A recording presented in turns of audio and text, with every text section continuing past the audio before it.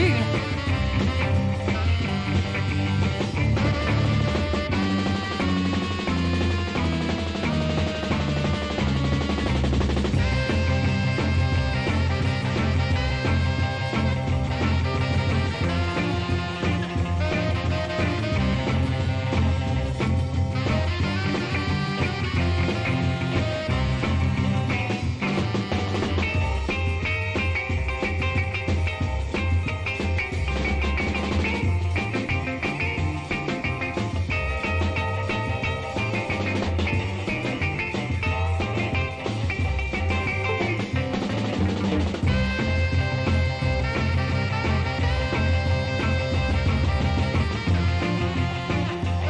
Tribune.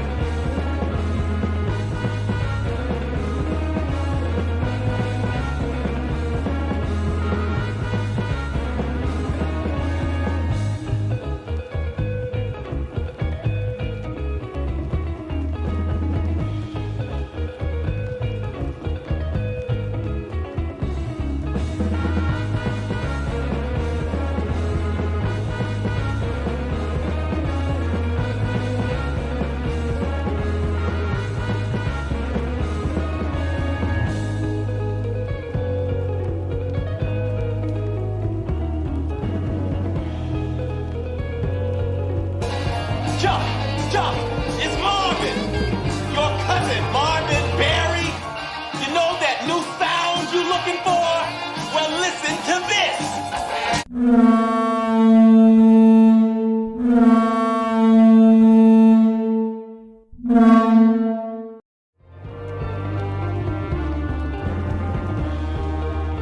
Tribune.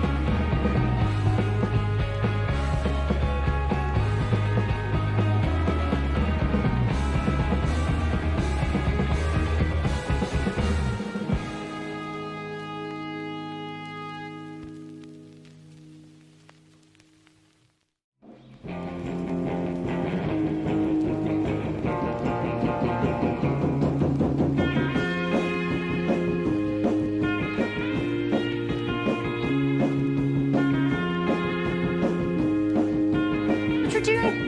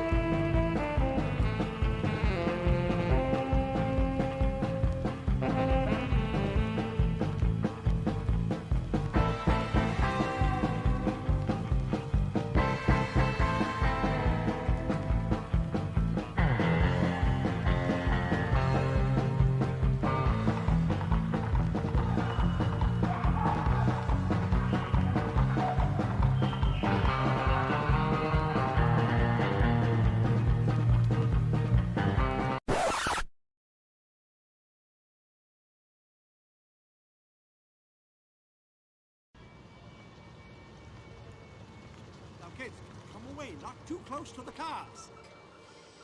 Aren't they lovely? Aren't they glorious, though? These will be your transports for the afternoon. No drivers. No drivers. But they're electric. They run on this track in the middle of the roadway here. Totally non-polluting, top of the line. Spared no expense. It's an interactive CD-ROM.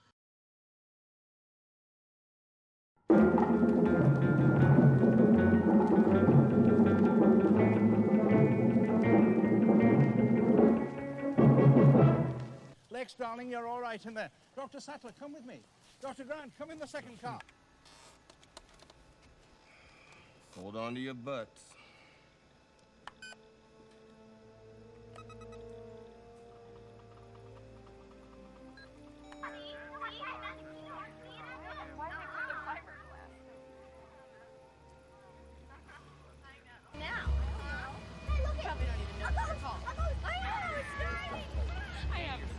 Join the future, right?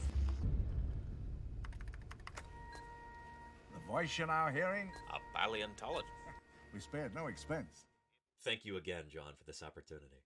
My name is Danny Anduza, and I am so excited to share my passion and my perspective with you lucky folks today. Let's get right into it. So it looks like the first dinosaur on our tour is, Dilophosaurus. Dilophosaurus. And everybody loves Dilophosaurus. And not just for those signature double crests.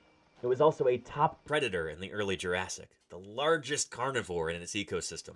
As far as we know, it was also the largest theropod dinosaur to have evolved up to that time. Now, I've worked with the holotype specimen of this critter at Berkeley, and let me tell you, it is a truly spectacular animal. Very charismatic. But as for the one you're about to see, I don't know if it's supposed to be a juvenile or what, but it's very small. Its head looks all doofy. It's got some kind of apparatus like an Australian frill-necked lizard, but it doesn't make any sense. Honestly, if you ask me, it's not nearly as cool as the real thing. Damn.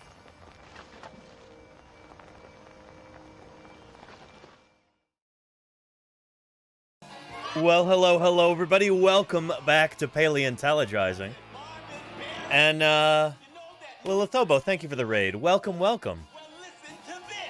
It is great to have you here, everybody. Happy Monday to you. And today, we're going to be discussing the new theropod lips paper, which, holy cow, Claire Burr, thank you for the raid. Really appreciate that. Who is it? It's Claire Burr. Thank you, Claire, for the raid. Here, give me just a second. It's squashed completely flat. The bone wall is so it's about the same And Victorious. as the wall of a Man, all these alerts. One of those things you get at the end of the paper towels, the cardboard thing in the middle, you go dur in it. Well, that's what this thing is like. The voice you're now hearing is text-to-speech. We spared no expense. Victorious, thank you so much for not sparing any expense in your 10 months of support. I appreciate that tremendously, Victorious. I really do. Welcome, everybody, to Paleontologizing.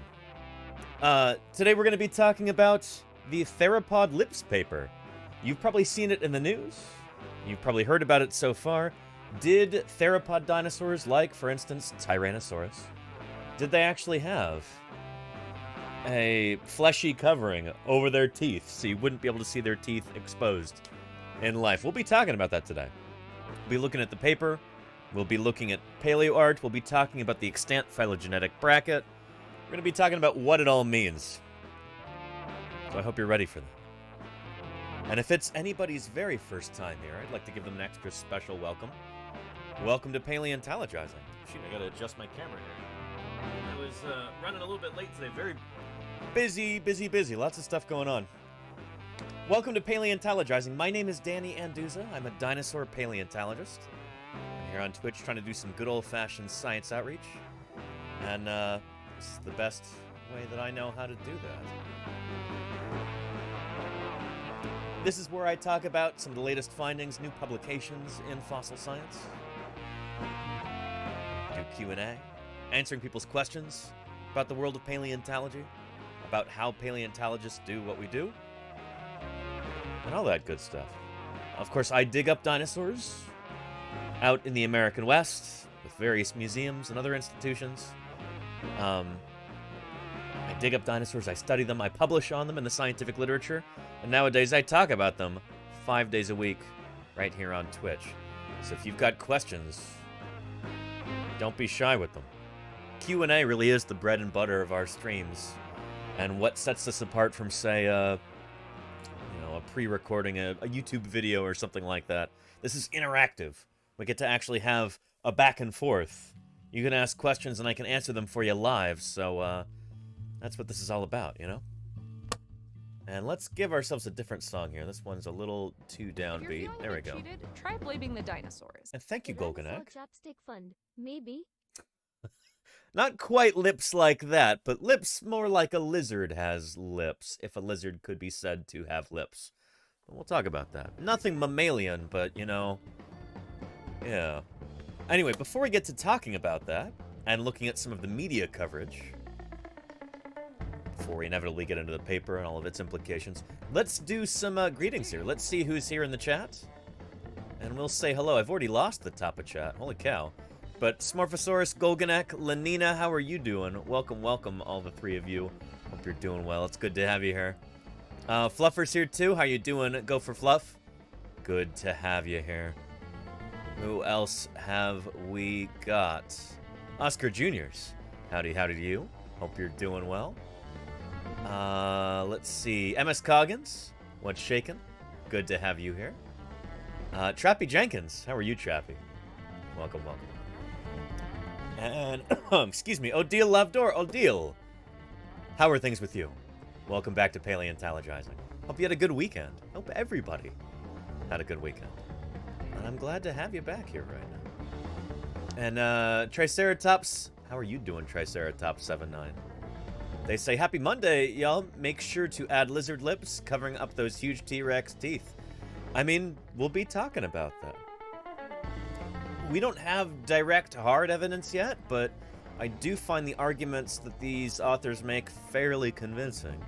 We'll talk about that in detail. Yeah. Let's see here. Booty Raider, how are you doing? Welcome, welcome. Tommy Ploticus, what's shaking with you? Great to have you here. And Sergeant Raccoon, hello to you too, Sergeant Raccoon. Welcome, welcome. And good old-fashioned science outreach. There you go, Arle. How are you doing, Arle? Welcome, welcome. Yeah. Dr. Tara, what's shaking with you? Good to have you here. Moonrise Rabbit. Yeah. I don't even get that reference, Moonrise Rabbit. What? Zorox88. How are you doing, Zorox? Feel like it's been a while. What's shaking? Good to have you here.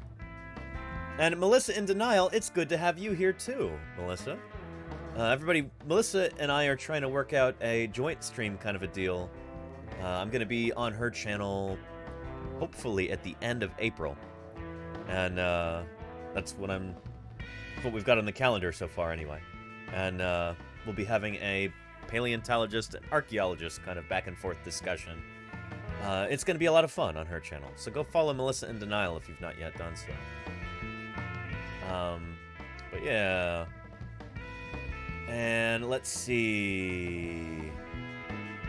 Anyway, yeah. And did Trodoon have lips? Troodontids. That's the thing. If Tyrannosaurs did, then Troodontids almost certainly did too. Maybe shorter on Troodontids because they tend to have shorter teeth and lots of them. But yeah. And Booty Raider says 5 minutes of work left. All right, Booty Raider.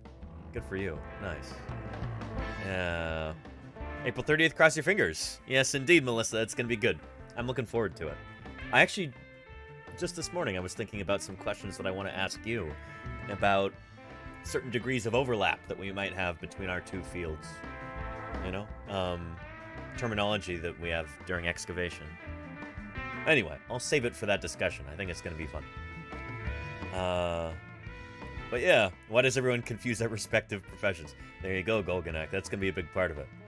In fact, that actually happened in the article that I was featured in. I sent this to Melissa, too. Yeah. I had a conversation with this journalist over the phone the other day, Erin Hager. This was last week. And, unfortunately, she makes the mistake, too. It just goes to show how common this is. You know, in an article about glaring errors, we've got a particularly common error here. Mixing up paleontology and archaeology. Where is that?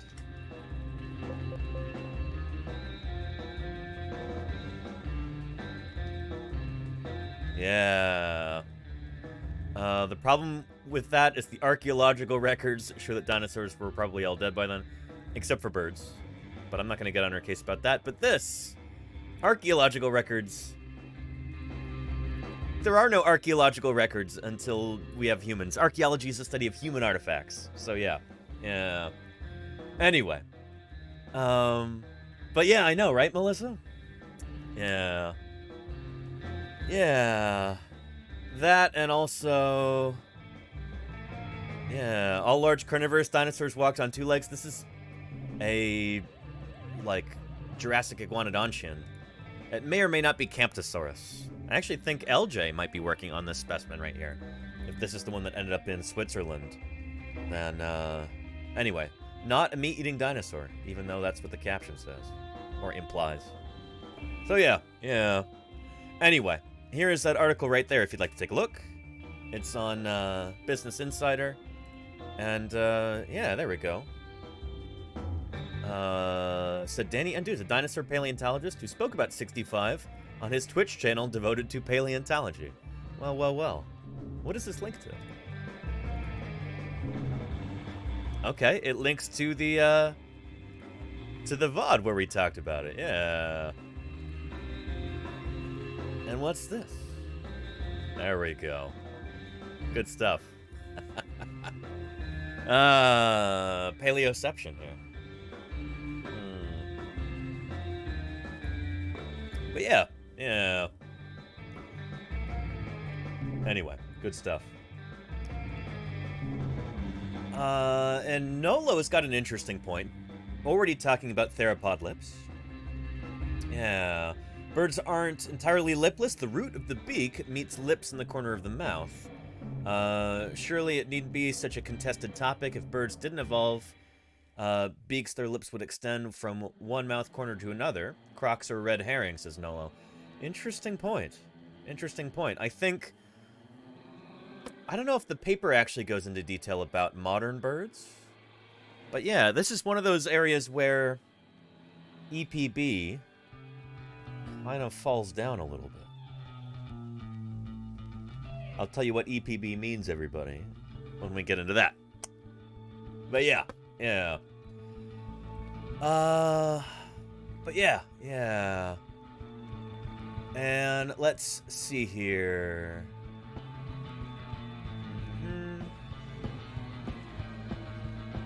And Dr. Terra, evidence for heterothermic endothermy and reptile-like eggshell mineralization in Troodon.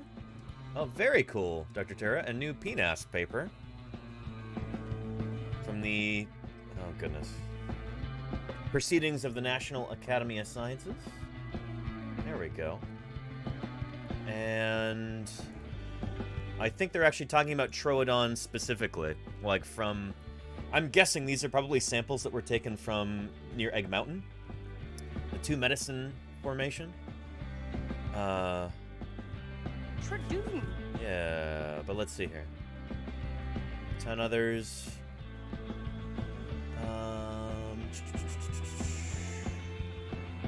Trying to see if any of my colleagues from MSU or MOR are on this. I don't see anybody. Interesting. No names that I recognize. But yeah. Unfortunately, this is not open access.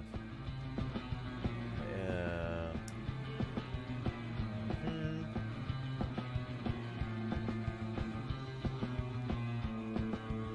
Yeah. But this is cool. Also suggests that Troodon possessed 2 functional ovaries, and that their nests were shared by multiple females. So this actually gets into Dave Verricchio's idea that it was actually, you know, male theropod dinosaurs that were sitting on the eggs and guarding them, incubating them, and not females, as it's often stated. But yeah, we'll get into that maybe when we get into the EPB stuff too. But yeah. Anyway, good stuff. Good stuff. First off, when we're talking about the Tyrannosaur lip thing,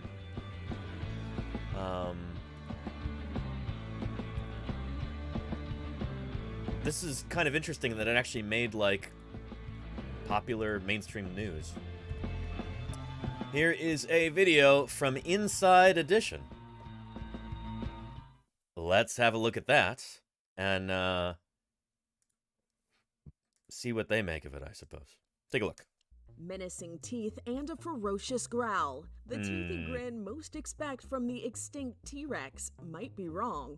A study published in the journal Science is challenging beliefs about Tyrannosaurus rex and other dinosaurs considered theropods. By comparing skull and tooth size, the scientists believe T-Rex had scaly lips that covered their impressively sharp teeth, This information comes to light as the skeleton of one of these iconic predators is going up for auction in Oh no. TRX 293, nicknamed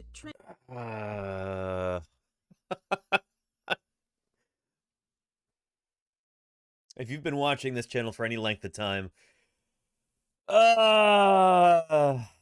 you know how we feel about dinosaur auctions like this. But, yeah. Trinity is the fossilized remains of a... So this is actually 3 different Tyrannosaurus specimens that were kind of Frankensteined together in order to create this monstrosity. They thought it would sell for more money if... Anyway, this whole thing is a scam. Creature that roamed the Earth about 67 million years ago. Trinity stands 12.8 feet high and 30 higher from skip this part. Without. That was it? Really? Really? Oh my goodness. Well, here is this link if you'd like to leave a comment. Something to the effect of, well, shoot, let me show you my little tweet thread about this.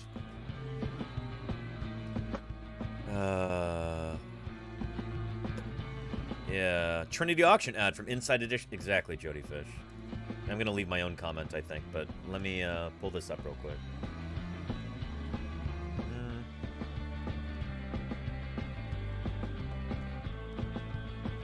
On this, on the old Twitter page. Scrolling. Up, there we go. Right up there. Yeah, so here's my little summary of this, and this is from weeks ago. But yeah.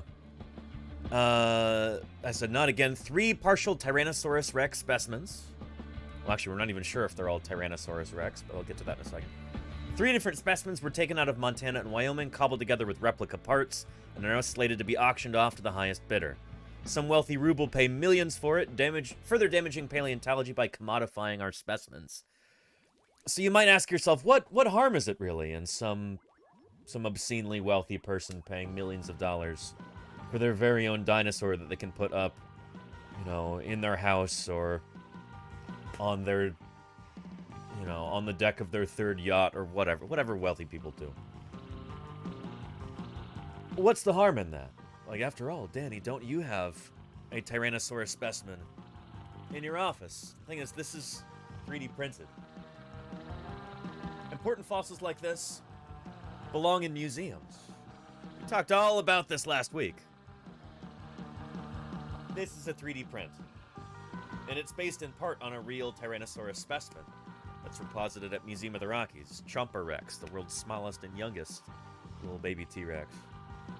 The thing is, if it's not in a museum, then it can't be properly studied by scientists.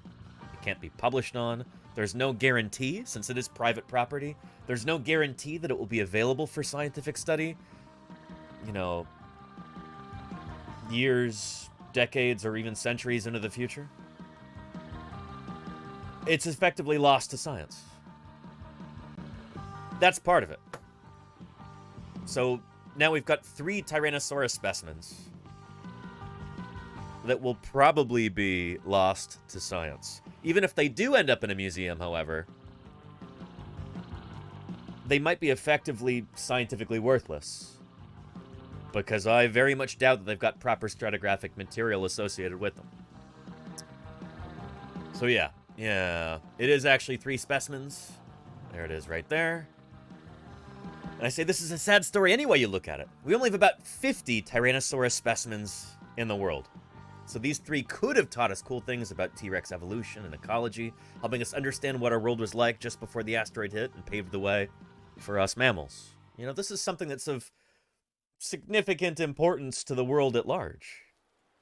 We, as human beings, would not be here if it weren't for that asteroid that hit 66 million years ago, wiped out all the non-bird dinosaurs. T-Rex is one of the very last of those. If we want a glimpse into what that world was like, we gotta understand that animal. And the more specimens we have, the better we can understand it. Instead, those 3 T-Rex specimens were wrenched out of the ground as quickly as possible, and you know that because it's a commercial operation that did this. When you're working for profit, you know, you're trying to wrench profit out of it. So you're trying to do things as quickly as possible, as cheaply as possible. And in that sort of a situation, collecting good data goes out the window, you know? Oh yeah. So I said you can bet there is no precise mapping or fine-scale stratigraphy, let alone a proper strat section. And then jumbled together Frankenstein style in hopes of inflating the auction price. That really is the kicker, too. Is that there are 3 different specimens here that they just cobbled together. Because they don't actually care about these as, you know, important scientific specimens. It's just supposed to be a showpiece that'll garner the most money, you know? It's all for greed. It's disgusting. It really is. You know? Yeah. Ghostly Ghoul says, eat the rich just like a Jurassic Park T-Rex. There you go, Ghostly Ghoul, yeah. Instead, the rich are eating our dinosaurs. Yeah. So from a scientific standpoint, and for anyone who thinks Tyrannosaurus is cool and wants to learn more about this incredible dinosaur, it's heartbreaking. Any potential buyer should be ashamed to even consider this purchase. But not just because of that, but also because it's a huge ripoff. That's the thing, is that these are not expensive to dig up. They're really, really not. Anybody who spends, you know, anything close to $1 million buying a dinosaur is, a total contemptible rube. I've dug up many, many dinosaurs. I've dug up a more important Tyrannosaurus specimen than any of the 3 that made up this one here that they're auctioning off. And what was our budget for that summer? It was like $900 or something like that. These things are absolutely dug up on the cheap. And honestly, Tyrannosaurus isn't even that rare. It's the 2nd or 3rd most common dinosaur in the Hell Creek Formation. We would have many more specimens of it if we just had more funding for more paleontologists to go out there. So we ourselves are struggling to even scrounge together a couple $1,000s for a field season. But people who want to dig these things up for profit are going out there, they're grabbing them, and then they're auctioning them off for millions of dollars. So it's pretty gross. Yeah. Anyway. Yeah. Anyway. Give the balance to paleoscience? Exactly. Yeah. So, yeah.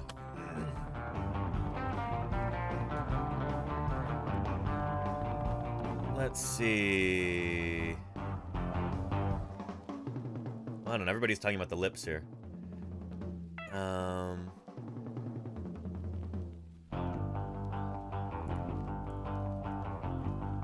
Yeah. Anyway. I'm kind of coming to the realization that what I need to do here, in order to help get the word out about this kind of thing, I might need to make a YouTube video about this, like a standalone edited video for release on YouTube, talking about this, talking about past Tyrannosaurus auctions, and just kind of making these points in an entertaining way that, you know, that people will find interesting. Even this right here, they mounted it wrong. Applaud the work of vertebrate paleontologists. And who is this? Silent Bob. Thank you for that follow. Appreciate you. Welcome to Paleontologizing. They mounted this wrong. The femur is going too far back right there. When dinosaurs walked, their femurs didn't go past the vertical. So, like, I don't know. As the legs are moving like this, as they're walking, the femur wouldn't actually swing past, like, vertical position, before they take another step. So, like, having it swing backward right here is wrong. That's why this looks so wonky.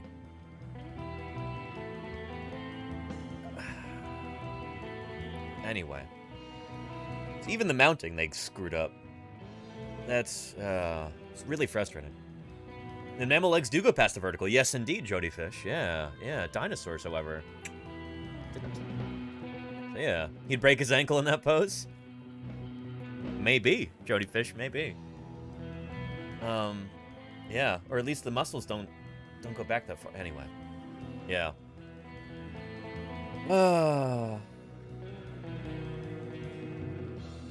But yeah. And Poet's Plight, Ross from Friends would have a heart attack seeing this, lol. Seeing what? Seeing this? I don't know. He wasn't a particularly good paleontologist, to be honest. Anyway. And which muscles would that pull, says Diagonal? That's a good question. Not the caudofemoralis, because that would be while it's retracted. But I think the muscle that's going... some of the muscles that are going from the top of the ilium down to the knee right there, those would be affected.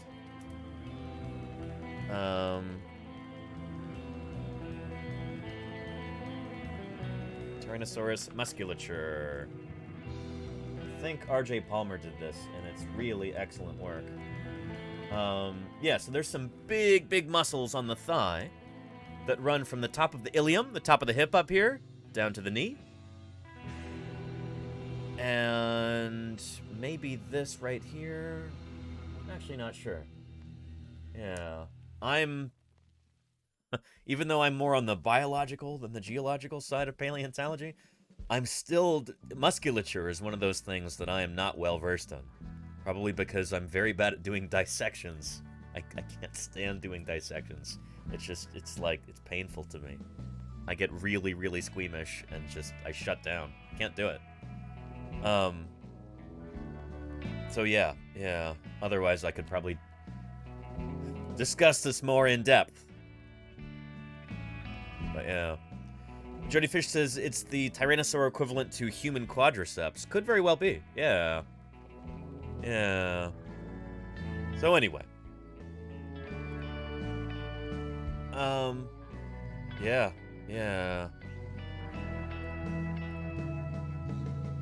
Anyway.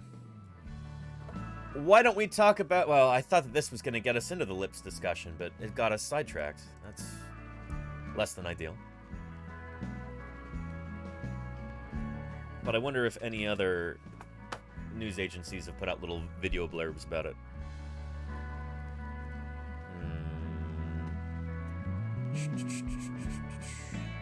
Let's see here. But in the serious game of paleontology, much larger mysteries still remain. Nondescript Avocado, welcome to Paleontologizing. How you doing? It's good to have you here. And Inside Edition, yeah, it's more celebrity gossip, isn't it, Jody Fish? Yeah. But if you look at, I don't know, just a quick YouTube search for T-Rex lips, there's some new videos like this right here. And there's some older ones. Did T-Rex have lips? This is something that people have been arguing about, especially on the internet, for a long time. In fact, I sort of get the sense that this is more of a raging debate among, like, dinosaur fans and sometimes paleo artists than it is, you know, among actual dinosaur paleontologists. But yeah.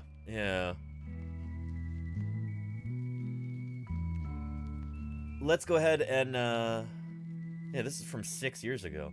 Theropod lips, yes or no? Let's take a look at the press release right here.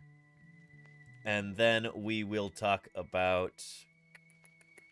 let's see. We'll get into the actual paper too. On formal occasions, he's called Brontosaurus. Farmer Link, thanks for that follow. Welcome to Paleontologizing. It's good to have you here. Yeah.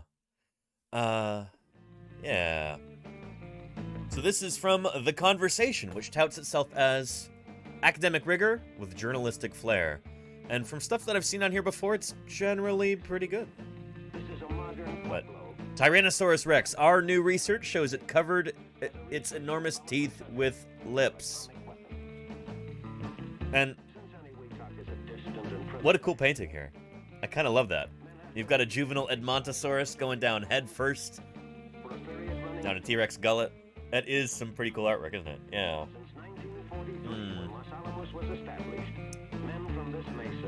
But yeah. And that's artwork by Mark Whitten, it looks like. Very cool. What I really like about this is that Mark Whitten actually wrote this article. So rather than having,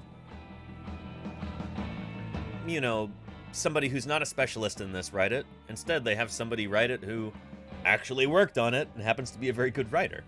Mark Whitten, I've got a lot of admiration for.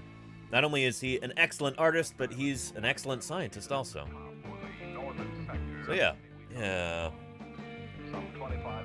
But nom nom nom indeed. Yeah.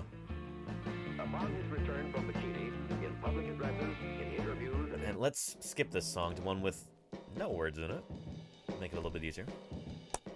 Let's get into it. Picture a Tyrannosaurus Rex, that ferocious yet one of the most beloved dinosaurs. That was actually an awkward sentence. Anyway, most people will probably imagine a scaly giant with enormous fangs visible even when its mouth is closed. This is the image of toothy predator dinosaurs that popular culture has perpetuated for over 30 years. But our new study, published in Science, suggests that even the giant teeth of Tyrannosaurus would have still been sheathed in scaly lips. And to me, I wasn't expecting to enjoy this paper as much as I did, but this is some excellent stuff where they're drawing on multiple lines of evidence. They're looking at modern animals and how they work. They're doing some solid comparative anatomy. And then they're looking at fossil specimens also, which is really, really cool. Yeah. But that's even better to have the information direct. Agreed, Ziggy Nightmares. Agreed. Yeah. Yeah, paleontologists and artists have held different opinions on how dinosaur faces looked as we began recreating their form in the 1830s. We'll actually be talking about this, holy cow, on Friday. But I digress. From the 1980s onward, artists and scientists have mostly shown theropod dinosaurs, the lineage that includes Tyrannosaurus, Velociraptor, and birds, with lipless mouths and exposed teeth. And what is he linked to right here for that? Okay. Yeah. Paleoart book. I don't have that, but I've heard good things. This look became deeply rooted in popular culture thanks to the 1993 film Jurassic Park and its iconic depiction of T-Rex. Jurassic Park's creators deliberately exaggerated the size and visibility of their tyrant's teeth, despite being an otherwise accurate recreation of Tyrannosaurus for the time. Yeah, the T-Rex from Jurassic Park, generally pretty good. In most ways. There's a few things here and there that they could have definitely improved, I suppose. But, you know, for the most part, it's pretty excellent for 1993.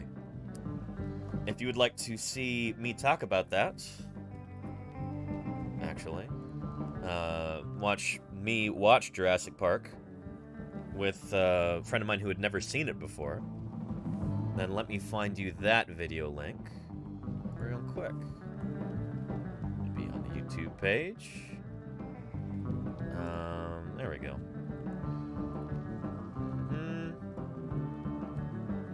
Scroll down, scroll down, scroll down. Gotta go down quite a ways now. We've got all the VODs on there. Good stuff. But yeah, here is this. I'll just show you the very beginning. Paleontologizing. I'm Danny Anduza, and today we've got something pretty special planned. There's the T-Rex from Jurassic Park. Isn't just one of the most popular films of all time. It's also tremendously important as a cultural touchstone and as a piece of paleontological public outreach. That's important to understand. After all, as a dinosaur paleontologist, there's my old office in Montana. To dig these animals up and to study them, but also to make sure that information from my science is getting to the public. And like it or not, Jurassic Park has shaped the public's view of dinosaurs for a generation. To help explore this idea, I sat down with one of my favorite people in the world who has... Yeah, and she's never seen it before, so we watch it, and the video's a lot of fun. Take a look at that. Yeah. But that depiction in 1993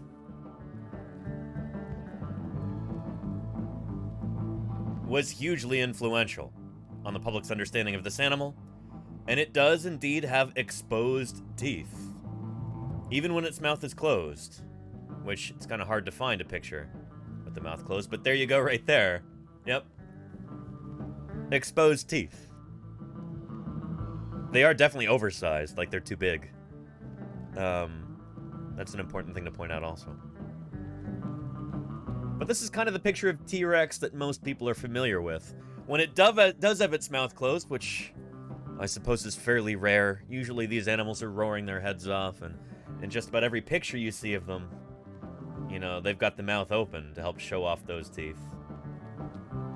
Ugh, that's a lousy rendering of this animal, but yeah. Yeah.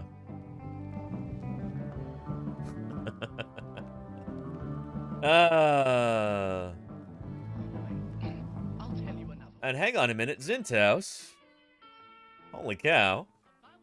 There's an animal that does not have lips, and we'll be talking about that. See, it all comes back to the topic. Zintaus. Thank you, thank you. Resurrect the T-Rex? That looks amazing. Very funny, Zintaus. Everybody's a comedian today. Shoot, I put little lips emoji in the title for today's broadcast, and suddenly everybody's making jokes. I guess that's just what I should expect, huh? Anyway, yeah. And Ziggy, yeah, the animatronic for Jurassic Park's Tyrannosaurus, incredible. But yeah, I just throw this into the title, and suddenly nobody's taking anything seriously. But Zintaus, your 17 months of support, I appreciate more than you know. Thank you, Zintaus. That's excellent. Yeah. But yeah. Yeah. And Triceratops says, what is the main purpose of lips? To keep you from drooling, maybe? Well, they go into that in the paper, but the ideas that they really emphasize are, A, the lips protect the teeth from extra wear and tear, and they keep the mouth from drying out also, which for dinosaurs living in more arid environments would be really, really useful. You know? If you've got your mouth open all the time, then holy cow, your mouth is going to dry out. So yeah. Yeah. And Jim Henson's very funny, Lilith Homo. I suppose Jim Henson's dinosaurs did have lips, but they were overly anthropomorphized. But yeah. Yeah. Anyway, the Jurassic Park T-Rex was hugely influential. And that's kind of become the default for the general public. When people in the general public think T-Rex, this is what they think. Exposed teeth and all, you know? So yeah. Yeah. And were dinosaur teeth the same hydroxyapatite as mammal teeth? A little bit different, Jody Fish. Dinosaur teeth wouldn't have been quite as... I guess the ratio of different materials in the teeth would be different. They wouldn't have as much enamel as mammal teeth do. Because the teeth don't have to last nearly as long as mammal teeth do. Dinosaur like Tyrannosaurus is generally replacing all of its teeth probably about once a year. Just losing teeth and growing new ones every single year. So yeah. Yeah.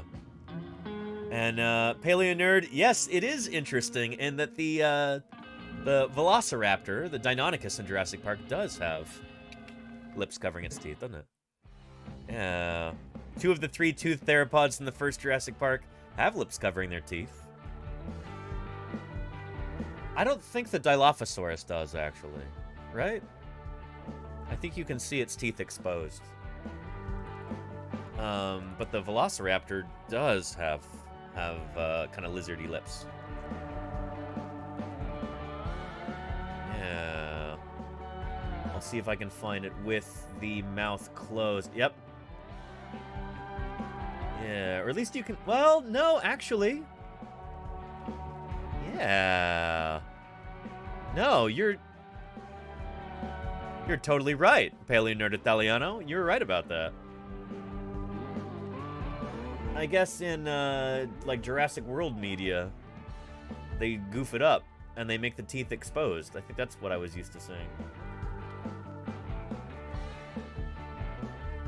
But yeah. That's funny. That is funny. Anyway. Yeah. And yeah, that Dilophosaurus, I could talk about that at length another time. Yeah. It's a cool, like, creature design, but it does not reflect what Dilophosaurus actually looked like or what kind of animal it was. It's... yeah. Anyway. And Jody Fish says, in mammals, the condition of dry mouth enhances tooth decay by allowing microbes and food particles to remain on the teeth longer. Yep, and they talk about that in the paper too, Jody Fish. Right you are. Good point. A good point.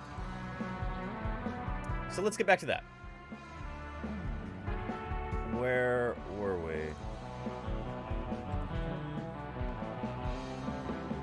So this look with the teeth exposed like this became deeply rooted in popular culture thanks to the 1993 film Jurassic Park and its iconic depiction of T-Rex. That's the thing, is that if the depiction of T-Rex were lousier in that movie, if it didn't stick in people's minds as much, if it weren't so compelling, people would forget about it. But yeah, it really was an iconic depiction. And I'm sure Mark Whitten, he's making a point there, calling that depiction iconic. Jurassic Park's creators deliberately exaggerated the size and visibility of their tyrant's teeth, despite being an otherwise accurate recreation of Tyrannosaurus for the time. No specific study or fossil discovery inspired this look. The widespread adoption of the lipless dinosaur reflected a preference for a new, ferocious-looking aesthetic rather than a scientific rethink. And that's an important point that he's making, too. It's not like... It was an arbitrary decision at the time to give Tyrannosaurus exposed teeth. Yeah. So it's not like the science has changed at all there. There's been a lot of uncertainty about these things for a long time. That was an arbitrary decision that the Jurassic Park creators made in giving their Tyrannosaurus exposed teeth like that. That is not to say that lipless theropods are scientifically baseless. Living cousins of dinosaurs, the crocodilians, crocodiles and alligators, and gharials and etc., are the only surviving dinosaur group. And the only surviving dinosaur group, birds, both have hard, immobile tissue around their jaws rather than the scaly lips of lizards. So it was reasonable to infer that extinct animals related to crocodilians and birds, including all predatory dinosaurs, had lipless faces.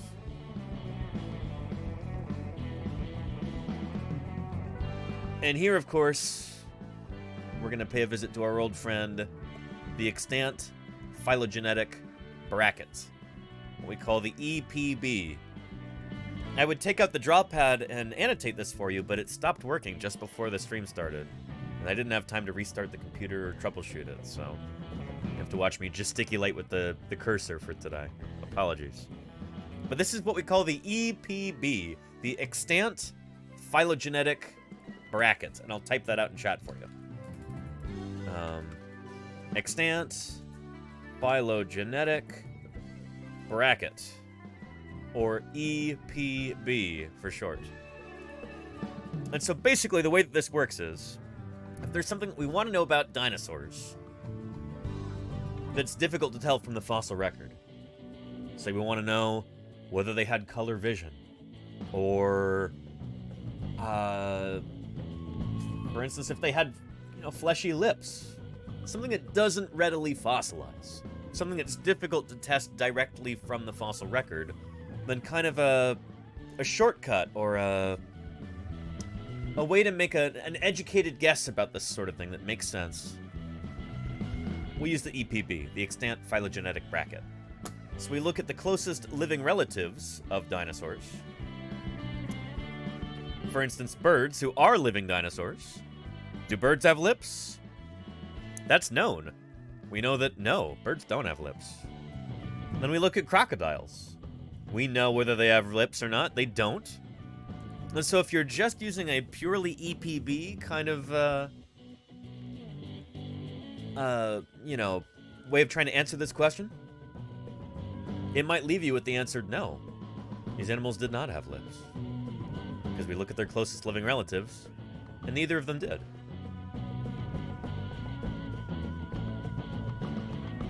But in this paper, they actually do use the EPB. They just back up a little bit further and look at some other creatures. Yeah, some other diapsids, I guess. And it gets pretty interesting. So we'll look at that in a second. So birds, of course, they don't have lips because they've got beaks. Crocodiles also might not have lips for kind of a weird reason too, because they are today aquatic. They don't have to deal with their mouth desiccating, drying out. Because they're living in water. They don't need lips for that reason.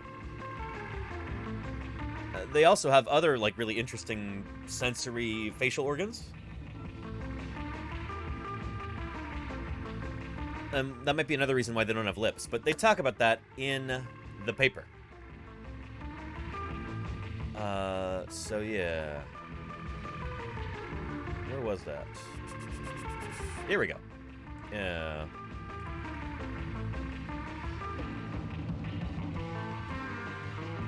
You vote no on lips, says Trek Nerd. Well, you haven't... Okay. You haven't heard the whole story yet, Trek Nerd. Yeah. So yeah.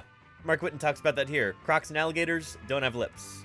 Birds don't have lips either. So it was reasonable to infer that extinct animals related to crocodilians and birds, including all predatory dinosaurs, had lipless faces. And this might be like the more conservative answer, I suppose. But it might be incomplete, as they point out. Let's take a look. Yeah. So here's the skull. Here's a reconstruction without fleshy lips. Here's one with. And that jawline looks very familiar to me. Not a cassowary here. Freya Eloise, thank you for the follow. But maybe a, Shoot, there's an emote in chat. I wonder if anybody can throw that in there. A Twitch global emote. Of a creature that has a similar kind of mouth here. Ooh, I'm seeing some correct answers there. Yes, indeed. Yeah! The Komodo dragon.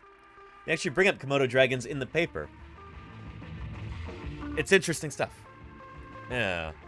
But there's a reconstruction, and that, holy cow, just flip that around, and it looks a lot like the Komodo hype emote. In fact, let's do a quick side-by-side right here.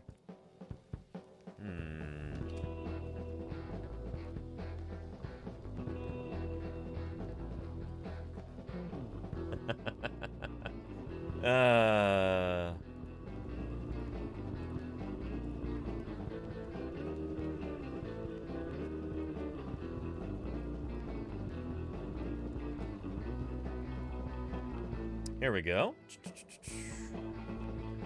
There's that. And there's that. Side by side. You see those similarities? Oh, come on. There we go. Yeah. Pretty interesting, right? Pretty interesting, if you ask me. So when we say lips, we're not talking about Mick Jagger lips, like somebody in chat was joking about earlier. This is what we're talking about. We're talking about lizard lips, like this. Lips like lizards have. And Komodo dragons have got some serious teeth on them. They really do, and yet, they still have those teeth covered up by lips. Right here. Let me go grab you a Komodo dragon skull, so I can show you what I mean. Yeah.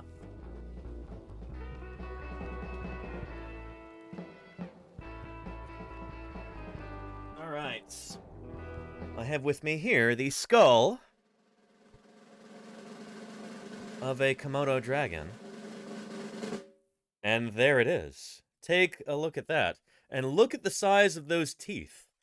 They actually make a big point of this in the paper, looking at the scaling, looking at the proportions.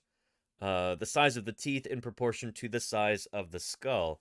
This is an animal that's got some pretty gnarly teeth. I mean, take a look at those. And yet those are indeed covered by lips. Yeah. Pretty cool. So there's their reconstruction, and then there's a Komodo dragon. These teeth, these big honkin' teeth, covered by lips. It's not speculation. You can go out and you can go to a zoo and you can see Komodo dragons and try and find exposed teeth while they've got their mouths closed, and you won't see it. They've got lips on them like that. So there is precedent for this in the animal world today, which is really cool.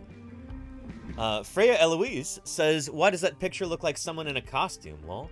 This one here, you think it does? I don't know. It became the Twitch Komodo hype emote, or Poggers emote, right? Pog emote? Pog hype? Yeah. What do they call it nowadays? It's just Pog. Okay, thanks, Claire. But yeah. Yeah.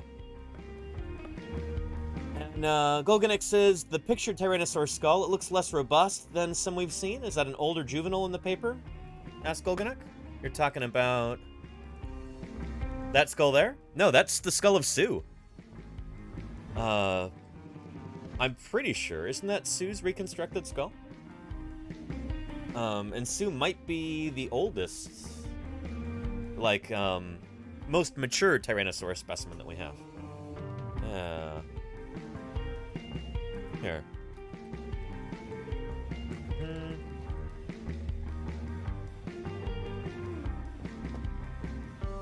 And, yep. There's a reconstruction right there. Move that to the side so you can see it properly. But yeah. Yeah. Interesting, right? Yeah. Pretty cool. Yeah, good stuff. Oop. And there's that right there. Yeah. Yeah, I'm pretty sure that is supposed to be Sue. Yeah. Anyway. They say, our new study, 11 years in the making. Shoot, it sounds like my Spinosaur project. Brings new data to this conversation. My team analyzed theropod fossils and compared them with living reptiles. We found that predatory dinosaurs probably had lips like those you'd find on a lizard. One part of our research looked at tooth damage. Exposed teeth show greater wear than those behind lips. For instance, crocodilians have significant abrasion on their outer teeth. And I kind of wonder whether that's something that occurs because they're swimming up against obstacles. I don't know. But when we examined theropod teeth using microscopes and compared them with crocodilian teeth, we found theropod teeth were considerably less damaged. Now, this is not the only difference between theropods and crocodilians. All reptiles have small holes in their jaw bones that house blood vessels and nerves for their oral skin and gums, usually just millimeters wide. And you can see that here on our Komodo dragon skull. These right here. Do you see those pits right there along the margin of the jaw? You know, if this were a different color, like say brown, it would be easier to see. But the white kind of overpowers the camera sensor. Yeah. So there are those little holes, those pits along the maxilla of our Komodo dragon here. Yeah.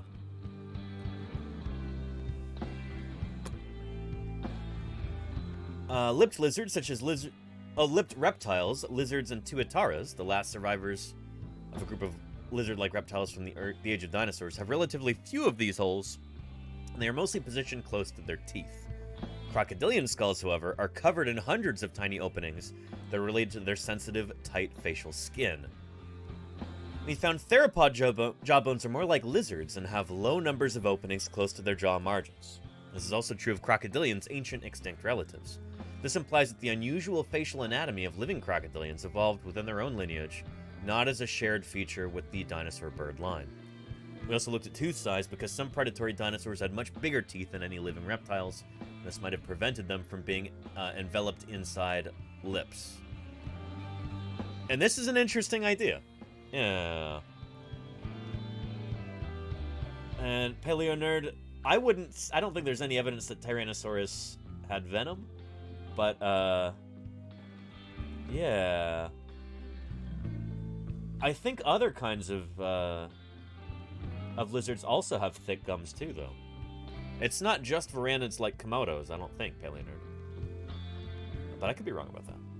Yeah. Anyway, yeah.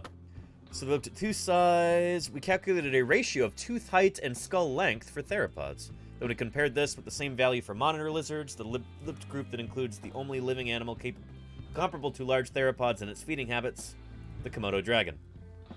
Our comparisons revealed that no predatory dinosaurs, even the big-toothed T-Rex, had teeth larger than living lizards. He means larger in proportion to the head. So, a modern Komodo dragon has actually got larger teeth in proportion to its skull size than T-Rex, which is interesting. Indeed, only species like the crocodile monitor have proportionally larger teeth. Oh, indeed, species like the crocodile monitor have proportionally larger teeth than any theropod, so there's no reason to think dinosaur teeth were too big to be covered by lips. Finally, we modeled the mechanics of how lipless theropod jaws would close, and they found it was impossible for some theropods to seal their mouths without lips. The best we could manage was a gappy smile. The world looks like a half-plucked turkey. Captain Lame, Walks like a pot-bellied bear. thank you for the 17 months of support. I really appreciate that, Captain Lame. Great to have you back. Thank you so much for the 17 months of support. Keeping me here online. I appreciate that tremendously. Thank you, Captain Lame. Yeah. Very nice. And Lilith Hobo, thank you for not finishing that sentence. Yes, you're right, Lilith Hobo. Talking about proportional to the size of the animal. Yeah. And we don't have any venomous birds, Triceratops. No. No venomous birds. Yeah.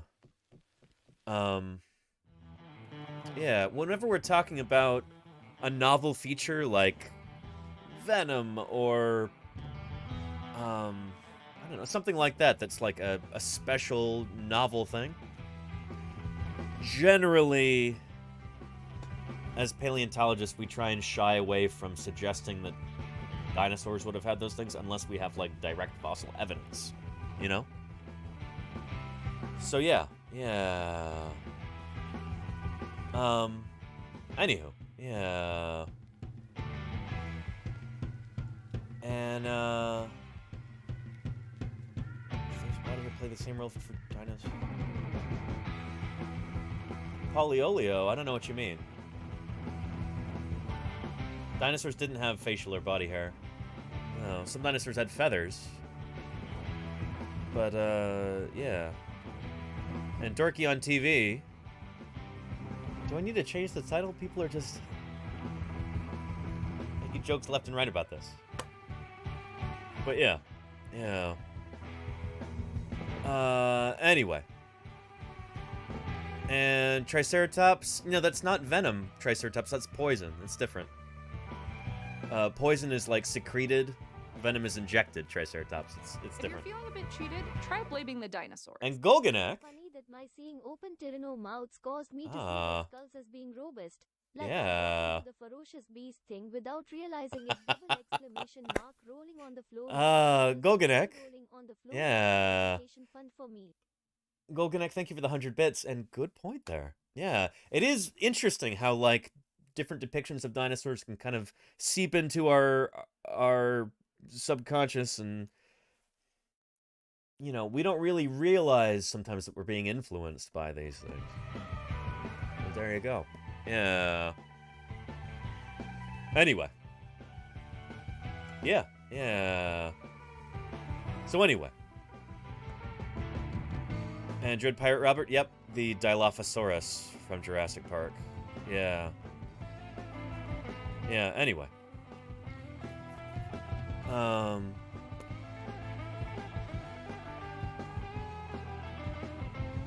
So yeah, anyway. This is a really important point, and this is actually... Yeah. I would never have thought of this method right here, which is really, really cool. So they modeled the mechanics on how lipless theropods' jaws would close. They found it was impossible for some theropods to seal their mouths without lips. The best we could manage was a gappy smile. Forcing jaws into a full seal either crushed jaw-supporting bones or dislocated the jaw joint. With permanently open mouths, these theropods would have faced issues with their oral health and risked dehydration. So just like Jody Fish was saying earlier, if you've got your mouth open all the time, that's not good for your teeth. Like, it's much easier for bacteria to grow in there. It's much easier to get cavities. It's just doesn't lend itself to a healthy mouth. And also, if you're living in a dry climate, you could dehydrate yourself like that too. Interesting stuff. Interesting stuff. So collectively, these points point to... and holy cow, Matt M33. Thank you, thank you. Yeah! Matt M33, thank you so much for those 5 gift subs. I appreciate that tremendously. Thank you, thank you. Holy cow. That's wonderful. Matt M33, thanks to your generosity, 5 people will not have to watch any ads for the next 30 days. Plus, they'll get all those emotes, too, for the next 30 days. And you're supporting science outreach here on Twitch. You're putting food on my table, Madam 33. And I appreciate that more than you know. Thank you, thank you. Yeah. Good stuff. Good stuff. And very funny, Cliff Alistair McLean. Ah! Yeah. So all of these points together, they say, contribute to the same conclusion. The theropod mouth anatomy and functionality seems more like that of lizards than crocodiles. This suggests that lizard-like lips covered their teeth. So it's kind of taking the EPB and then adding something over here, adding another branch with lizards over here. And lizards are very different from crocodilians or birds in their mouth anatomy. And they actually seem to be a better match for dinosaurs in some interesting ways. So yeah, lizards are not closely related to dinosaurs. They're not. But this might be one of those strange places where lizards are actually a better analogy for dinosaurs like T-Rex than birds are. Or crocodiles. You will not hear me say that kind of thing often here. That, oh yeah, if you want to figure out what dinosaurs were like, take a look at lizards. But this is one of those weird special cases where, yeah. Where that does turn out to be the case, it seems. At least that's the idea behind this paper. Pretty cool stuff. Yeah. And Jody Fish says, I like how they said it appears crocodilian evolution was independent from mouth development because they're aquatic adaptations. Exactly, Jody Fish, yeah. Good stuff. Yeah. So if we're right, lizards are our best model for theropod mouths. Dinosaur lips were probably not muscular like mammal lips are.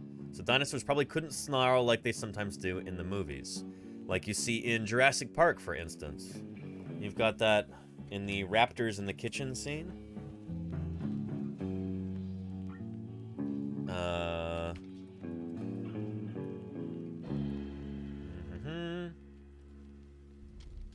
Yeah. I think that is... Where was it? Right here. Yeah. Watch this. Yep, you see that little lip curl there? Right there like that. So lizards, to my knowledge, can't do this.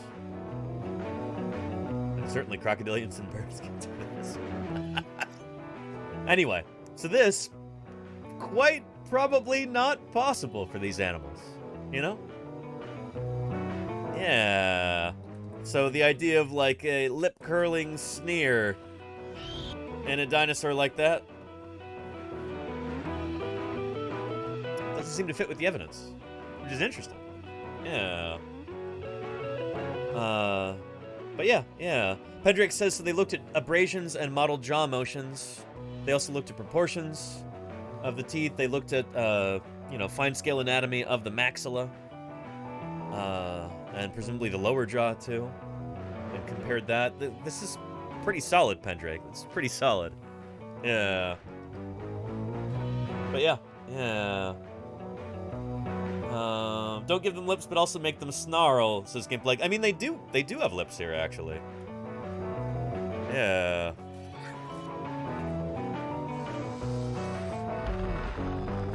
Yeah. People forget about that, but they actually did have lizard-like lips in this, except they're also muscular. So they're not quite lizard-like. They're more mammal-like, I suppose. But yeah. Interesting stuff. Here, give me just a second here.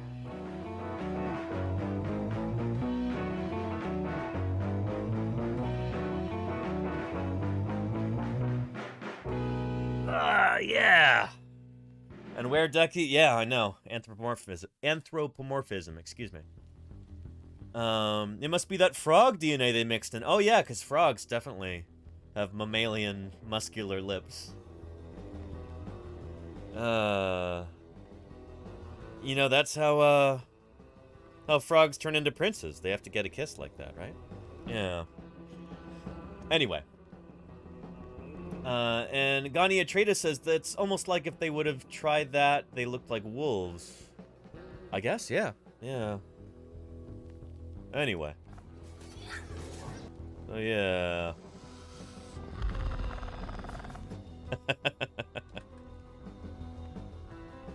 Yeah.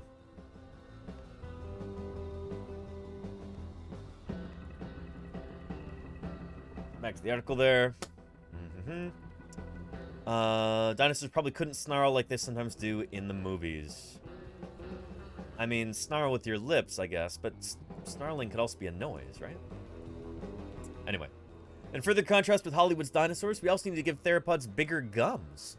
Unlike crocodiles or even mammals, lizard-line reptiles tend to have large gums that cover some or all of their tooth crowns, even when their teeth are adapted for ripping flesh. This has the effect of making their teeth look smaller or even invisible in their open mouths, and we saw that earlier with our Komodo dragon. So this is an animal that's got big honkin' teeth like this. And yet, when you actually look at the animal in life, you can't see them. It's really, really interesting. Yeah. So yeah. Golganik says, frog DNA? I thought you said you wanted dog DNA. Really and Claire Burr, thank you for gifting Jammy Whammy Games. I really appreciate that. Thank you, Claire. Holy cow. Holy cow, that's a lot of subs, Claire. Thank you very, very much. Jamie Whammy, how are you doing, by the way? It's good to have you here. Yeah. And Mikey likes... Oh, congratulations to you. Holy cow, student loans forgiven. That is a big deal. That is worthy of some PogChamp emotes there. Let's see some of those in the chat.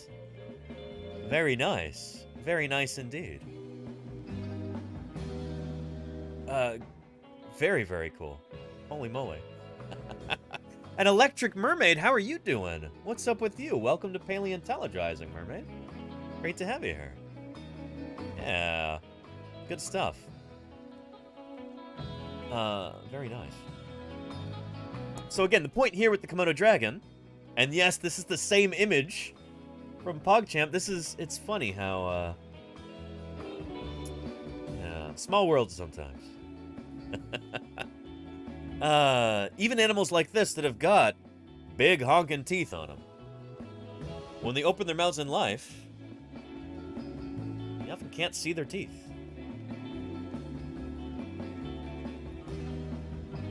And some of these animals have very dinosaur-like kind of mouth anatomy. In fact, the teeth on a Komodo dragon, to me, are remarkably similar to the teeth on Velociraptor. I'll show you. They've got different shaped jaws. And presumably, kind of a different feeding style. Really spectacular. But, oh, Claire Burr, thank you for gifting Merms there. That's lovely. Thank you, Claire Burr. Enjoy, Electric Mermaid. Enjoy. Yeah. So, yeah. Teeth of a Komodo dragon and teeth of Velociraptor. In fact, the Komodo dragon teeth are actually larger in proportion to the skull than the Velociraptor teeth. But, yeah. Interesting stuff. They've got very, very similar teeth. And they also have very similar anatomy in terms of those pits along the maxilla bone right there. You can kind of see that better in the Velociraptor. The way that it's painted. But yeah. Interesting stuff, indeed.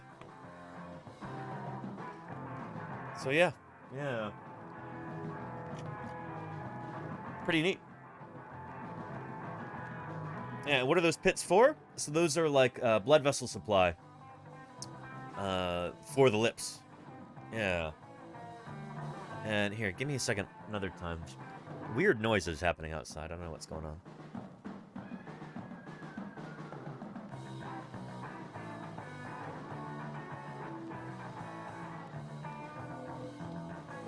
Here we go. Yeah. But yeah, yeah. Andy said, pity there's no lips. Wait, what do you mean, Andy? Huh. Because that's the whole idea, is that dinosaurs like Tyrannosaurus, it makes a lot of sense for them to have lips like this, according to the various lines of evidence there. So yeah. But yeah, yeah.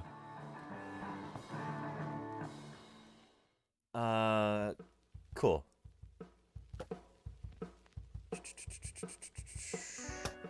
There we go. Combined with scaly lips, our findings suggest that predatory dinosaurs may have had softer-looking faces and mouths than we're used to. But don't let this fool you. Behind those lips and gums were the same formidable, flesh-rending teeth. But yeah. Cool stuff. Here's a link to this article right here, actually written by one of the paper's authors, which is pretty neat. I love that. That, you know, you're getting it straight from the science horse's mouth, so to speak. And then here is the actual paper in Science. Yeah. Theropod dinosaur facial reconstruction and the importance of soft tissues in paleobiology. Here is this link right here, too. Yeah. And what was that T-Rex eating? That was a baby Edmontosaur right there.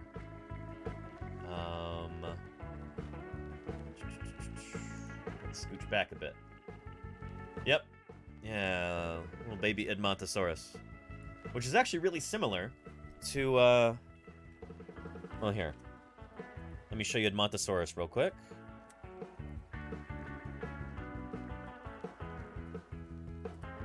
Show you a good reconstruction from the Saurian game. There you go. Edmontosaurus, big old duck-billed dinosaur, one of the very largest of the duck-billed dinosaurs. And when it's full grown, the biggest dinosaur in the Hell Creek Formation, even bigger than T-Rex, is Edmontosaurus. But that was a pretty young one that T-Rex was swallowing whole right there.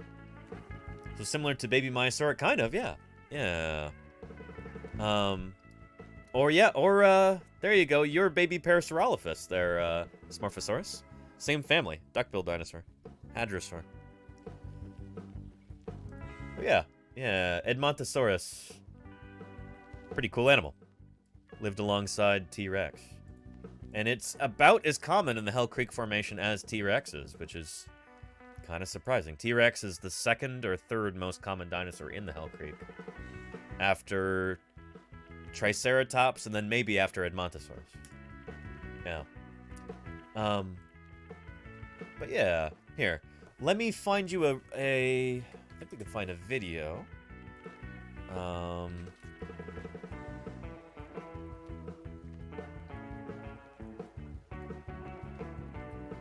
Field Museum T-Rex dinosaur sculpture. There we go.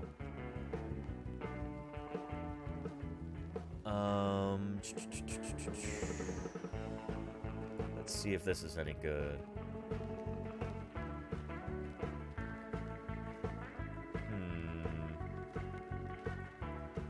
At 30th, the Chicago Museum of Natural History. I'm trying to find like the official video here that I saw a while ago that was really, really cool about this Tyrannosaurus sculpture.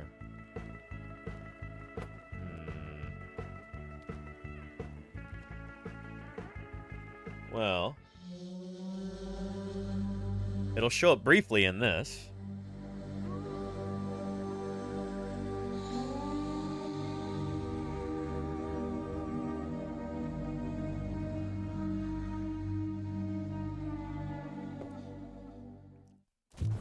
If you've been to the Denver Museum of Nature and Science, you probably know this T-Rex skeleton. But for the next couple months, this is not going to be the only T-Rex in the Denver Museum. And I thought, since there's so many T-Rex, there's several things wrong with that mount. Bring CBS 4's T-Rex, Romy Bean. You may remember her. She's the Denver Broncos cheerleader a couple years ago that dressed up as a T-Rex for Halloween. So, I mean, it's perfect, right? I feel right at home. I really do. Yeah, I did a live stream from here back in, shoot, when was that? That would have been July of 2022. I did a live stream from the Denver Museum of Nature and Science, and it was a ton of fun. Yeah. This is an incredible piece that you're seeing right here. This is the Thornton Torosaurus, otherwise known fondly to us as Tiny. And this dinosaur was discovered up in Thornton in 2017 as part of a construction site that was going on. Because right here along pretty the front cool, range, actually. we are in Dino. I would call this Triceratops, but that's a story for another time. Not going to get into that right now.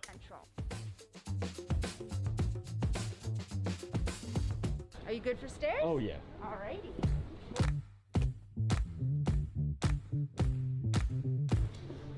So, come on in. Let's do it. So pay close attention to the T-Rex fully fleshed out model that you see, the model of Sue. Yeah. Pay attention to whether or not she has got kind of lizardy lips.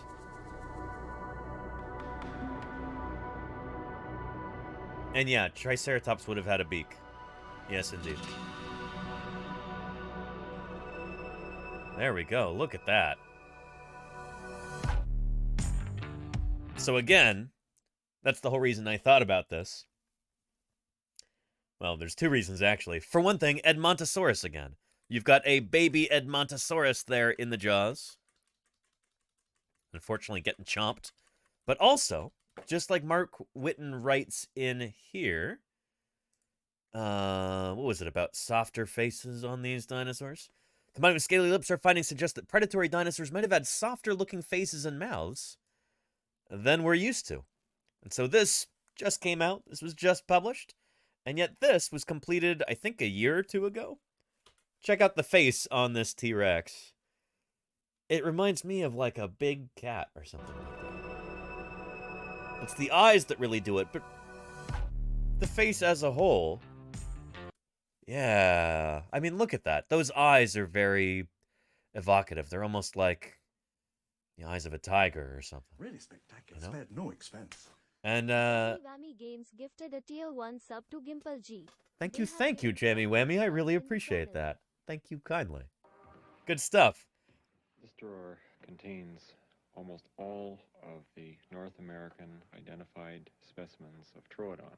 Yeah, thank you, Gratuitous, for the follow. Appreciate that. My 50,000 a year has been well spent. And holy cow, now. Sizes lip balm a T-Rex would need for its lips. 10 months spent with Yul has not been wasted. I appreciate you, Nell. Thank you so much. Tier 3 at 10 months. That is worthy of some cheering there. Absolutely it is. Thank you, Nell. A tier 3 is nothing to sneeze at, you know? So,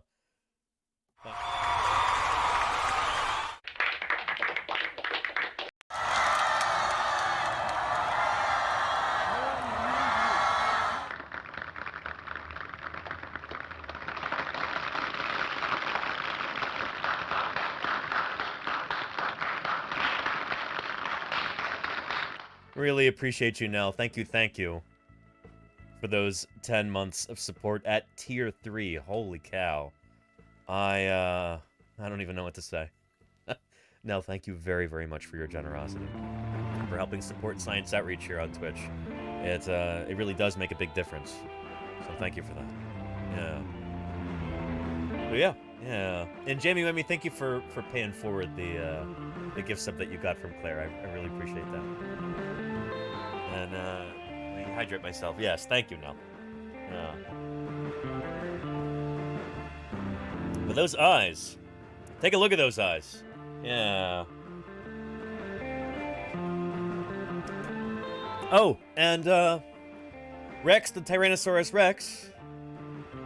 I did actually get in contact with some people yesterday. I actually had I talked on the phone with Jim Kirkland yesterday, and I asked him if I could send you his email address so that you could get in contact with him, and he said yes. So, in fact, let me actually do that right now before I forget, because I've got a million things to do after stream today. Thank you, Claire Burr.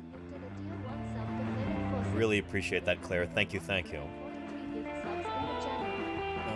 Let's see here.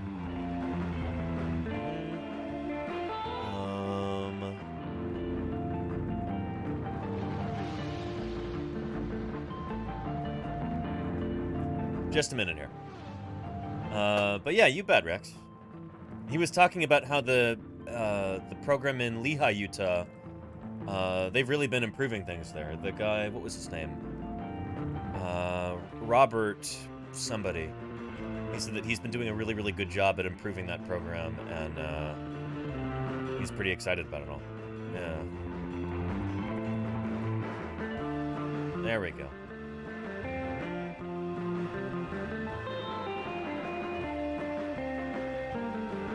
Let's see.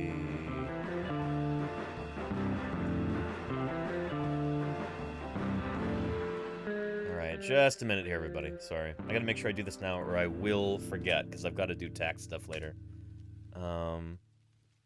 Yeah.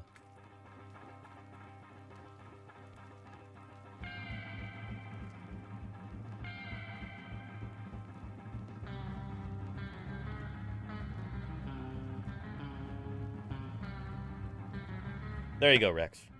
Cool.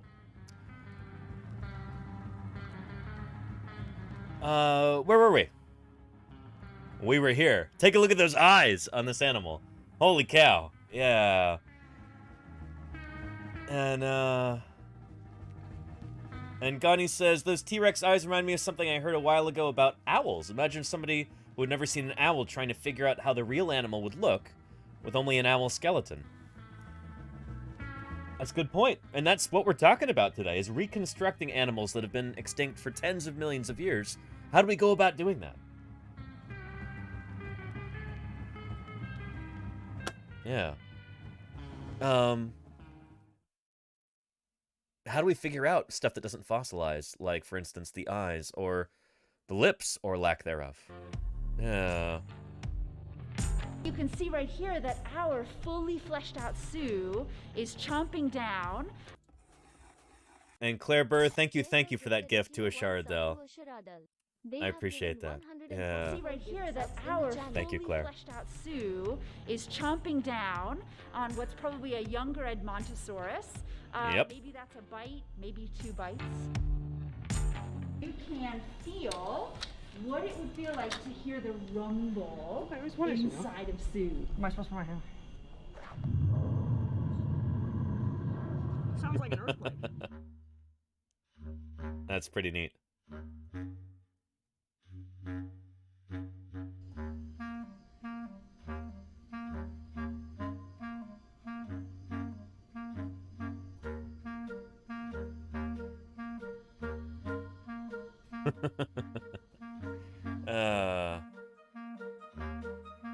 Very cool. This jaw infection may have made it so painful to eat that Sue eventually starved. What a cool way to What you're seeing behind you is another to highlight different parts of a skeleton in front of an audience, though. This is really, really neat. I'd been envisioning something like this since I was a kid. You know, like spotlights or like, really finely tuned projector or something like that where you could actually highlight different bones and talk about them, and like an audio-visual display like this for a big audience. And they've pulled it off here. They've actually managed to do it. Really, really cool stuff. Yeah. And what you're seeing behind you is another full-size creation of Sue Hendrickson's drawing of what she was finding on the ground and what that felt like. Yeah, there we go. A quarry map. There's those teeth.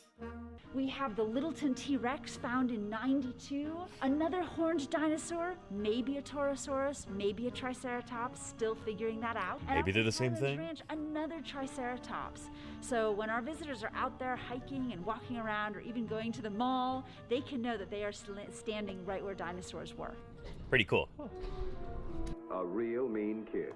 Yes, indeed. With 6-inch daggers for teeth, he was the terror of his neighborhood.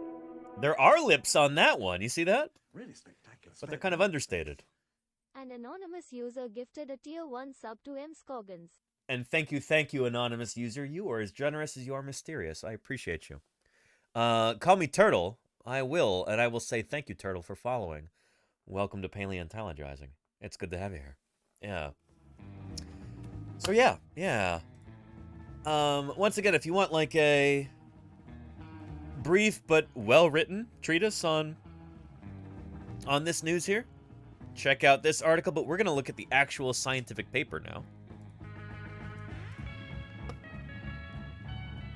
And that is right here. Yeah. New study published in the journal Science. Science, of course, is one of the two big journals in dinosaur paleontology. There's Nature and there's Science. These are the two what we call high-impact journals. And, yeah, just because something is published in Nature or Science doesn't mean that it's actually, like, always the best science there is to be published. Sometimes they publish kind of garbage, but I don't know. These two journals have the most clout out of all of the scientific journals in dinosaur paleontology. So yeah. And MS Coggins, that's excellent. Yeah. Hey, now you can use your Prime on Science streams or somebody, MS Coggins. Support science outreach in another way here on Twitch. But yeah. But yep, actual scientific paper, Meteor. Let's take a look. And it is... Oh, you gotta love it. It is... open access. No paywall on this. Very, very exciting. You love to see it, folks. There we go. Theropod dinosaur facial reconstruction and the importance of soft tissues in paleobiology. As a science paper, like most papers in the journal Science, it's short. It's only 4 pages. The authors say they've been working on this for 11 years. And, yeah. I know a few of these authors.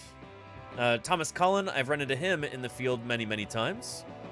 With his old advisor, Dave Evans. Those are 2 Canadian paleontologists. They used to come south into Montana to dig up Montana dinosaurs, sometimes on public land and sometimes on private land. And they ended up sometimes buying some privately owned Montana dinosaur specimens too. Yeah. Anyway, but they're good scientists. Yeah, and then Mark Whitten, right there too, who wrote the article that we just read. He's an author on this paper also. So let's take a look at the abstract real quick. The abstract is like a short summary of the paper. Think of it, it's almost like a movie trailer, except it also tells you how the movie ends. It's just a short summary. The abstract says, large theropod dinosaurs are often reconstructed with their marginal dentition exposed. So their teeth exposed when the mouth is closed because of the enormous size of their teeth and their phylogenetic association to crocodilians. We tested this hypothesis using a multi-proxy approach. Regressions of skull length and tooth size for a range of theropods and extinct varanid lizards, monitor lizards, confirmed the complete coverage of theropod dinosaur teeth with extraoral tissues, gingiva and labial scales, so it's like soft gums and then kind of like scaly lips. The idea that they had scaly lips like that is both plausible and consistent with patterns observed in living zyphodont amniotes. So, modern animals that have got socketed teeth like that. Analyses of dental histology from crocodilians and theropod dinosaurs, including Tyrannosaurus rex, further indicate that the most likely condition was complete coverage of the marginal dentition with extraoral tissue, so that you wouldn't be able to see their teeth much, because the lips would have been covering them when the mouth was closed. This changes our perceptions about the appearance and oral configuration of these iconic predators and has broad implications for our interpretations of other terrestrial animals with large teeth. So yeah, very cool. Yeah. Very, very nice. Yeah. And, yep, Jim described Utahraptor. He didn't discover it, technically. But he described Utahraptor and gave it its name, Rex, yeah. Yeah. And Triceratops is 11 years of research for only 4 pages. Is that typical? Sometimes it's like that, yeah. Yeah. I'd imagine it's possible since research is difficult and it's very hard to study dinosaurs. Yeah, Triceratops. And it's not like they were working on this around the clock. It's kind of like me with my Spinosaur paper. You know, I've been working on this group of dinosaurs, Spinosaurids, for... shoot, I think since 2013? So it's coming up on 10 years now? Yeah. But, you know, in between working numerous jobs, you know, going through school, all these other things, I kind of work on it a bit at a time, and then new papers come out, and things have to change, and, like, yeah, it's kind of like the longer it takes, the longer it takes. The more work it is. And that's not going to be a super long paper either. But, I don't know. It's not like anybody was working on this 40 hours a week for 11 years. It's like you work on these things when you get the chance to. Because as scientists, we're not getting paid to publish papers. Like, you can spend 11 years working on a paper and you can get it published in the journal Science, which is a huge top-tier journal. Like, that is one of the most prestigious of all the journals. But you don't see a dime for that. In fact, you probably have to pay money out of your own pocket for various expenses associated with publication. So yeah, we do this as a labor of love, you know? Publishing in the scientific literature is what moves science forward. That's how we communicate our ideas to other scientists. You know, that's how we advance the field. But it's something that we have to do basically in our free time and without being paid for it. You know? Yeah. Imagine it like, maybe this is a terrible analogy, but if it were like in professional sports, if professional athletes didn't get paid to actually, you know, play in sporting events that are televised and everything. You know, instead they have to work as you know, sports coaches during the week, and then once a week they have to go and, you know, play in a game like that. Like, everybody knows about it because it's televised and everything. But yeah, in the same way, the general public knows about this stuff because we publish in scientific journals, and then news media pick up on that, and hopefully it kind of trickles down to, you know, movies and television shows and documentaries and stuff like that. But actually, we don't get paid for any of that stuff either. I make my living broadcasting on Twitch 5 days a week, you know? And that's more than I've ever made working for a museum or, you know, when I've been lucky enough to get paid for field work, it's much more than I make when I was getting paid for field work. You know, making $10 an hour, 7 hours a day or whatever. Yeah. It's not like I make a tremendous amount now, but it's more than I've ever made as a scientist before. It's a meager living here on Twitch, but it gives me freedom that I've never had before, and I love it. Anyway, let's catch up to chat. But yeah. But yeah. Golganik says if the athletes also had to pay to rent the pitch or field. There you go, Golganik. Yeah. And Triceratops is getting published has to get you some street cred, and it in turn opens up some doors which could lead to job opportunities, perhaps. Kind of, yeah. Although it depends, you know? Yeah.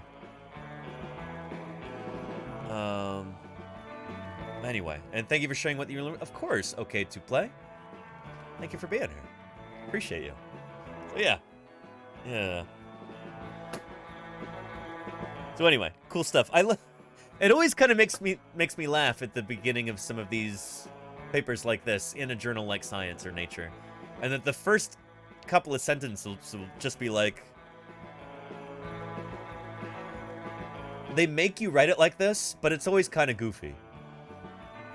Like the first couple sentences from this are going to be something like, you know, having a mouth is actually important, and you know, teeth are cool too, and they do lots of stuff. The interorbital region of the cranium plays a number of important roles in the biology of terrestrial vertebrates, including respiration, olfaction, and food capture and manipulation. So yeah, the front of the head's an important part, you know? Your face does important things. Exactly, Golganak. When people say that scientific writing is bad, I think this is kind of what they're referring to, where it's like, you don't have to start with this, but this is what's considered typical, you know? The authors, I'm sure the editors from Science, the journal Science here, you know, encouraged them to write it this way. Probably asked them to revise the first part. Most known dinosaurs are herbivorous, and some ornithischians show evidence for an expanded rictus that formed a superficially cheek-like structure that covered their relatively small dentition externally. So some of the plant-eating dinosaurs had cheeks, basically. At least that's what we think. But yeah. By contrast, many non-avian theropod dinosaurs, so the meat-eating dinosaurs except for birds, are renowned for possessing very large teeth, which has led to reconstructions in both scientific and popular literature since the 1980s that show maxillary dentition protruding from their closed mouths rather than being covered by extraoral tissues, as in most terrestrial vertebrates. So they're kind of making the point right there. It's like, hey, it would be kind of weird if these animals had exposed teeth like this. Crocodiles are some of the only animals that have that like that, you know? So yeah. But yeah. So yeah, this is kind of the same stuff that was outlined there in the article earlier. And thank you, Claire Burr, for gifting Scout. Hey, don't apologize, Claire. I appreciate that very, very much, Claire. Thank you. Yeah. I had to grin and bear it. There you go, Andy. Yeah. Yeah. So this is cool. I like this diagram right here. This is showing like a cross section, like a CAT scan almost, like that, of the animal's mouth. So soft tissue and then tooth and bone. So the teeth protrude out the sides in this model. But here, you've got this, what they call extraoral tissue. Gums and lips right there. Kind of covering up those teeth. Which kind of makes a lot of sense. And here are some of the comparisons that they make here.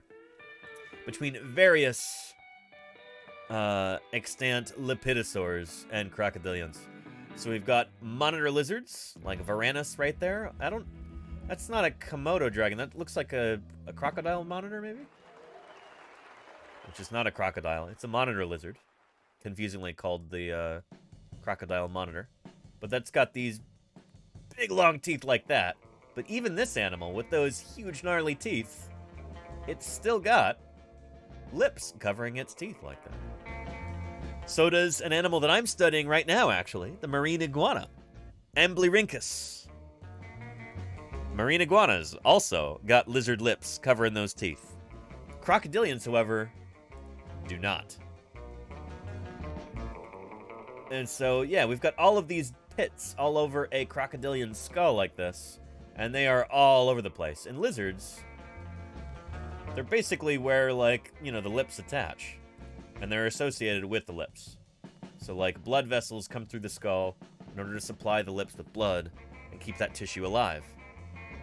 Crocodilians, their pits look very, very different from that because they don't have fleshy lips. And which of these looks most similar to that of a theropod dinosaur, like, for instance, Tyrannosaurus?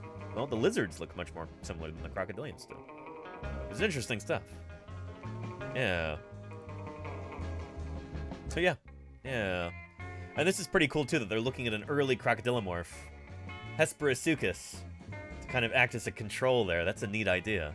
Mark Whitten didn't mention that in the article, but this is really neat stuff. Really neat stuff. Yeah. So, yeah. Yeah. And Lenina says, this is a really interesting paper. I'm glad we finally got enough evidence to lean one way on this debate. Yeah, Lenina, that's the thing. Is that people ask me this question all the time, like, Danny, do you think T-Rex had lips?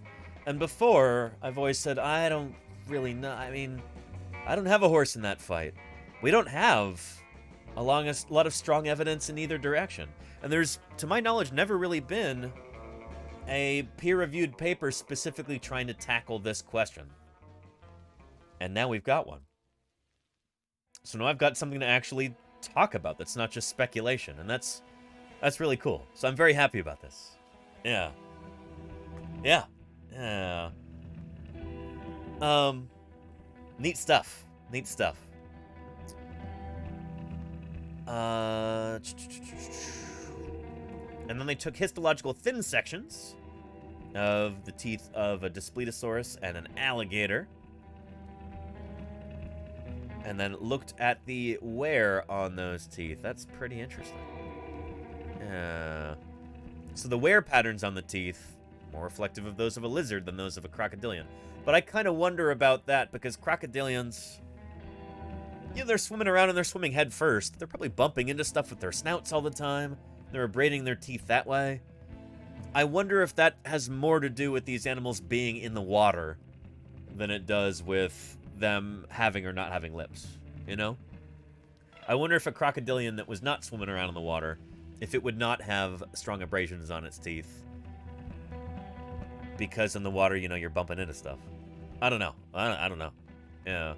Crocs do bite random things all the time, but this is like wear on the sides of the teeth, Scout.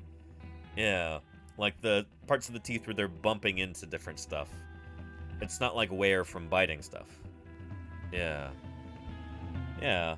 Also the thrashing prey lower to the ground. Yeah, Golganek. Yeah. I do kind of wonder, you know, maybe without lips, a Tyrannosaur would be abrading its teeth on stuff. Even if it's not swimming. I don't know. I don't know. Can we see that in land crocodilian fossils? They might look into that, Mommy does, yeah. Like, Hesperoseuchus. Extinct terrestrial crocodilomorphs. For example, the late Triassic taxon Hesperoseuchus. And let me show you a picture of Hesperoseuchus.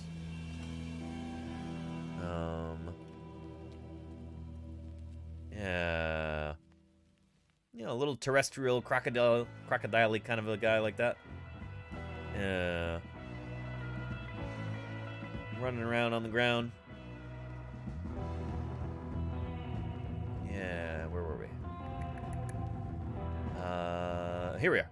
Yeah. So Hesperoseuchus possessed a more theropod-like pattern of linearly arranged jaw foramina as well as Xiphidont dentition. Yeah. Let's see. The foramina that are present along the jaw margins of reptiles facilitate the passage of blood vessels. Like I was telling you, the blood vessels come out of those little pits, and that's what they're for. They support kind of a fleshy lip. Scaly lip, in the case of lizards. It branches out of the trigeminal groove, or trigeminal nerve to the extraoral tissues, and in derived crocodilians houses sensory organs that were more widely distributed across the snout. I don't really know why they bring up Hesperoseuchus here. I'm confused by that. What's the point?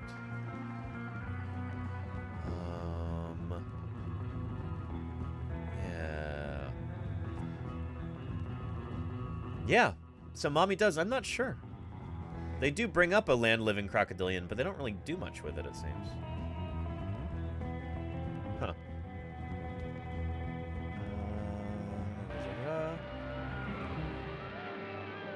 And Alonzo Quijana, thank you for the follow. Welcome to Paleontologizing. Good to have you here. Anyway. Maybe the saltwater is abrasive? Well, then you would expect it to see abrading on all sides of the teeth there, Scout. And not just the outer margin. You know, the, what you would call the labial side of the tooth. There's lingual, which is near the tongue. It's the side that faces the tongue, and there's labial that faces the lips.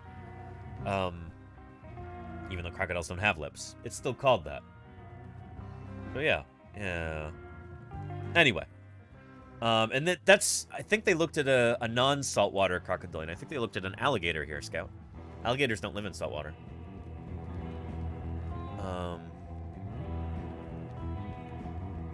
Yeah. Yep. Alligator tooth. Cool.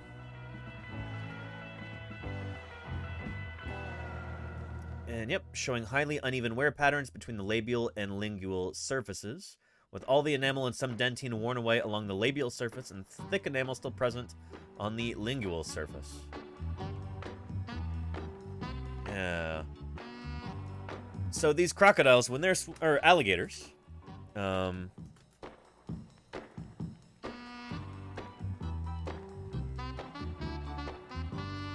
yeah, when they're swimming,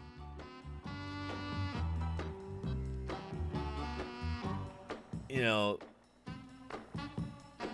they're occasionally bumping into things with their snouts. In fact, they do that to kind of feel around. They've got a bunch of, like a big sensory array on their head. That is how they experience the world. They've got eyes to see with, and they've got a good sense of smell. But in terms of touch, they use their head for that. Their face is actually very sensitive. And so they're like constantly swimming around, bumping into stuff, but those teeth that stick out the sides there, not covered up by any lips, those are exposed teeth. Those teeth end up getting abraded only on the sides, like the outside part of the tooth gets abraded, is what these authors are saying. And various teeth that they were looking at, which is interesting. Yeah. Scout says maybe they only brush their teeth on the sides and use far too coarse a brush. Something makes me doubt that, Scout. But yeah. Yeah. But yeah. Yeah. So that's what it says here. Highly uneven wear patterns between the labial and lingual surfaces of the teeth.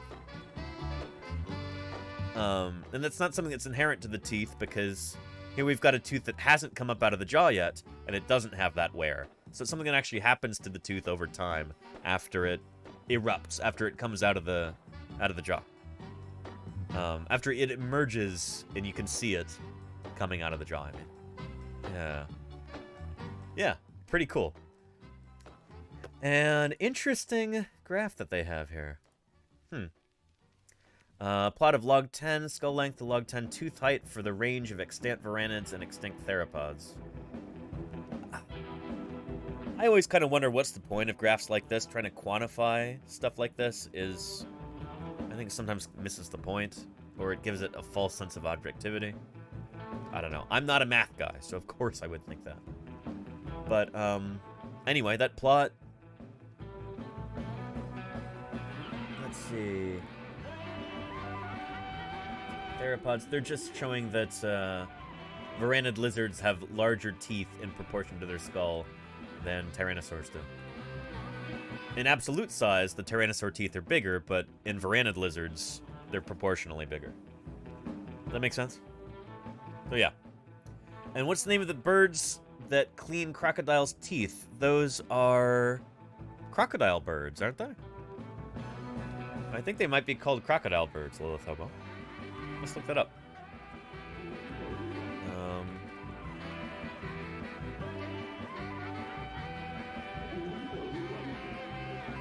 Oh, Egyptian plover?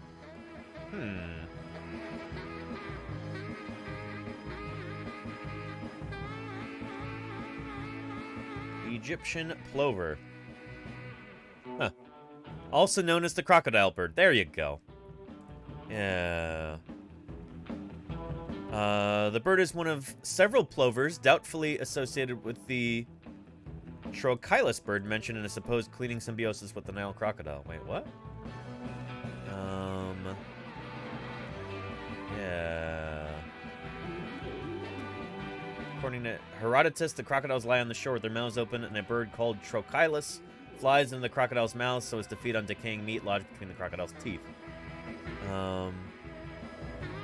Wow. The identification of the Trochilus with any particular plover is doubtful, and the cleaning symbiosis itself has never been documented by video or photographic evidence. Really, really? So it's a myth. I didn't know that. Interesting. Huh. Oh.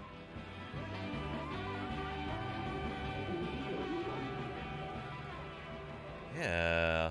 There's no substantial record of any type of symbiotic cleaning relationship between any crocodilian species and any bird anywhere. I did not know that. Well, well, well. Myth busted. I just learned something new. It's one of those things that you just kind of... you pick up on, like... I don't know. You hear it in a place and it just kind of sticks with you. But yeah. Let's see. What does this say? This tiny little bird is called the Egyptian plover bird, and it's one of the most courageous birds alive, as it will willingly fly into a crocodile. Yeah, that's fake. That's not real. That's not... You could tell that footage was fake. Birds alive, as it will willingly oh, my goodness. Fly into a crocodile's mouth. But for what reason, and what's stopping the crocodile from eating it, you might ask? Well, that's exactly what we're going to be talking about in today's video. Watch, they're not going to have any more footage throughout the whole thing, are they? There's just going to be this really, really grainy footage right here. That's when the plovers come along. Which is fake. This is, it's CG, like you can tell. The birds recognize the invitation and, using their sharp little beaks like a toothpick, they remove the bits of meat from oh my goodness, it's so fake. Ah! That's really frustrating. I wonder if anybody in the comments points this out. Here, give me a second, let me look.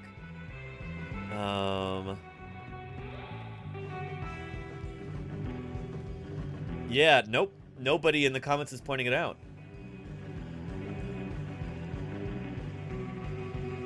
A lot of people are saying, oh, great scientific research, thank you. Please keep up the excellent work that you are doing for our entertainment, and please keep the videos coming. Oh, boy. But it's fake. It's not real. This feeds the plover and removes parasites from the croc's mouth. They have a cleaning, symbiotic relationship. Yeah. Holy cow.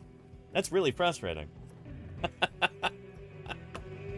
Oh, my goodness. Yeah. Wow.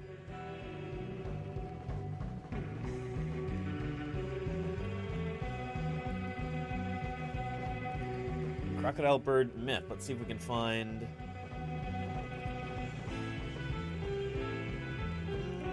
There's the Wikipedia article right here. Yeah.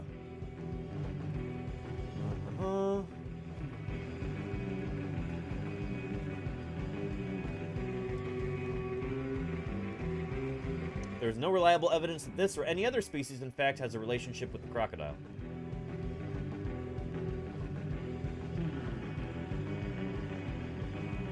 Yeah. Interesting. Interesting. Well, I just learned something. I hope you did too. Huh. And why would somebody feel compelled to make that up in the first place? Well, it was Herodotus, Galara Dragon. He's got a long history of doing that.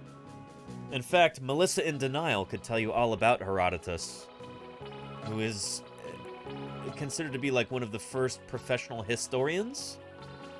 Back in like ancient Greek times, I think. He's also often called the father of lies because he made a lot of stuff up. I think he's where like one of the I think the myth of Atlantis might come directly from Herodotus. Yeah. Herodotus, a Greek historian and geographer. Circa 484 to 425 BC. Dinosaurs hold a special magnetism for children. And Gibbenreich. Thank you for those 18 months of support, Gibbenreich. I really, really appreciate that. Thank you. Yeah. Huh. I know, Zintaus, that Melissa is about... So she does Egyptology. But she could tell you all about Herodotus because he made up a bunch of lies about ancient Egypt, too. And a bunch of, like, myths that people believe about ancient Egypt to this day come from Herodotus. So, yeah. Yeah. Anyway. Yeah. Herodotus has been criticized for his inclusion of legends and fanciful accounts in his work. The contemporaneous historian Thucydides accused him of making up stories for entertainment. However, Herodotus explained that he reported what he could see and was told. A sizable portion of histories has since been confirmed by modern historians and archaeologists. Yeah. Anyway, Melissa in Denial could tell you all about Herodotus. She'll know a lot more about him than I do. But yeah. Yeah.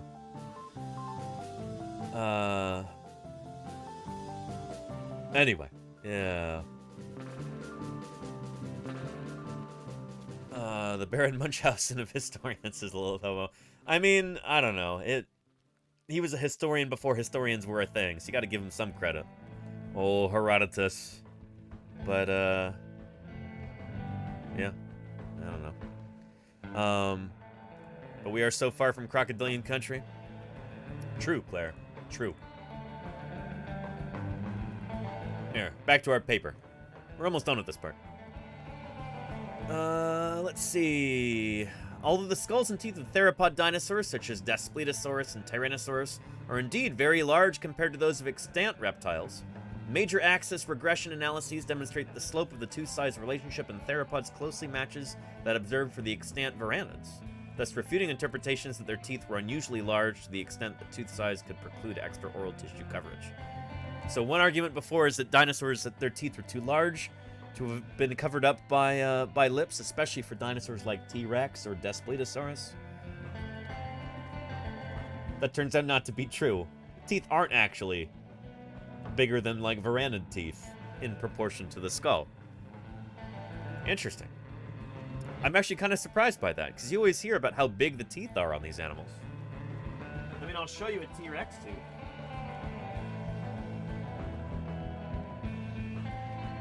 There it is.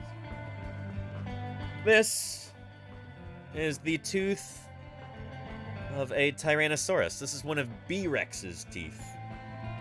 B-Rex is the nickname for a specimen, MOR 1125, I think, found by Bob Harmon. And, yeah. This much of it actually extends out of the jawbone. The rest of this is in the jaw. This is the root down here. So it is a big honkin' tooth, but I don't know. You only need a little bit of lip in order to cover this, I suppose. It's a lot of lip, but in proportion to the animal's head, which is like 4.5, close to 5 feet long. Actually, for B-Rex, I think it's close to 4 feet long. Well over a meter. Yeah, this is kind of an appropriately sized tooth for a skull that big. So yeah. Anyway, yeah. And Christie's Art Nook, we've been talking about that the whole stream. These authors come to the conclusion that yes, Tyrannosaurus and other theropod dinosaurs probably did have lips, but we're not talking about like big, you know, Mick Jagger lips.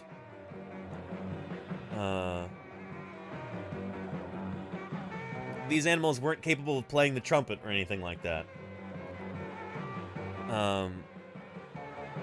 But they would have lips kind of like, let's get those PogChamp emotes again. Kind of like those of a Komodo dragon. Who I have got right here. Yeah. This is the kind of lips that we're talking about, like you see on a Komodo dragon. These animals have got huge honking teeth, and yet you can't even see them when they open their mouths. You can't see those teeth because the gums and the lips are big enough, they cover them up. So yeah. And again, here's my Komodo dragon skull. They've got some big gnarly teeth on them, and yet, you know, not big enough where they would extend beyond the lips. The lips are there for a reason. These critters evolved that, or rather early tetrapods evolved this in order to A, keep their mouths from drying out. If you can seal your mouth properly, you know, through the use of lips, you can keep your mouth from drying out. You can keep your teeth from decaying that way. You know, that's why we have lips. That's why if you keep your mouth open all day for, I don't know, however long, you're going to dry out your mouth, and you're going to have all kinds of problems. And your teeth are going to rot out of your head. So, yeah. But yeah. Murph says, does this mean that mosasaurs likely had bigger teeth in proportion than T-Rex? Oh, because they're related to varanids? It's a good question, Murph. I'm actually not sure. I don't know. Yeah, that's an excellent question. Huh. But yeah. I love the comparison to the Komodo dragon there. This is really cool. And this sort of thing is right up my alley. This is pretty similar to some of the stuff that I'm working on. So it makes me really happy to see this grab all kinds of headlines and everything. Yeah. And XF Kirsten says that someone with dry mouth problems can confirm. Lots of cavities, no fun. Yeah. I'm sorry, Kirsten. That sounds lousy. Yeah. And what living animals have exposed teeth, says Smay? Really, crocodiles? And they don't have to worry about their mouths drying out, obviously. Because, you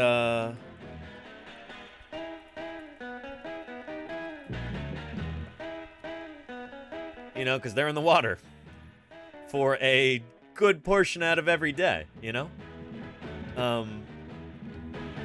They do not have lips.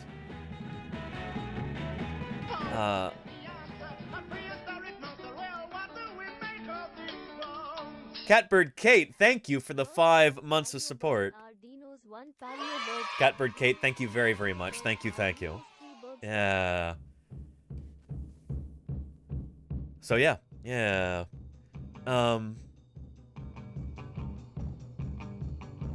Anyway, yeah. Cool stuff. They don't have lips, but they're in the water all the time. And they actually talk about that in the paper, too. Yeah.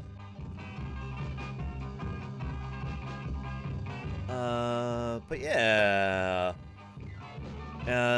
So they say, these comparisons show that extraoral tissues of non-avian theropods were more like those of extinct lepidosaurs and other tetrapods than those of birds or crocodilians.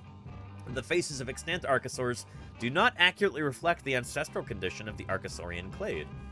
So they're basically saying that our old EPB is not necessarily to be trusted on this. This might be one of those exceptions where this kind of falls apart a little bit, you know?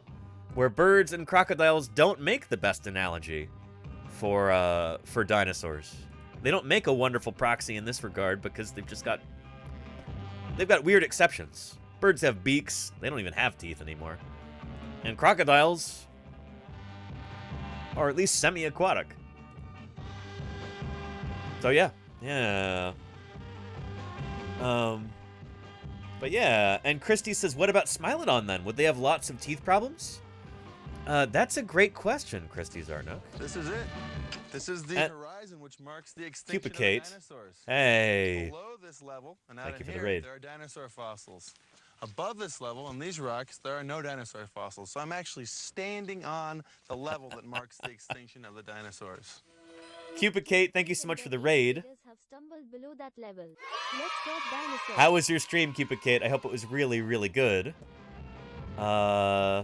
Doing some Path of Titans. Well, very interesting. Well, excellent. Here, remind me to talk about Smilodon. Who was asking about that? Christy Zartnook. Remind me to talk about that after this quick welcome video. But I'm going to play for you a welcome video featuring our good friend, previously recorded Danny. And, yeah. Cupid Kate, thank you again for the raid. I really appreciate it. I hope you had a lot of fun playing Path of Titans. And I hope you're ready to talk about dinosaur science now. Before we get into our Q&A and before we start, before we continue talking about whether or not Tyrannosaurus had lips, we're going to hear some counter-arguments in just a little bit. First, I'm going to introduce you to our good friend, previously recorded Danny, and he's going to tell you a little bit about who I am, what I'm doing here on Twitch, why a paleontologist is on this platform in the first place. How did that come about? He's going to tell you.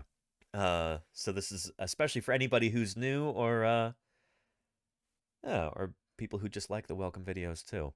And previously recorded Danny is sneaking up behind me right now as we speak, so we will let him take it away.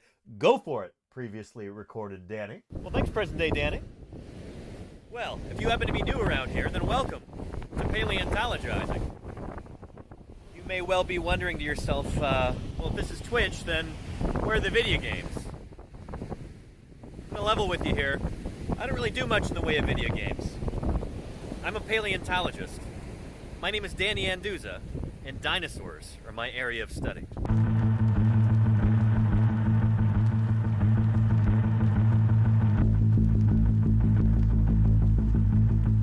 But how in the world does a paleontologist end up on Twitch? Well, you're about to find out. When I finished high school, I moved to Montana and immediately started work at the Museum of the Rockies, which at the time was an unparalleled powerhouse of paleobiology. That program was built by this guy. Famed paleontologist Alan Grant. Well, kind of. You consulted on that movie. I did consult on all those movies. And they said that the guy Alan Grant was you. Yes. Yeah, well, fortunately, he didn't get eaten. Meet Jack Horner, the real-life Alan Grant.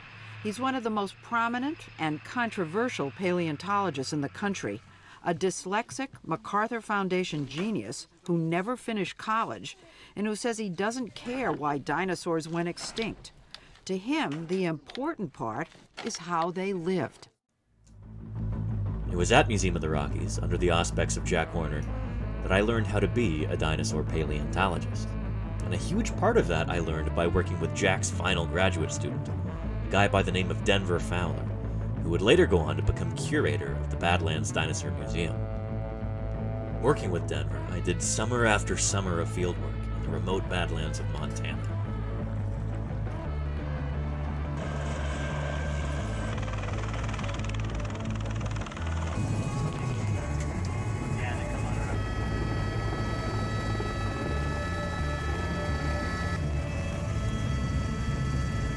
Together, we dug up more dinosaurs than we knew what to do with, at fossil sites numbering in the hundreds. In 2012, I discovered a new species of ceratopsian dinosaur, hopefully soon to be published. The next year, we excavated the world's smallest and youngest Tyrannosaurus rex. Then, we dug up a brand new ankylosaur. Montana's news leader. 5 paleontologists are excavating what looks to likely be a new species of armored dinosaur. So we found its head, we found parts of its armor and plates, and so it should be a new species. Not bad, right? Well, anyway, much like my fieldwork, my research also focuses on dinosaurs. For example, here's Triarchunkus, the last of the Alvarezsaurs, just published in July of 2020. One of my current projects focuses on Spinosaurids. I can't really talk too much about that until it's a little bit closer to publication, so stay tuned for that. Anyway, let's get back to how I ended up on Twitch. A couple years ago, things in Montana were declining rapidly, so I picked up and moved on to greener pastures. I'm so glad I did. And with that new perspective, I also realized that I have very little patience with the soul-crushing bureaucracy within academia. So for the time being anyway, I decided to take my career in a slightly different direction. I got hired for a job in early childhood education. As a teacher, I get to have a positive impact on kids' lives and help them find a passion for science. Then, when COVID-19 showed up, the school had to close. But that didn't stop the teaching or the learning. We just moved online. All right, friends. So we're going to be looking at a book in a little bit, but I thought we'd start off with a song. At 3, 2, 1. Oh, give me a home where the hadrosaurs roamed, where triceratops bellowed and grazed, where erosion uncovers bones we seek to discover, for to strike the whole world amazed. Home on a range, where the deer and the antelope play, where seldom is heard a discouraging word, and the skies are not cloudy all day.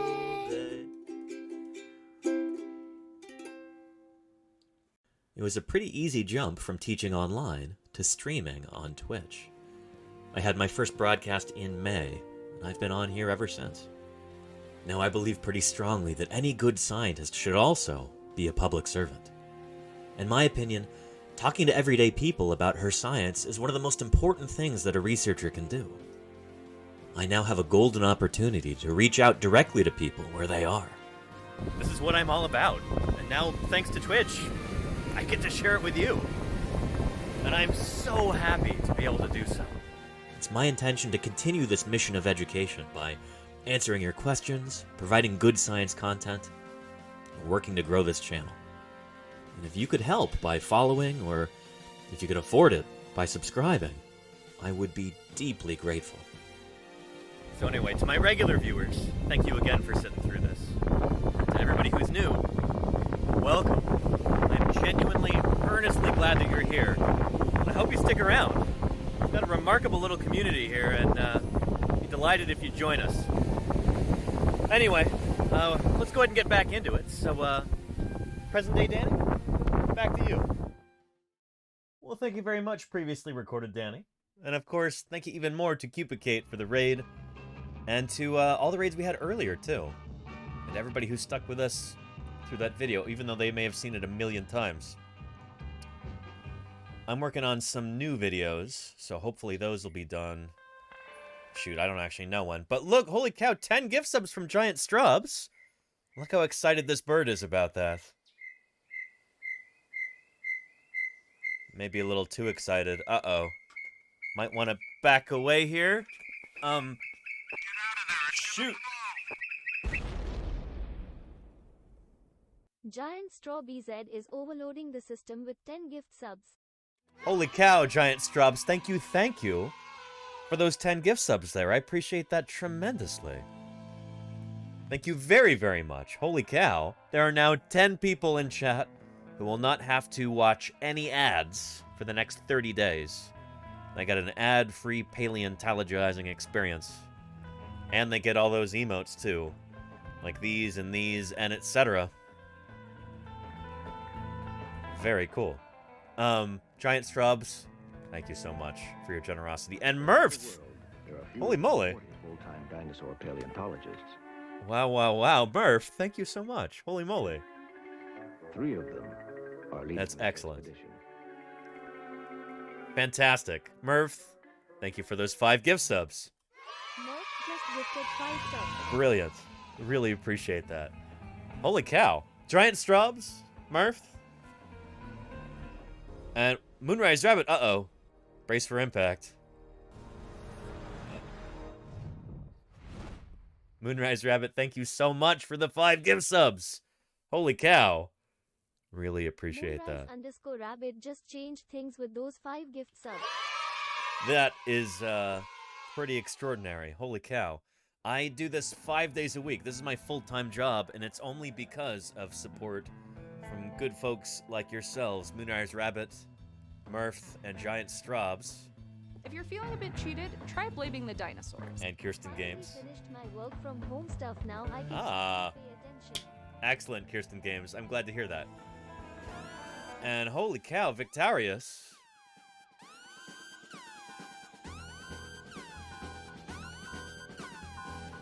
Holy moly. Thank you so much. Holy cow. Serious with those 6 gift subs. Look. 40 gift subs. Dinosaurs became extinct because they no longer knew how to love each other. Is that correct? No, that's not correct. Exactly. Uh-oh. And I certainly wouldn't want our species to end the same way. Already? Freya's Fury, 8 months is incredible. Thank you for that. Holy moly. But Kirsten Games, Giant Strobs, Murph, and Moonrise Rabbit, thank you so much for all of your support. That's 20 gift subs, just like that. Thank you. And we have made our sub goal for the day, which is brilliant. Holy cow. What hype train level are we at right now? Somebody let me know, because... If it hadn't been for that great dinosaur who saved us from the American forces, we would all be dead. Inkling, thank you for the 8 months of support. Try blaming the Really dinosaurs. appreciate that. Thank you, Inkling. Lord Hungry. Lordy! I think we might have some ukulele. Thank you for the 100 bits. Appreciate that very much, Lordy. Thank you. Good stuff. Yeah. Working on a level 5. If we manage to get... We've got 3.5 minutes to get to a level 5 here. If we get to it, I'll play some ukulele songs live on stream. Some songs about science. Thank you, Madam 33. I appreciate that very much. Thank you. Good stuff. Yeah. Excellent. We're halfway there. Up. I think that might do it. Very close to it anyway. Doc Rosie, thank you for those 5 gift subs. Extraordinary. Thank you, Doc Rosie. Really appreciate that. Holy cow. Excellent.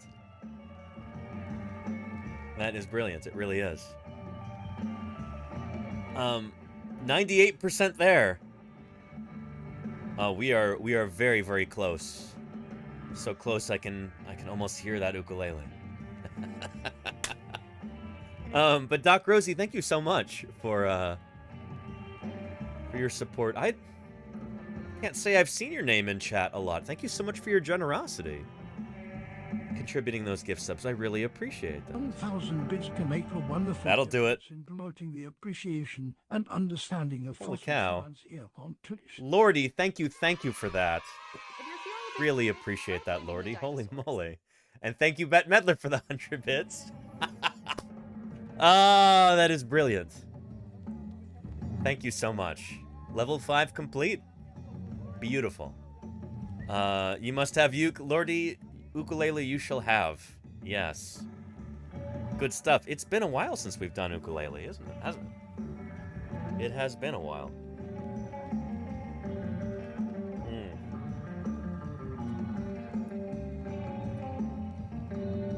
Shoot, let's,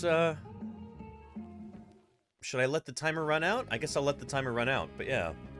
Very, very cool. For anybody just joining us, we've been talking about this new paper, and,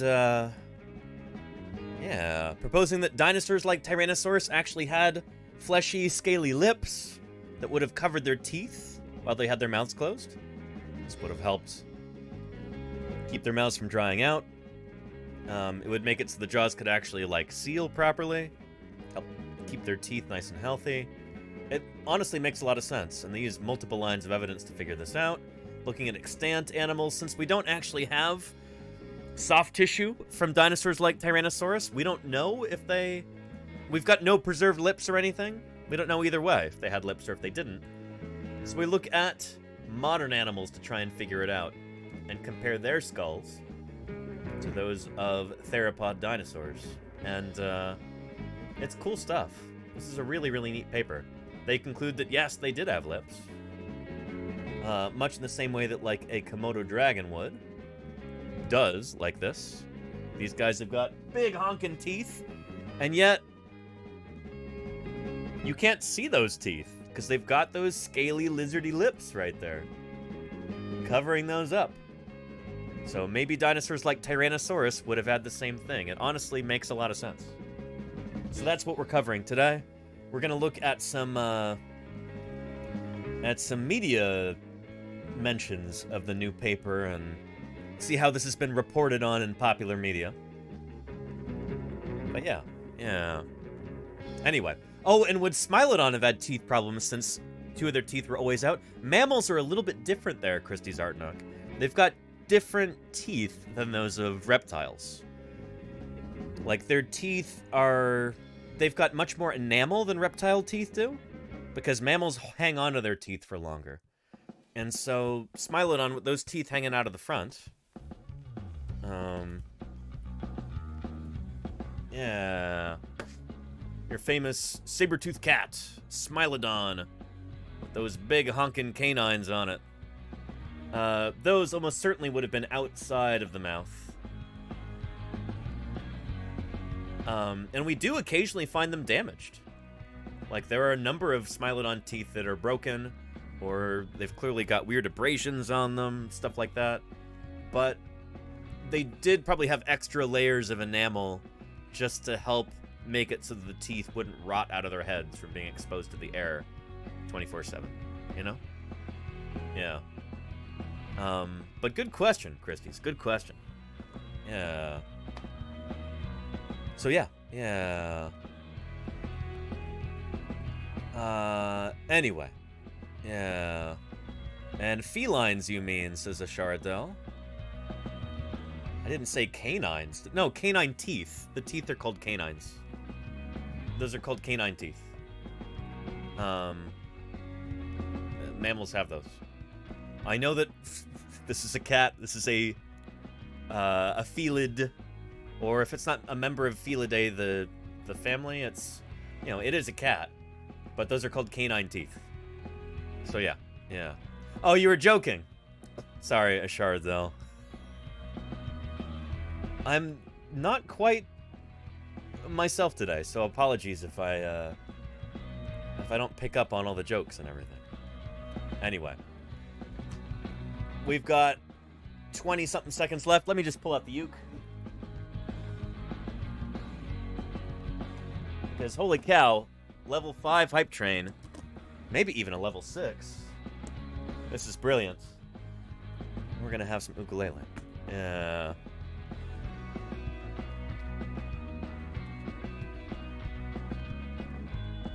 There we go.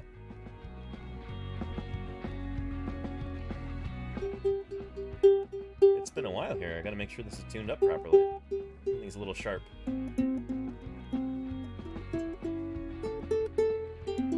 There we go. Yeah. I'm gonna change our category to music real quick here. Let's see. And holy cow, we're at the top of the science and technology category right now. But let's change it to music real quick. There we go.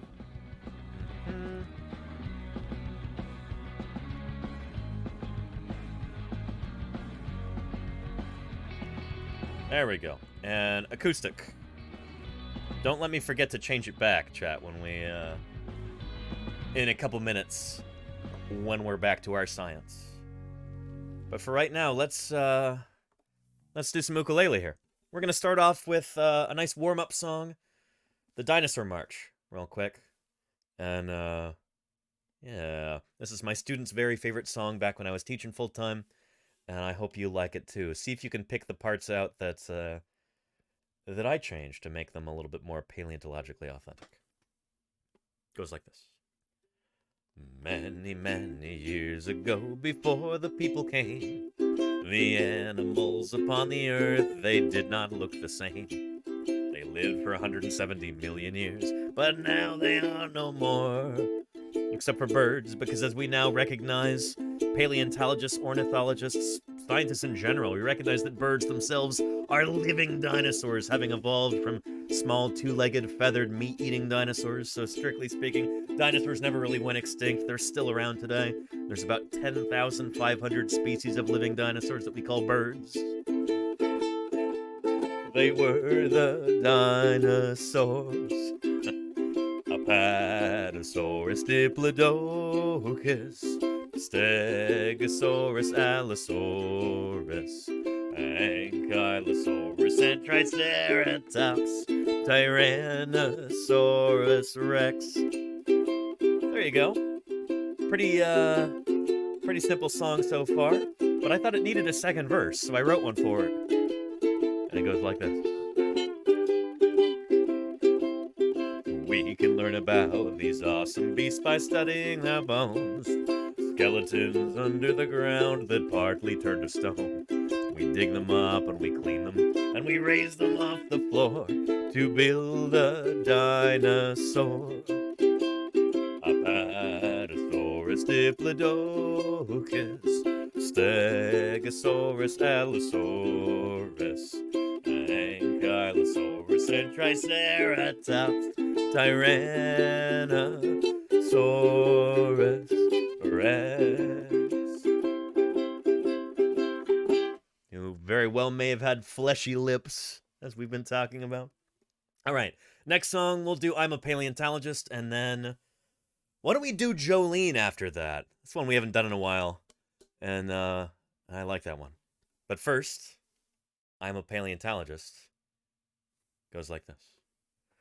I love digging in the dirt, just a pick and brush. Finding fossils is my aim, and so I'm never in a rush, because the treasures that I seek, they're rare and ancient things, like Velociraptor's jaws, Archaeopteryx's wings, and all the kids who wanna see 'em, they're lining up at our museum. I am a paleontologist. That's who I am, that's who I am, that's who I am. I am a paleontologist. That's who I am, that's who I am, that's who I am. Could it be an herbivore, crushing plants with rounded teeth, or a ferocious carnivore who moved so quickly on its feet? It's like pieces of a puzzle, but I'd love to try and solve. It's so much fun to think about how a species has evolved, and all the kids who wanna see 'em are lining up at our museum. I am a paleontologist. That's who I am, that's who I am, that's who I am. I am a paleontologist. That's who I am, that's who I am, that's who I am. That's who I am, that's who I am, that's who I am. That's who I am, that's who I am, that's who I am. There you go. Yeah. Very nice. And now, to round things out, our last song before we jump back into our science. This one is called Jolene. This is a classic song. Some of you might already know it, but you probably don't know these lyrics. Yeah. This song goes out to all of my fellow scientists out there who are overworked, underpaid, competing for the same scant resources. Academia can be a terrible rat race that pits colleagues against one another, all trying to compete for the same funding, the same grants, and the song is about that. It goes like this.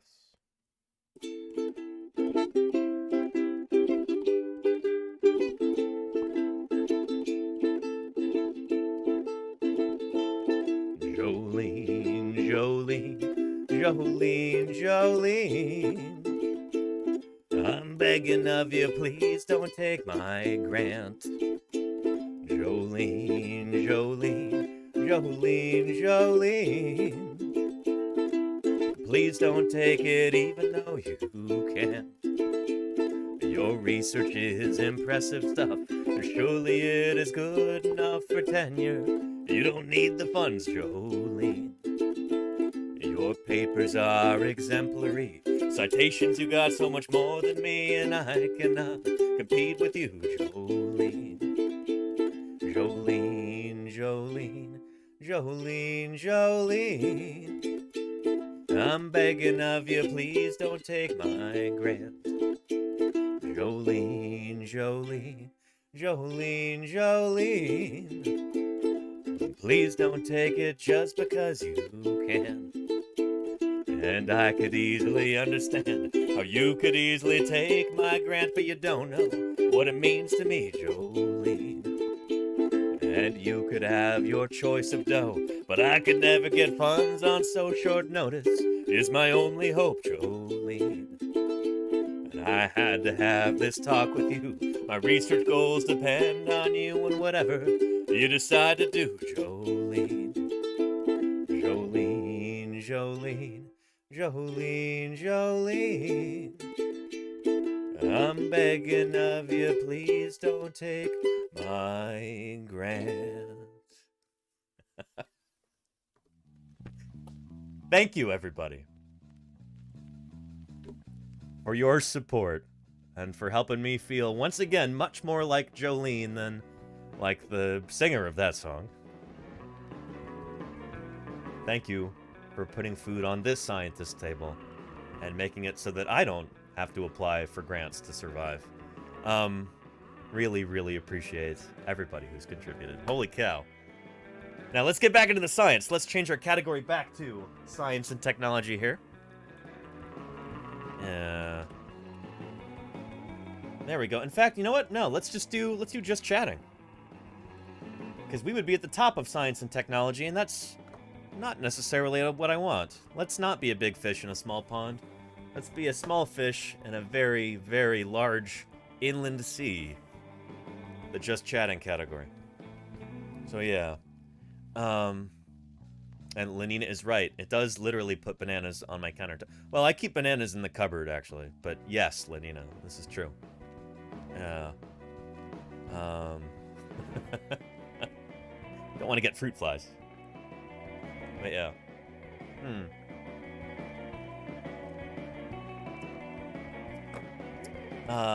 For anybody just tuning in, we're talking about this paper.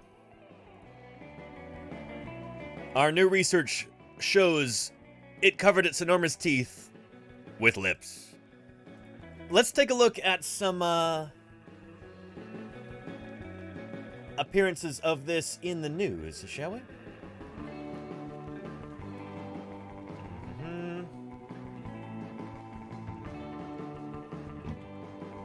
Tyrannosaurus lips.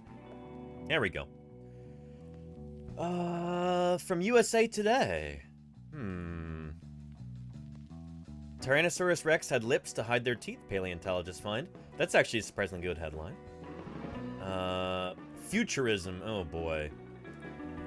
This is not strictly true. Terrifying T-Rex actually had big, luscious lips, scientists say. Let's take a look at that one. Oh boy.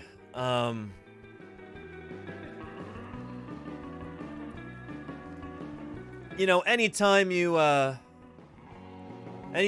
like, general media, popular media reports on a scientific finding like this, they're gonna get a few things wrong. Like, that's kind of inevitable. But when we talk about something like this, it's... I don't know. Sometimes they just can't resist the temptation to turn it into a joke. Toothless grin. No, they definitely had teeth. The iconic leer of the T-Rex, and they spelled it wrong. Or punctuated it wrong. It's capital T dot space lowercase R-E-X. Not T-Rex, but T-Rex. The iconic leer of the T-Rex may have been a lot less toothy than what Hollywood would have you believe, namely those intimidating rows of chompers jutting out of its closed, menacing maw like a crocodile. Okay, this is well written so far. In reality, according to a new study published in the journal Science, the teeth of the T-Rex and other theropods like Velociraptor... Again, would it kill you to... like, give it proper formatting? It's a genus name. Capital letter at the beginning. And italicize it. Anyway, they would have been concealed by lips in the form of scaly tissue. The researchers write, would have made them look more like Komodo dragons and less like the lizard king with an overbite you've seen in Jurassic Park. This is well written so far. I'm actually impressed. Yeah. That animal has been copied so many times. Study co-author Mark Whitten. And Mark Whitten wrote this, by the way. If you want a really nice summary of the research written by one of the researchers, there you go. Can't go wrong with that. So that animal, the one in Jurassic Park, has been copied so many times, study co-author Mark Whitten, a paleo artist and researcher at the University of Portsmouth, told the New York Times. It carried that lipless look into pop culture to the point where we're now struggling to get rid of it. Dino dentistry. But by lips, so glad they're clarifying this. The researchers don't mean in the mammalian sense. Neither plump and prominent nor muscular and able to be moved independently. Instead, the dino lips were more like the static sheath meant to protect its threatening teeth. By studying tooth wear, Whitten's team found that modern lipless animals, like crocodiles, had significantly more worn-down enamel, the outermost layer of the teeth, compared to carnivorous theropods. As any dentist will tell you, saliva is important for maintaining the health of your teeth. Co-author Kirsten Brink, paleontologist at the University of Manitoba, said in a statement, teeth that are not covered by lips risk drying out and can be subject to more damage during feeding or fighting, as we see in crocodiles, but not in dinosaurs. So yeah, this is really well done, Claire. I'm impressed by this. Yeah. But yeah. Another biting piece of evidence. Relative to the size of their skulls, dino teeth were no larger than lizards, indicating that they were small enough to conceal. Yeah, counterpoint. Oh, and they talked to Thomas Carr about this. Thomas Carr's Daspletosaurus paper suggests that maybe they did have, like, a crocodile-like snout, with, like, all those sensory pits and everything. And that they didn't have, you know, lips like that. So, interesting. Let's see what Thomas Carr has to say. He's a paleontologist at Carthage College, in Wisconsin. And, I visited his museum this past summer, too, back in June of 2022. I did a live stream from there. The Dinosaur Discovery Museum in Kenosha, Wisconsin. Definitely worth a visit if you want to see, like, 50 theropods all crammed into a small little area like that. Big theropods, too. Torvosaurus, Suchomimus, several Tyrannosaurus. It's very cool. Yeah. So Thomas Carr works on Tyrannosaurs. He's a paleontologist at Carthage College and recognized T-Rex expert, who argues that the study overestimates the enamel's importance in having robust fangs. Dentin, which forms an interior layer of teeth, is more crucial, he maintains. So this is what I was talking about earlier, too, how mammal teeth are different from those of dinosaur teeth. Mammal teeth are more enamel-heavy. Dinosaurs have got more dentin in proportion to enamel than mammal teeth do. So yeah. Yeah. And Lenina says they didn't just make poor Stan look doofy, they made him look super doofy. Yeah, Lenina. Yeah. Yeah, we'll get to that too, maybe. But yeah. Yeah. And Rizadegu. No, of course. It was really, really cool. Shoot. If you ever get the chance to, if you're ever in eastern Wisconsin, make sure you visit, the Dinosaur Discovery Museum. Holy cow, they had more when I was there. This is not even all of them. There's so many more now. Yeah. But there's so many theropods all crammed into this little area. It's, I think it was the old City Hall, or... Public Museum. Yeah. It's some old city building that they've repurposed as a dinosaur museum, and there's so many theropods crammed into here. It really is amazing. I love it. It was really, really cool to be able to visit here. Highly recommend. Yeah. But yeah. What was your article? There we go. Yeah. So Thomas Carr maintains that dentin is more important than enamel for theropods. He says, that's the tissue I think is arguably structurally more important to a tyrannosaur, because if the dentin shatters, they'll be eating bananas. Carr told New York Times. Wait. Well, sure. He doesn't mean that literally. There were no bananas back then. Bananas are recently evolved, but I guess he's saying it's structurally more important. So if the dentin shatters, then they can only eat soft foods. Since dentin isn't exposed to the elements, Carr added, there's no need to keep it moist like the enamel, and therefore no need for lips. So for all of you desperately clinging onto the T-Rex's fearsome but perennially less accurate depiction in Jurassic Park and other popular media over the years, there's a chance it still kind of holds up. Yeah. So, I mean, that's the thing, is that this is not definitive, and I should have emphasized this earlier, really.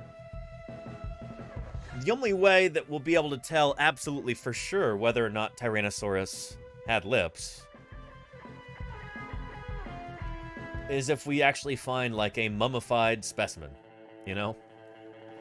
Where, and I don't mean mummified like an Egyptian mummy. I mean mummified like there's some preserved skin on it. Occasionally you do get bits of dinosaur skin preserved, fossilized.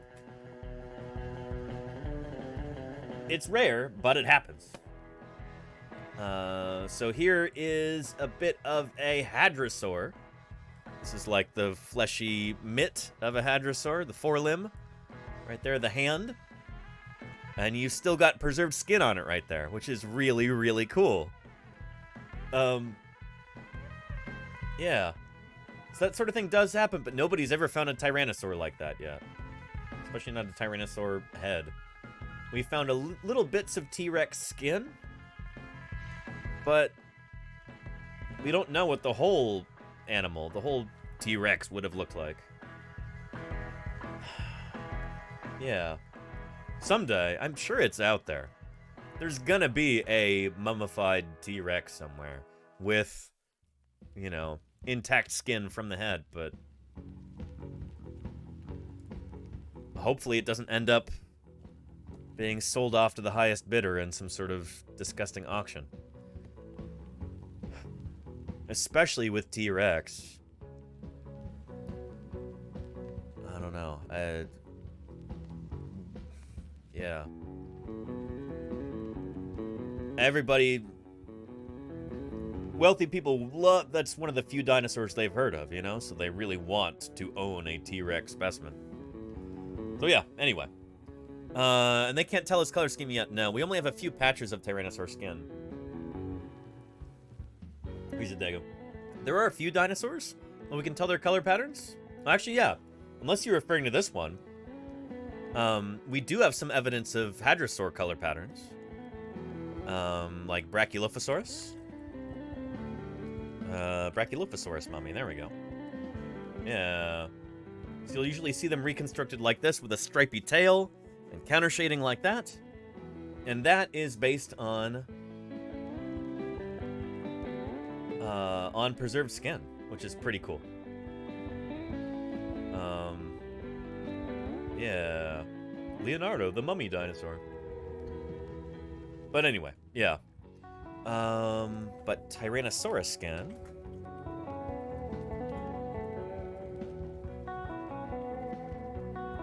We've only got a few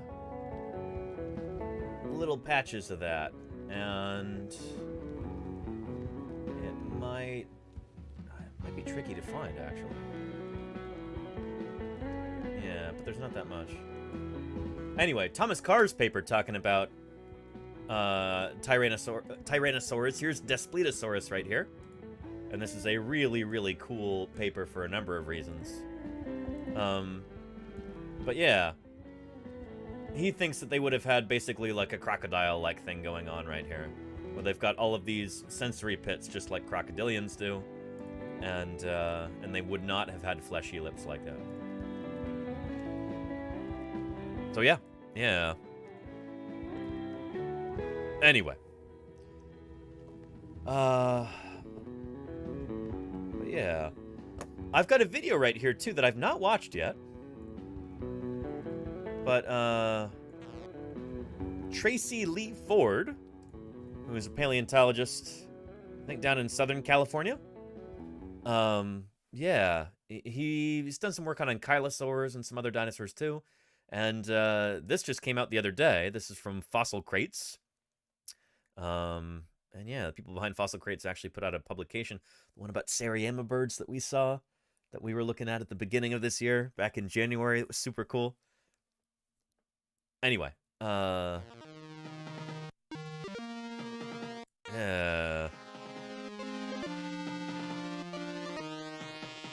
Okay, let's get into it. Yes, I'm here to do some videos on dinosaurs and why theropods didn't have lips, and hopefully it'll change all your guys' minds. Hi, my name is Tracy Lee Ford. I'm going to be talking about why I believe theropods didn't have lips. My very first talk, my very first paper that I presented was on why theropods didn't have lips. It was in 1997 at the Mesa Southwest Museum. And since then, that's in Mesa, Arizona. More papers, more posters, more research on why theropods didn't have lips. And after this video, I hope that... I love that he has the microphone clipped to his beard. I mean, it works. His beard is so long that if he puts it on his shirt, you know, the beard's going to be brushing against it, and you're going to have beard ASMR, and that's not what he's going for there. So, yeah, interesting. You understand why, and you follow that theropods didn't have lips. Reptiles, in general, are divided in different groups. We got the anapsids, synapsids, and your diapsids. And basically, so synapsids are not reptiles, though. These are not reptiles. This like goes back to the very basic split in amniota. Synapsids are amniotes, but they're not reptiles. Like, I don't think anybody classifies synapsids as reptiles anymore, do they?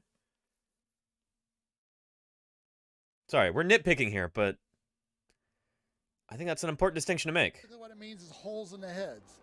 And not just all the holes, but actually the holes behind the eye. This is the eye. Yeah, the fenestrae. So this is the lateral temporal fenestra. We'll talk about that one. And that one, which is the supratemporal fenestra. So anyway, he's going to explain. Now, anapsids don't have this at all. Here, we're gonna go through this right here. I don't think anapsida is even a recognized group anymore, are they? Is anapsida still a thing? Let's look that up real quick. Yeah. An anapsid is an amniote whose skull lacks one or more skull openings. Traditionally, the anapsida are the most primitive subclass of amniotes, ancestral stock from which synapsids and diapsids evolved, making anapsids paraphyletic. Yeah, it's not actually a real group. Yeah. And for instance, turtles are now considered diapsids. Yeah.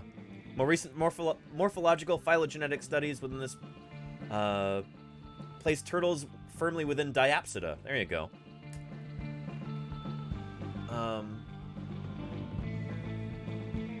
Yeah, so oh boy.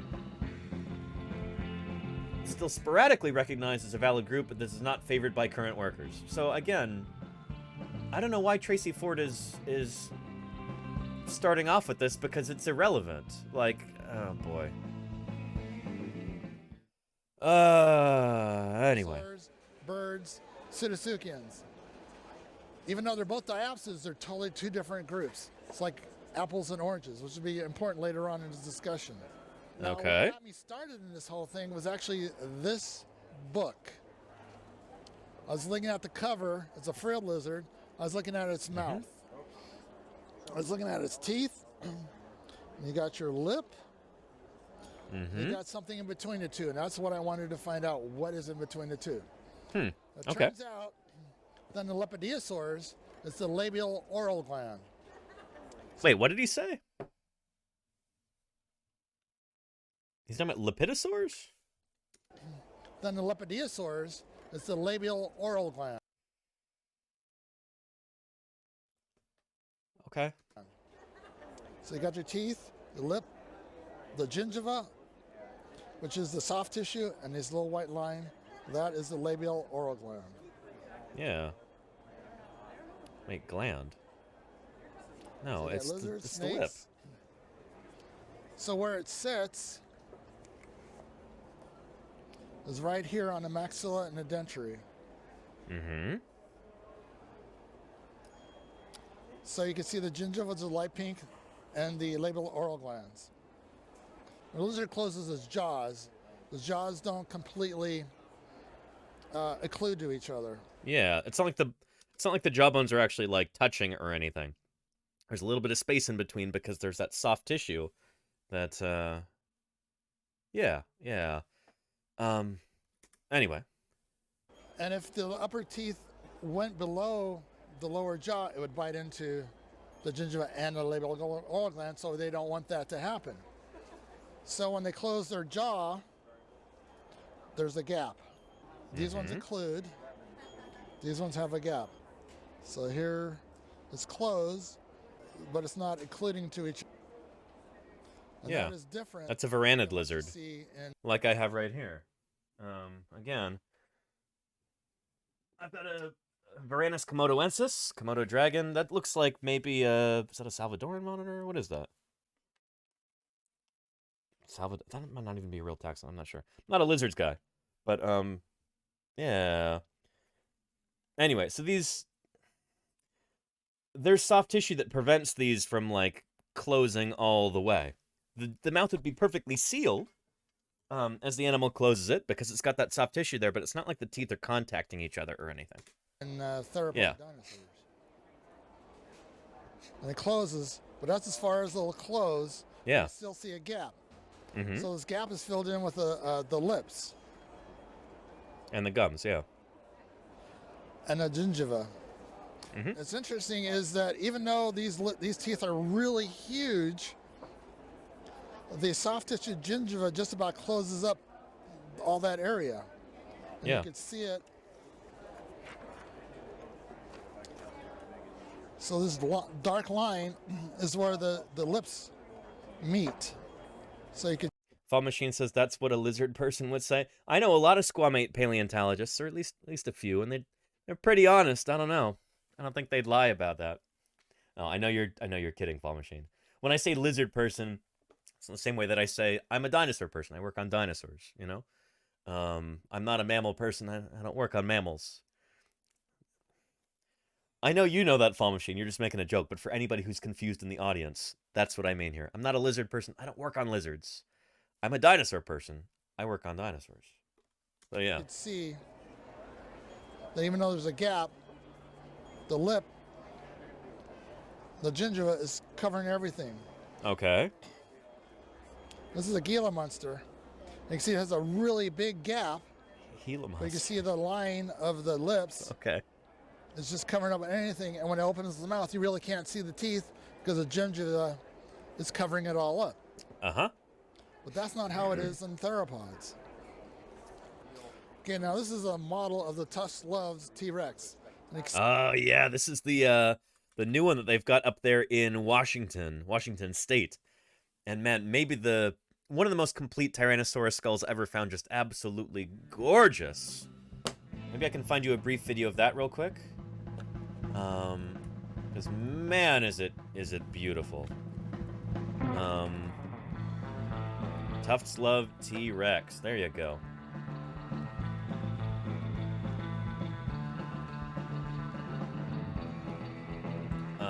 Here we go. Oh, this is so cool. It's in Seattle. Northeastern Montana, Email, yeah. in Macomb County, and we're at the site of the Tufts Love T-Rex in the middle of pretty much nowhere. Yeah.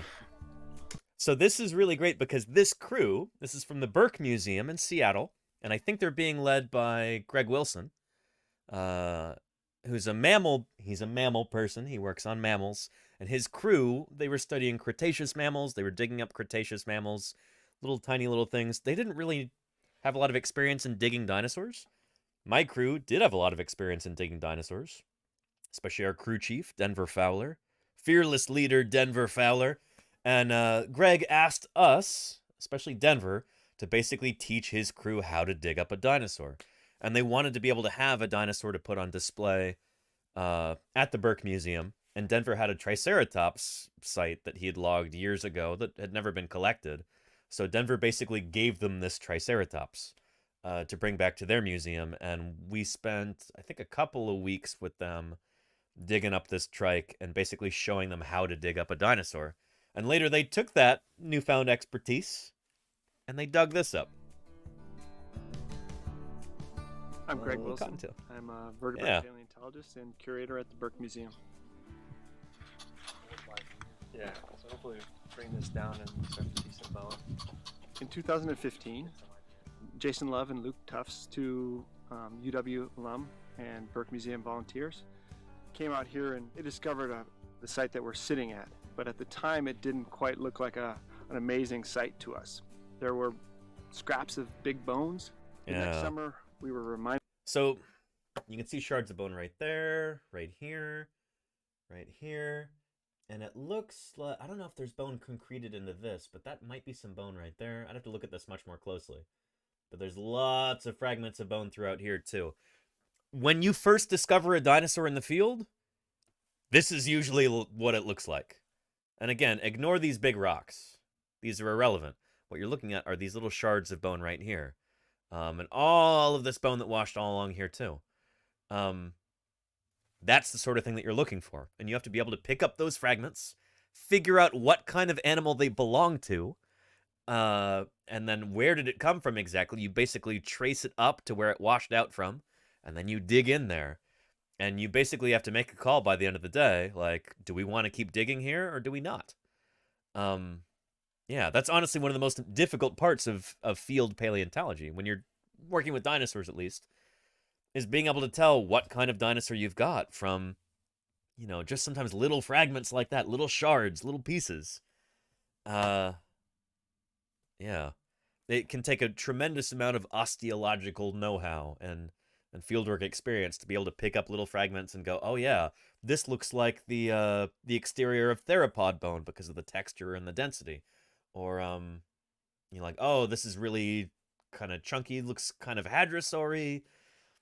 You know, you kind of develop search images like that over time. You develop a feel for even what little fragments, what those little fragments might belong to, just based on your experience in the field. Denver Fowler is very, very good at this. Jack Horner is extremely good at this. And that's really something that you can only get through extensive time in the field. It comes with experience. And that's rare, you know? Yeah. Reminded about this site again. One of our Isn't that cool, Anita? Yeah. Started excavating at this site. And within a week to 10 days, we realized we had quite a special locality with the T-Rex. Yeah. And I know that you're kind of joking there, Jacob Neon. Yeah, this little fragment tells me it's a new species. I mean, in some cases, it actually can tell you, Jacob Neon, not because, like, oh, from this tiny fragment, you know, this is unlike a fragment from any other dinosaur ever, but if you find a fragment of, say, I don't know, say that I were out prospecting for fossils in Central California, for instance, and I happened across, let's say, some sauropod bone, a fragment of sauropod bone out there, and I found that in the Central Valley of California, that's 100% going to be a new species. If I found it in, say, the Moreno Hills Formation, or something like that. Is that the right? Is that what the formation's called? Anyway, out there near Fresno, those Cretaceous age rocks. If I were to find a fragment of a sauropod out there, that would 100% be a new species.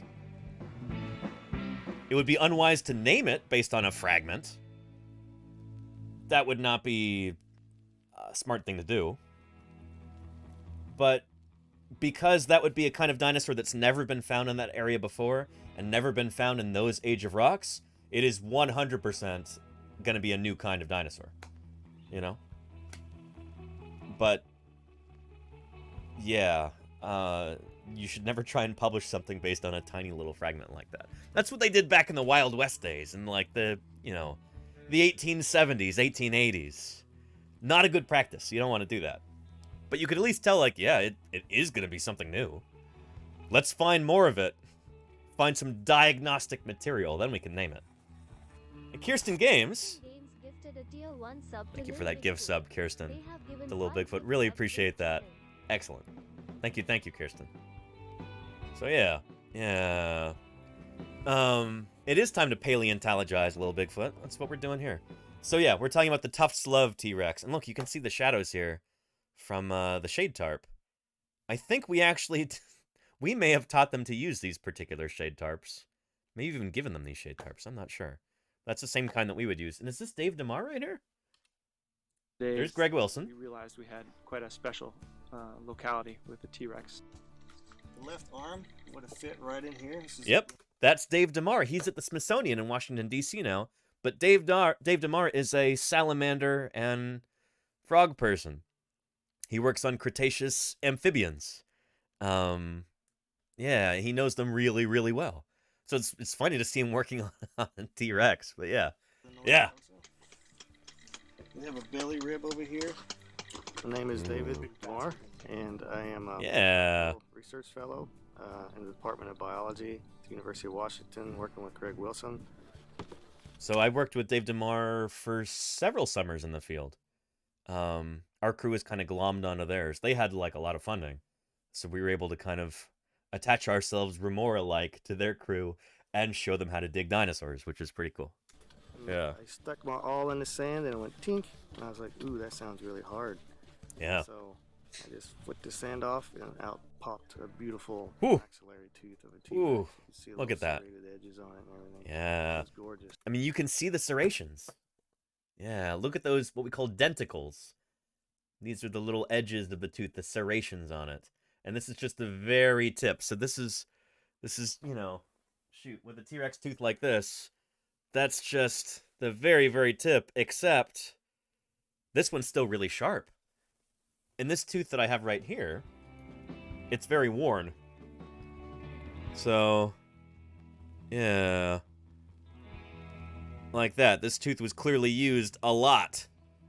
This is like a fresh tooth. Interesting.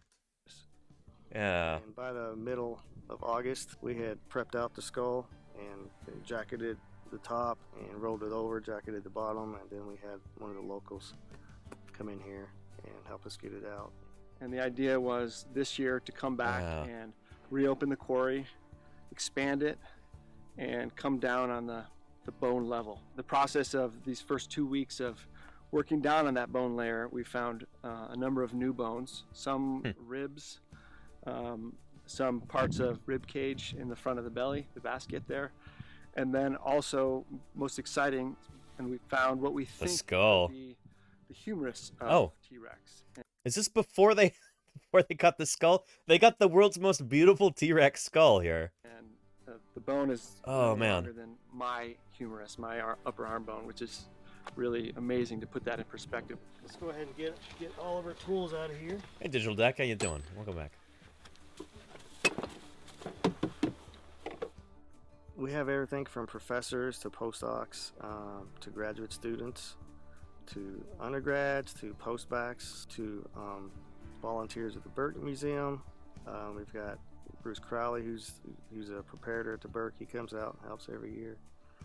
And then we have K-12 teachers who've gone through Greg Wilson's Dig School. It's a whole slew of different people from various backgrounds that makes it very interesting and fun. Yeah, where are their mustard bottles, Charlie's Dragon? That's a good question.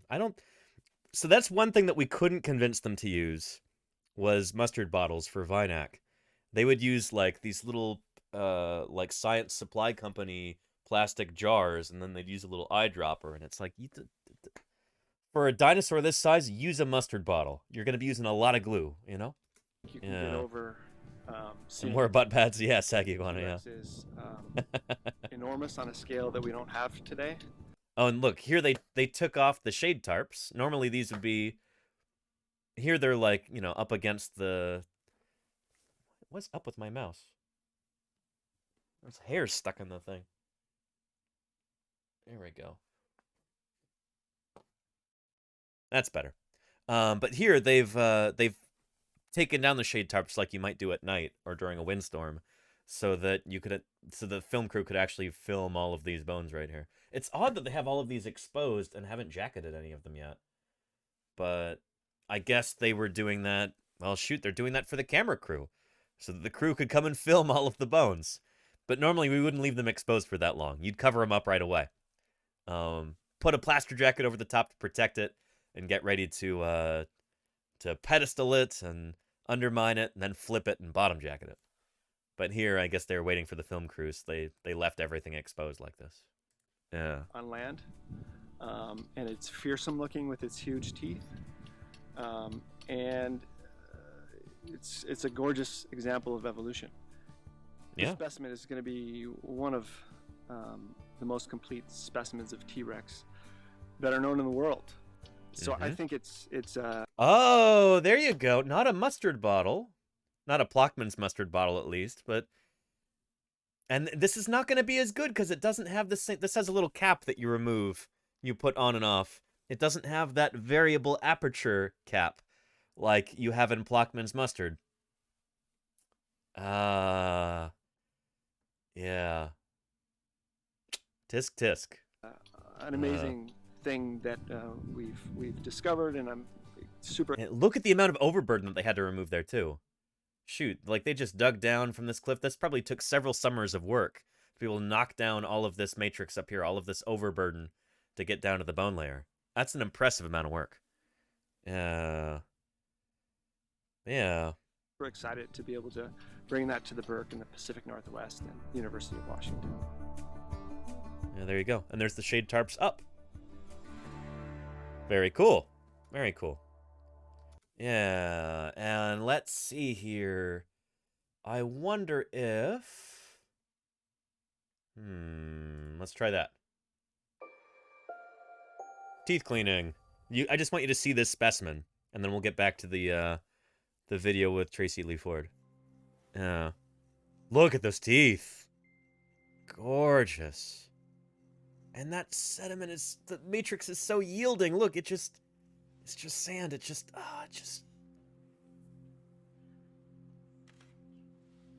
Wow. What a dream to be able to work on that. Here they're just putting water onto it. Look at how easy this is. Most fossil prep is not like this. Holy cow. It's like a dream. Wow. They got so lucky with this. Everybody wants to find a complete T-Rex skull like that and just have it be in really nice yielding sandstone. Often things that you get in sandstone like this are, if it's this loose, it'll be disarticulated, but this wasn't. This is so nice. Testing 1, 2, 3 exhibit, and today's really an exciting day in this lab because our T-Rex is now revealing teeth, and so far the results have been incredible. Wow. Yeah, no air scribe, Golganek, exactly. That's the major bone of the T-Rex skull, and we're expecting, if everything is anatomically as it should Gets be, wet and turns back into sludge. Oh, Mr. Ictine, what you're talking about there, that's called bentonitic mud. You know, like gumbo is what the ranchers call it. That's different. That's a little bit different. That's like mud that actually has volcanic ash infused into it. That's what makes it so mucky. This is like a really fine Actually, no, it's not even that fine. It's like, it's pretty coarse. Coarse sand. This would be fluvial in origin. So this is from a river. Yeah. Like a really calm river, too. If the clasts are this size. But yeah, whereas like bentonitic mud, that's mudstone. That's like lacustrine or deltaic. It's from a lake or from a delta or something like that. Probably more a lake, though, honestly. Or a floodplain. But yeah. Good to see you, Mr. Ichthian. Yeah. And exactly, yeah, those volcanoes in the nascent Rocky Mountains dumping ash every few 100,000 years or so. Excuse me. Those ash layers are also really important for directly dating the rocks. Because when you go that far back in time, tens of millions of years ago, you don't get like carbon-14 anymore. The half-life on that's way too short. You have to use different radioactive isotopes, the kinds that we get, in volcanoes. So you need volcanic ash to be able to actually figure out the exact age of the sediments. So yeah. I guess this video is just... Here, I'll give you the link, but... That's just what this is just cleaning this the whole time. That's really neat. Yeah. It is satisfying, and here's the link so you can watch the whole thing, Kirsten. Very, very cool. Yeah, I'm so glad they have this. This is really neat. Yeah. Let's do a search for T-Rex, maybe? Yeah. There's Tom Holtz giving a talk about Tyrannosaurus. Discovering the Tufts Love T-Rex, we just saw that. Teeth emerging. Yeah, cool stuff. Cool stuff indeed. But yeah, anyway, we were watching that because this came up right here in this video. Yeah. Okay, now this is a model of the Tufts Love T-Rex. And you can see how much it can close. Yeah. So let me show you an actual picture of the Tufts Love T-Rex. Oops. No, I am for images. Images.google.com. What is this? Huh. Anyway, Tufts Love Rex. There we go. Look at this gorgeous, gorgeous skull. It is partially disarticulated in that the jaws are obviously not still on it. And the lower jaw isn't still on it, but look at that. Just all intact. And this much is articulated. Those bones are still stuck together. The skull bones didn't come apart like they do usually. This is really, really beautiful. And here is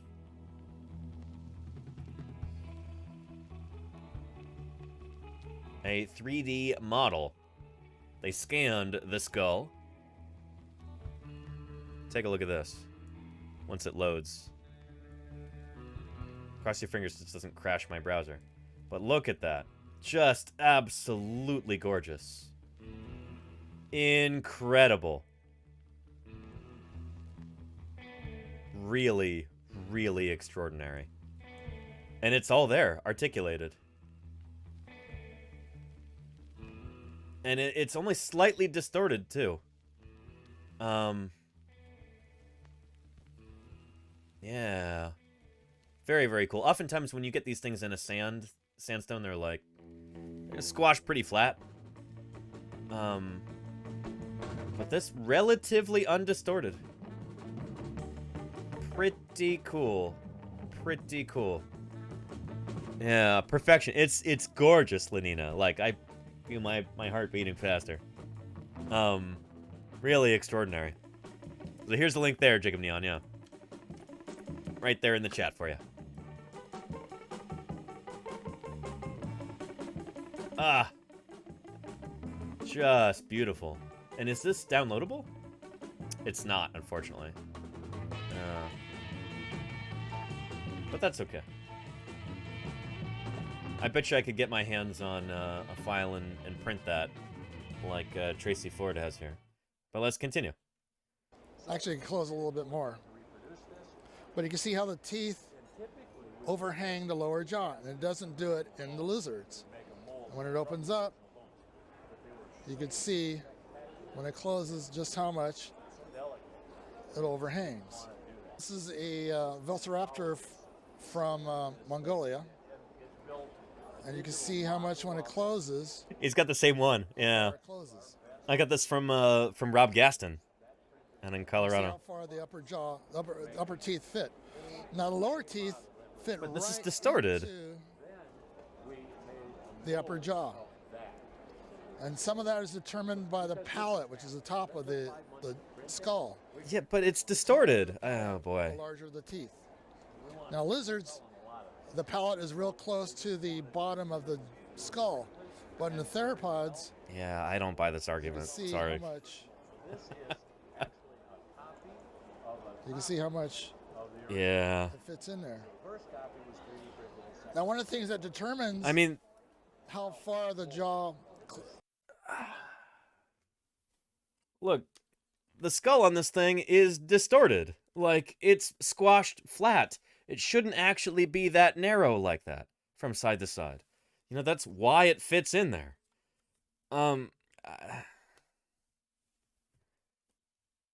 Yeah, I mean, the skull should not have a curve to it like that. It didn't have that in life. It's been squashed. Stop. When it stops, Weird actually. taphonomy going on here. Pterygoid. Yeah. Is a urethane base the birds, yep. So here's the ecopterygoid. You can see how it's curved. And thank you, Matt M33, for gifting the Strictine. Really appreciate that. Tier 1 sub to Mutt reaching. Thank you, Matt. Subs in the channel. Excellent. Yeah. My theory is that the ecopterygoid acts like a shock absorber.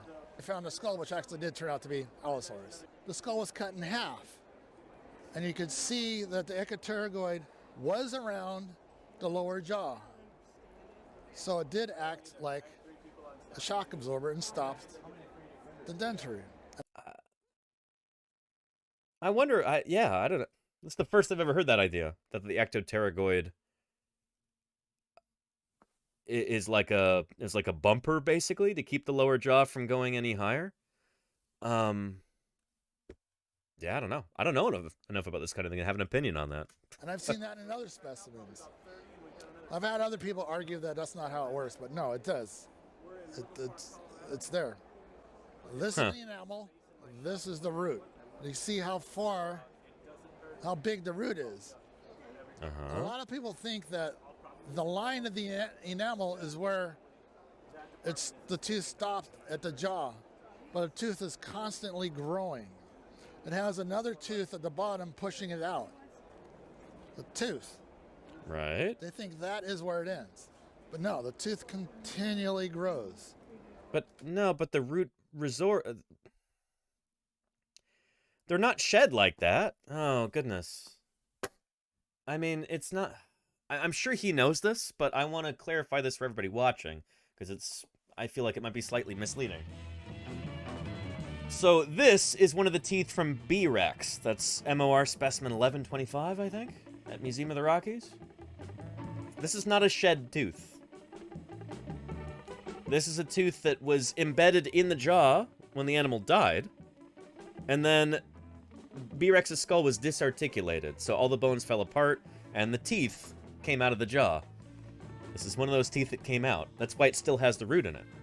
If this were a tooth that the animal had for a long, long time, and then it comes time for it to shed that tooth, what happens is the root down here basically, I don't know if you could say that it gets resorbed or it dissolves or what, but the root goes away, and then the tooth basically just kind of falls off like that.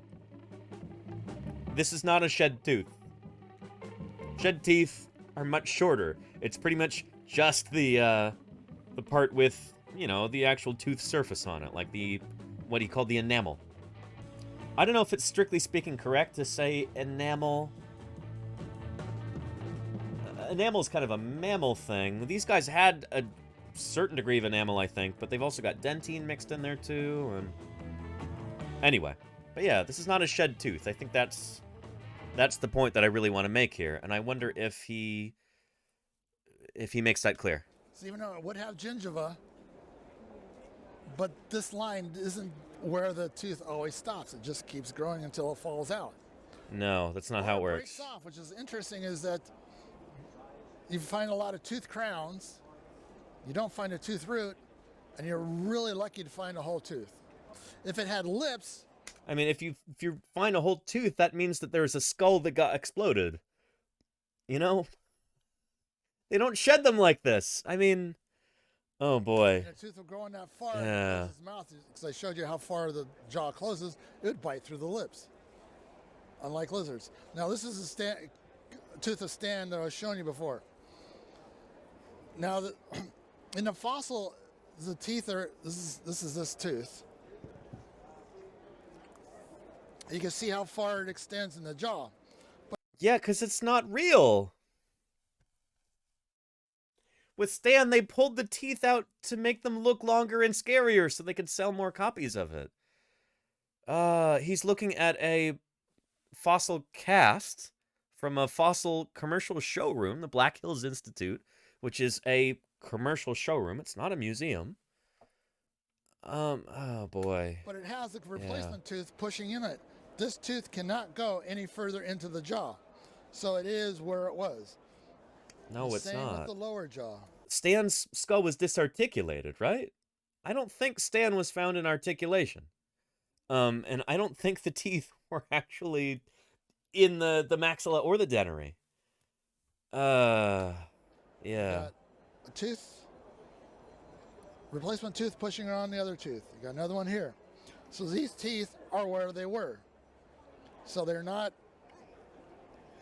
put in there by the preparators. That is where it was.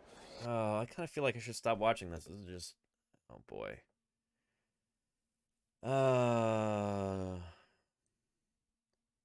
Yeah, pre-dinosaur vertebrates didn't have lips. And a lot of different animals have that. So this is the very first animals. You can see how the teeth extend. As a young guinea. He's talking about first amniotes, maybe? Yeah, Arcocelius, Chesmatosukis. Look at this huge gap. Look at that. Rhodosaurus, which is a Pseudotsuchian. It's got a big gap. Rauasuchus. This is a crocodile, Barosuchus. You got your Pteranodon, which is a synapsids. And even synapsids have very large. Dimetrodon, Lycosaurus, and Sagaphinus, I believe. So it happens a lot in the animal record. Now, did all these have lips? I don't think they did. These are arguments why people say they don't have lips because the teeth are too long. They're constantly being replaced in the jaw, so I don't think they're in long enough to get the decay that people think that they would have because of the drying out of the teeth. They argue that crocodiles, because they go into the water, it moistens the teeth, so they don't have to worry about it. That's why they don't have lips. But they go in the water, they come out, they dry out. They go back in the water. Do that constantly, all the time. So it can't be good for the teeth. All right, see you in a minute, Lenina. But there's another thing called avestation. That's where the crocodile will... Estivation. Estivation. So this is like hibernation, but during the summer, basically. Go into a cave and hibernate basically during the hot months in the summer. And that's a very dry area. No moisture, so the teeth, you would think, would decay, but they don't. So, well, because they're in a burrow. Oh boy. So that's another argument. I say that. I think I kind of had enough of this, but I'll give you the link so you can watch the whole thing if you'd like. But so far, I've not heard anything that I think is even remotely convincing, which I'm disappointed by. I wanted this to be more of a debate here, or more of a... I want there to be strong arguments on both sides of this, because that's more interesting to me, and it doesn't seem like there is. I don't know. The new paper presents some really interesting ideas, and I really like their methodology. None of the counter-arguments that I've heard so far seem to make much sense to me. Yeah. Estivation. You can use that term this summer a lot. Very nice. Very nice, Stink. Well, you do that. And think of this channel when you're getting your rest. I'm hopefully going to be doing a bunch of field work this summer. So yeah. Hopefully I'll be able to, well, I'm going to be doing field work. Hopefully I can stream it. Show you live what it's like digging up dinosaurs out in Wyoming and Utah. So yeah.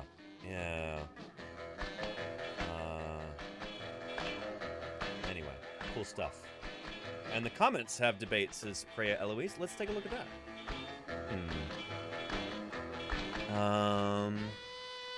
Yeah. But if we haven't found any decayed theropod teeth, wouldn't that be a potential argument for the existence of lips? Also, don't crocodilians use their nerve endings for detecting fish? What would a T-Rex need to detect? Yeah, good questions, both. Yeah.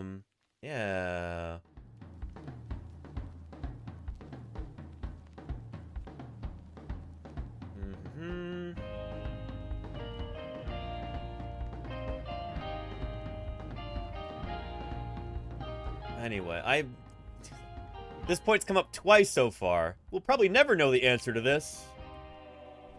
Never say never. Someday somebody's gonna figure this out for sure, and it'll probably happen when we actually have a mummified theropod. It's just a matter of time, you know? Just pray that it doesn't end up on an auction block somewhere. Because holy cow, that is exactly what Sotheby's or Christie's or whoever else, these auction companies, they would love that. Holy cow. Yeah. Anyway. And there you go, Mr. Ictine. Yep, I agree. Somebody's going to find a theropod mummy one of these days. Yeah. But yeah.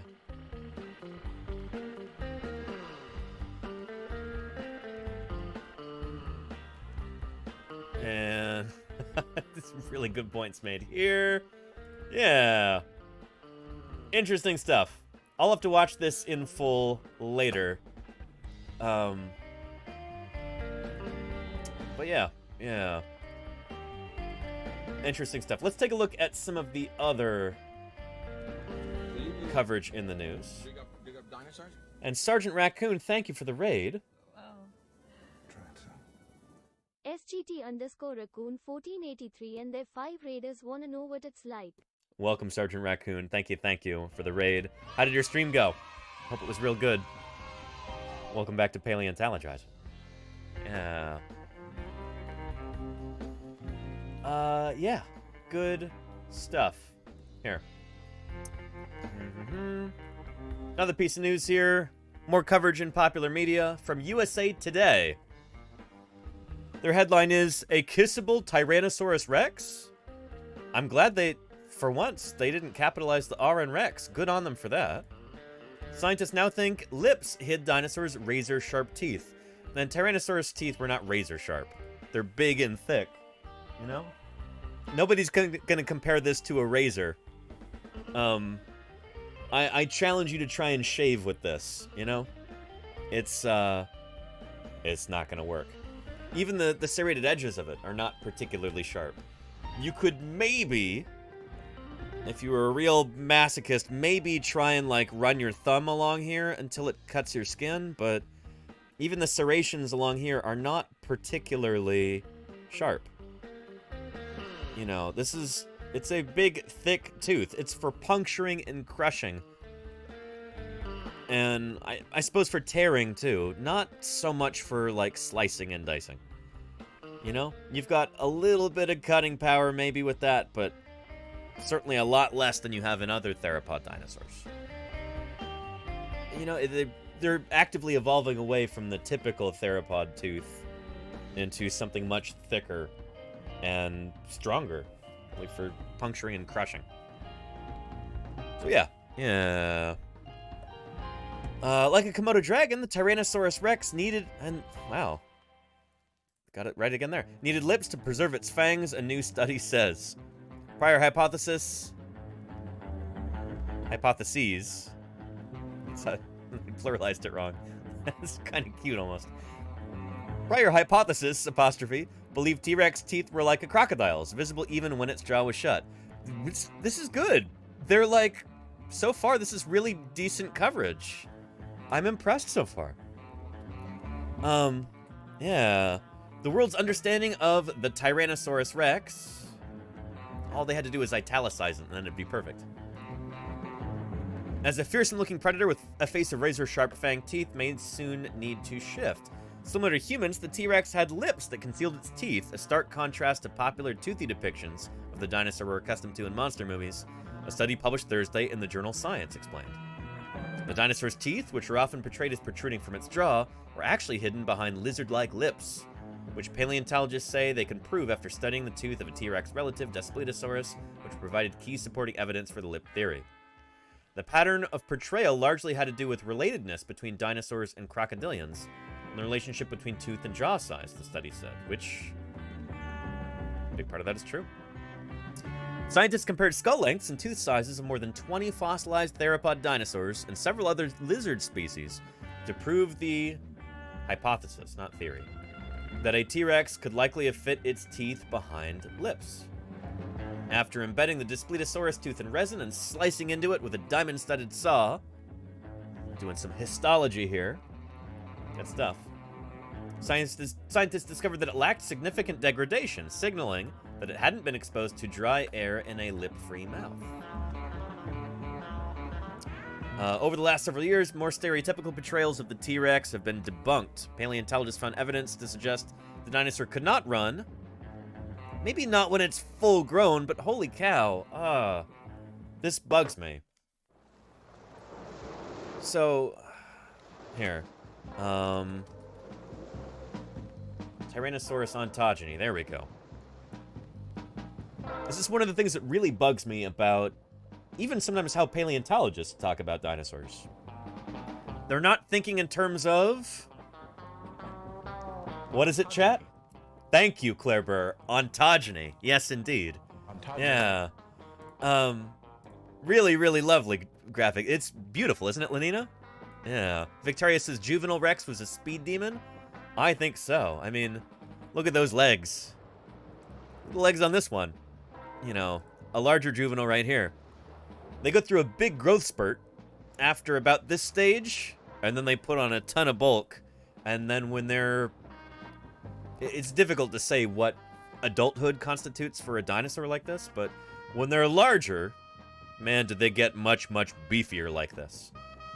So a very large T-Rex like this, a more mature T-Rex, I don't know if they could run faster than 20 miles an hour or something like that. They wouldn't really even have to run to move that fast. They've got such a long stride. It's like 12 feet with each step. Yeah, just walking quickly, kind of like an elephant. You know, they could move at a really good clip. And Get Twernt, hey, thank you for the follow. Welcome to Paleontologizing. Yeah. But young T-Rex, holy cow, would have been a speedy thing. These guys are probably like active pursuit predators at this growth stage. They would have been very, very fast. Maybe the fastest animal in their ecosystem. It's either them or the ornithomimosaurs, you know? So yeah. Yeah. So anyway. Yeah. The cat chonk chart. I don't know what that is, Lenina. That's interesting. Yeah. And Rex says, would an adult Tyrannosaurus be able to catch up to a normal... What's a normal human? Shoot, I don't know. Most of the humans I know can't run very fast. Could an adult, like a big, big T-Rex like this, catch me, maybe? I don't know, I'm pretty fast. So probably not. But I don't know. That's the thing, is that they probably wouldn't be pursuit, you know, hunting. You know, they'd probably just wait behind a corner for you to walk by, and then, they gotcha. Or just a quick lunge, you know? But yeah. Yeah. Did mommy and daddy T-Rexes have, like, toddler leashes for their speedy offspring? So that's the thing, Stink, is we don't actually know whether these guys, whether they took care of their young for very long. I kind of suspect that they didn't. Given how different the juveniles are from the adults, and given that we've got so few big theropods in environments where we have tyrannosaurs, it very well might be that these guys are just living in a different environment than the adults, than their parents. They might be on their own soon after hatching.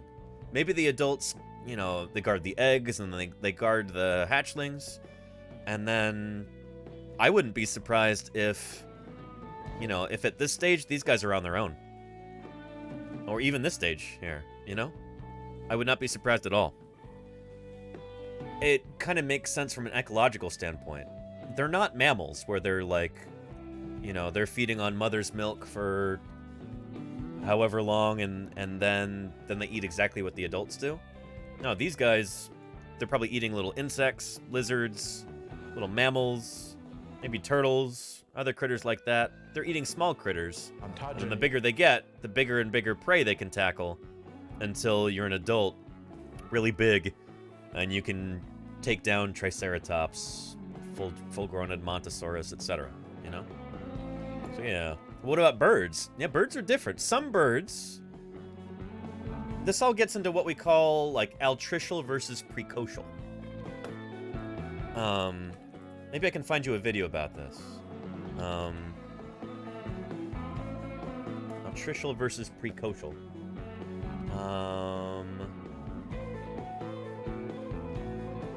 Yeah, here, let's try this video here. Thanks to Skillshare for supporting this episode of SciShow. Okay. Why are some animal babies so helpless? Babies are pretty cute, but when you compare a day-old kitten to a day-old deer, there are some clear differences. The kitten can't open its eyes, while the deer can walk. Why did nature give us some animal babies that are almost totally helpless, while other animals have babies that walk, hop, or run just hours after birth? There are advantages and disadvantages to both reproductive strategies. Take hares and rabbits, for example. They're similar animals, but baby rabbits are altricial, meaning and there's how you spell that thing, altricial. This means that they're basically helpless. They need a lot of parental care right after they're born. They're born helpless and require a ton of parental care. Their eyes are closed, they lack fur, and they can't regulate their own body temperature. Hares, on the other hand, are precocial, meaning they're born more developed. Their newborns have fur and their eyes are open. These terms are typically applied to mammals and birds, where we can observe clear differences in the relative helplessness of their babies, like the kitten and the deer.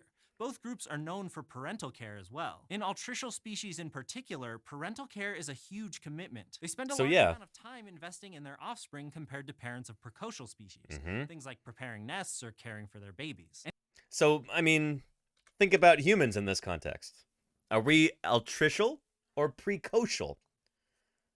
What do you think, chat? Altricial or precocial? Human babies. They require a lot of care? Or did they, you know, immediately get up and start running around and getting their own food? Sting says we are the most altricial. Yeah. We're very, very altricial indeed. Yes. Yeah. Correct. That was an easy one, but, you know. Yeah. I can tell you what my kids were, says Creatrix. But there you go, yeah. Animals that are more helpless at birth are extra vulnerable when they encounter a predator. But the parent also spends less time incubating the offspring before they're born and hatched. And as a result, altricial animals may be able to produce larger, more frequent litters. Which is kind of funny because with humans, we've kind of got the worst of both worlds. Where our young are helpless until they're at least several years old, you know? They really can't fend for themselves. But also, not such long pregnancies, too. 9 months! Holy cow. That would be a long time to subscribe to, say, a Twitch channel. Let alone to carry another human gestating in your body, you know? So, yeah. And Linus is at least age 25. Yeah.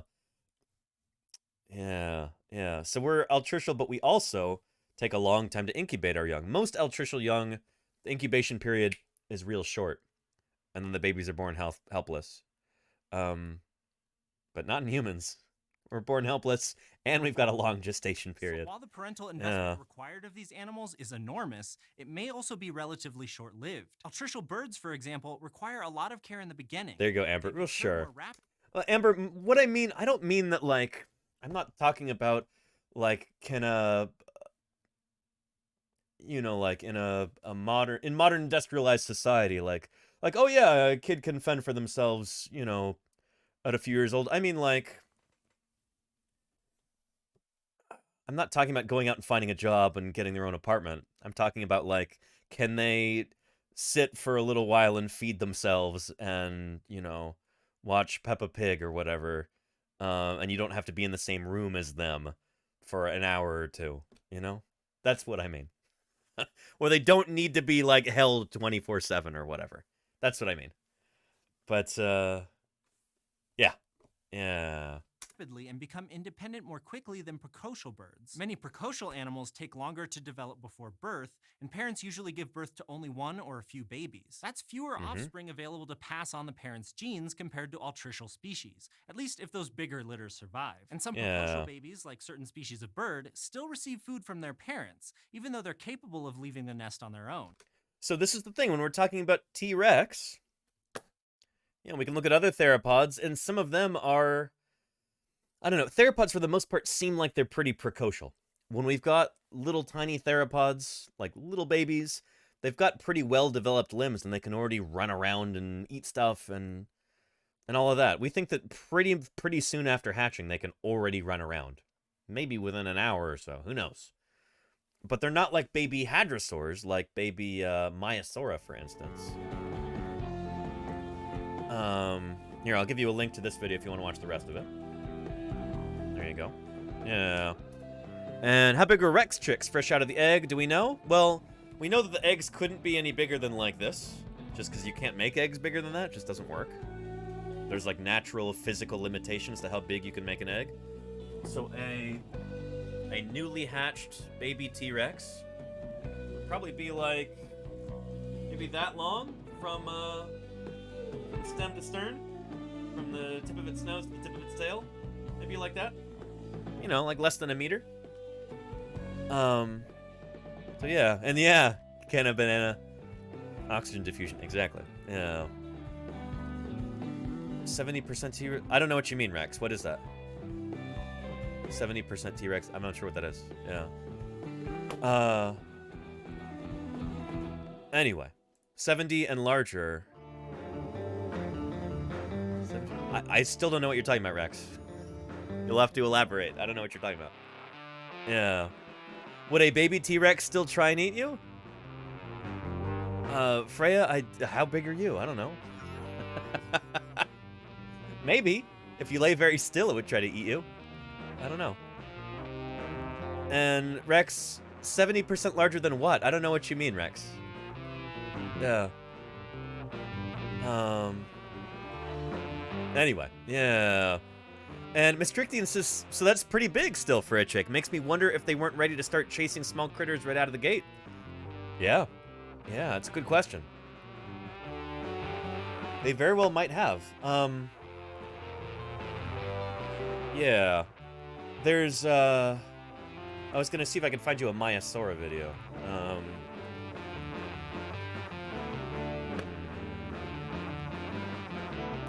Yeah, how do we know that these animals cared for their young? Oh shoot, I think we've got a clip right here.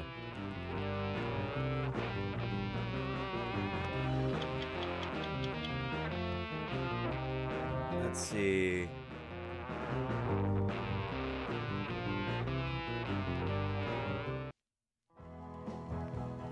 That's weird. The music just changed. I didn't tell it to do that. Here, take a look at this real quick. Yep.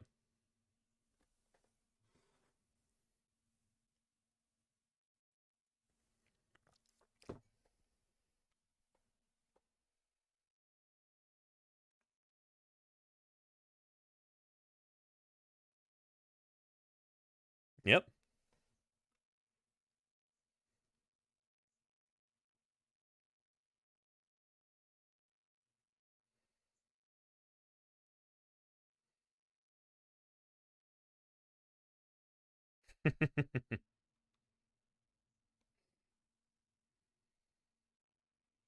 Yep.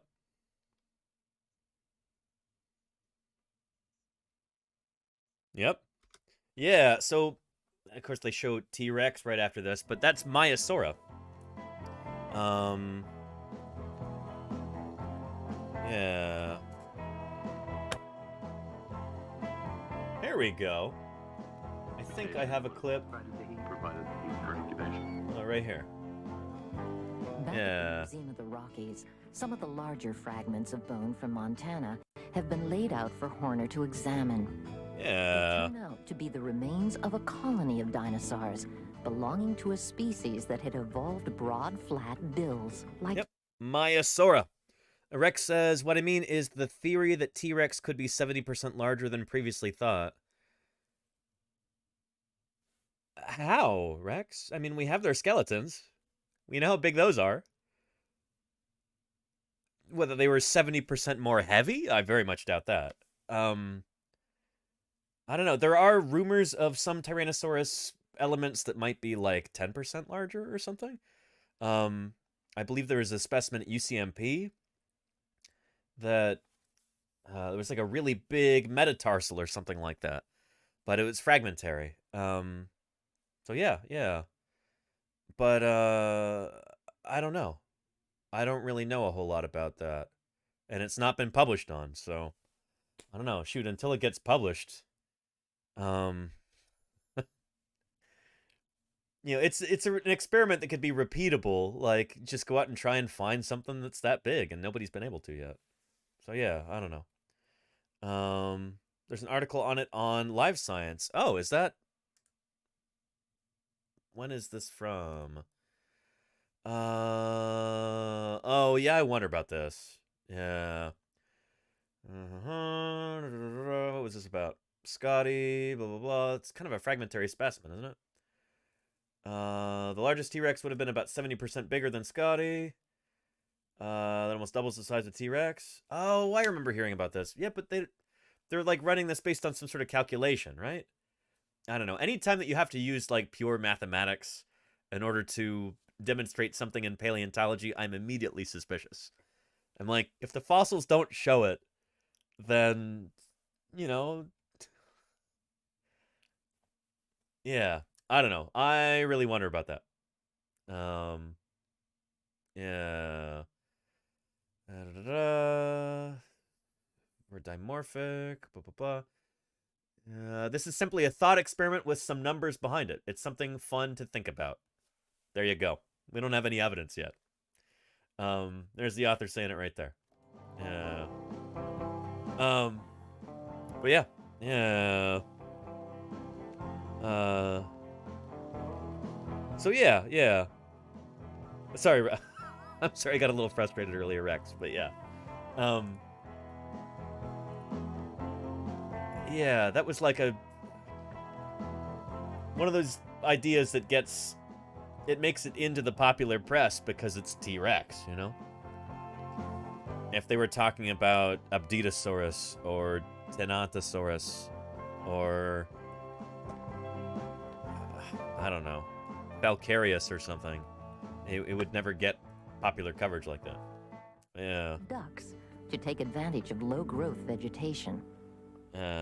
This right here is the adult duck-billed dinosaur skull, the dinosaur Maiasaura, and this individual we believe is approximately 4.5 years old. And yeah, so very fast growing. Is the skull of the individual that is about 3 weeks old. Mm-hmm. Here was proof beyond a reasonable doubt that dinosaurs cared for their young. They nested. Putting all his research together, Horner creates a picture of life in a dinosaur nursery. Very cool. We can get some really interesting clues about the behavior of dinosaurs when we look at some of the evidence from the nesting grounds. They really couldn't do much moving. Oh, night to you, Jacob Neon. Thanks for being here. Couldn't get up and run around. Yeah, they're altricial, like we were saying. And walk a little bit, probably very wobbly. Yeah. But hey, Phoneless Jones, Dinosaur Preschool. There you go. They could not leave the nest. Thanks for your follow the other day, Funless Jones. Appreciate that. And so all of this information together leads to the conclusion that the mother dinosaur, or a parent dinosaur, brought food to the young. Mm-hmm. Pretty cool. So we have strong evidence of this for these little babies, and... Here, where did I put that? I've got a photo of me and these guys. Here we go. Summer 2011.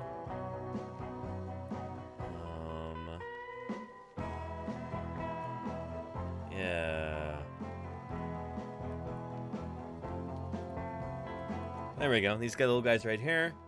These used to be at Museum of the Rockies in Bozeman, Montana. Now you can see them up in Rudyard, Montana, at the Rudyard Depot Museum. And, yeah, as part of a dinosaur digging crew visiting the museum, we were allowed to step beyond the barricades and actually, like, interact with the exhibits and pick stuff up, and got some good photos. But there's me circa 2011. Yeah. Yeah, little baby. There you go, Lenina, yeah. Adorable. Adorable.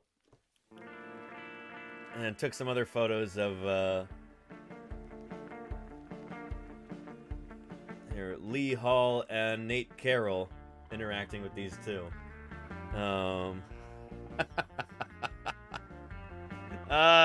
Good stuff. Yeah.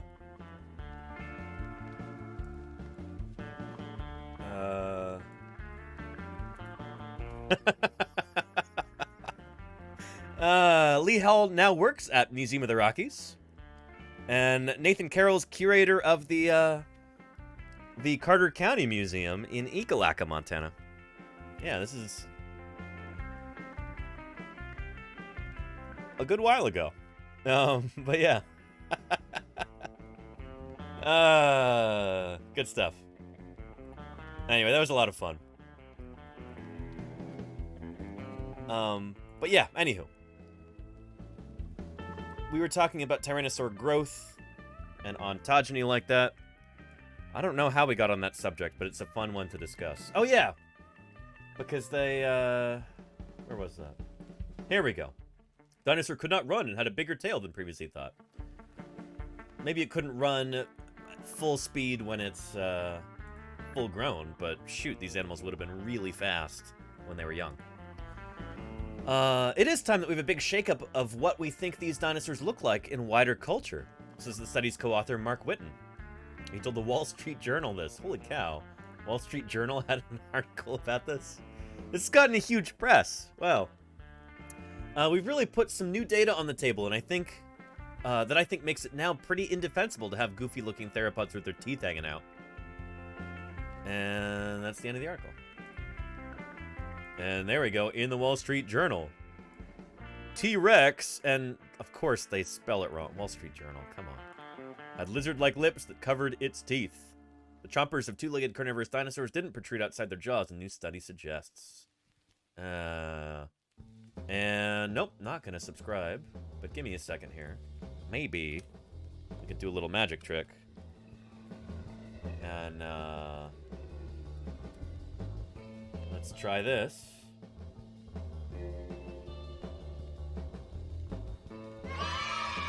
It worked! Oh yeah. Conjure up an image of Tyrannosaurus Rex in a Hollywood blockbuster. The meat-eating dinosaur's long, serrated teeth taper to sharp points that protrude from a gaping maw, bared wide in a roar. As the predator closes those jaws around its prey, its upper teeth remain exposed in a fanged smile.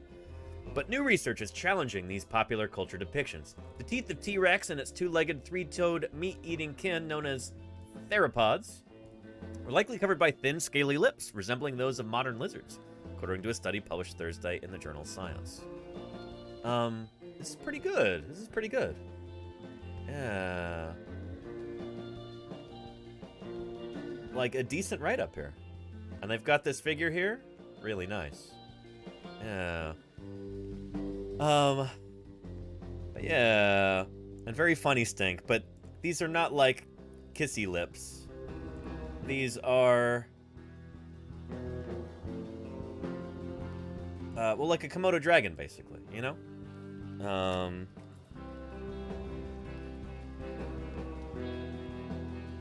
Yeah. Like this, you know?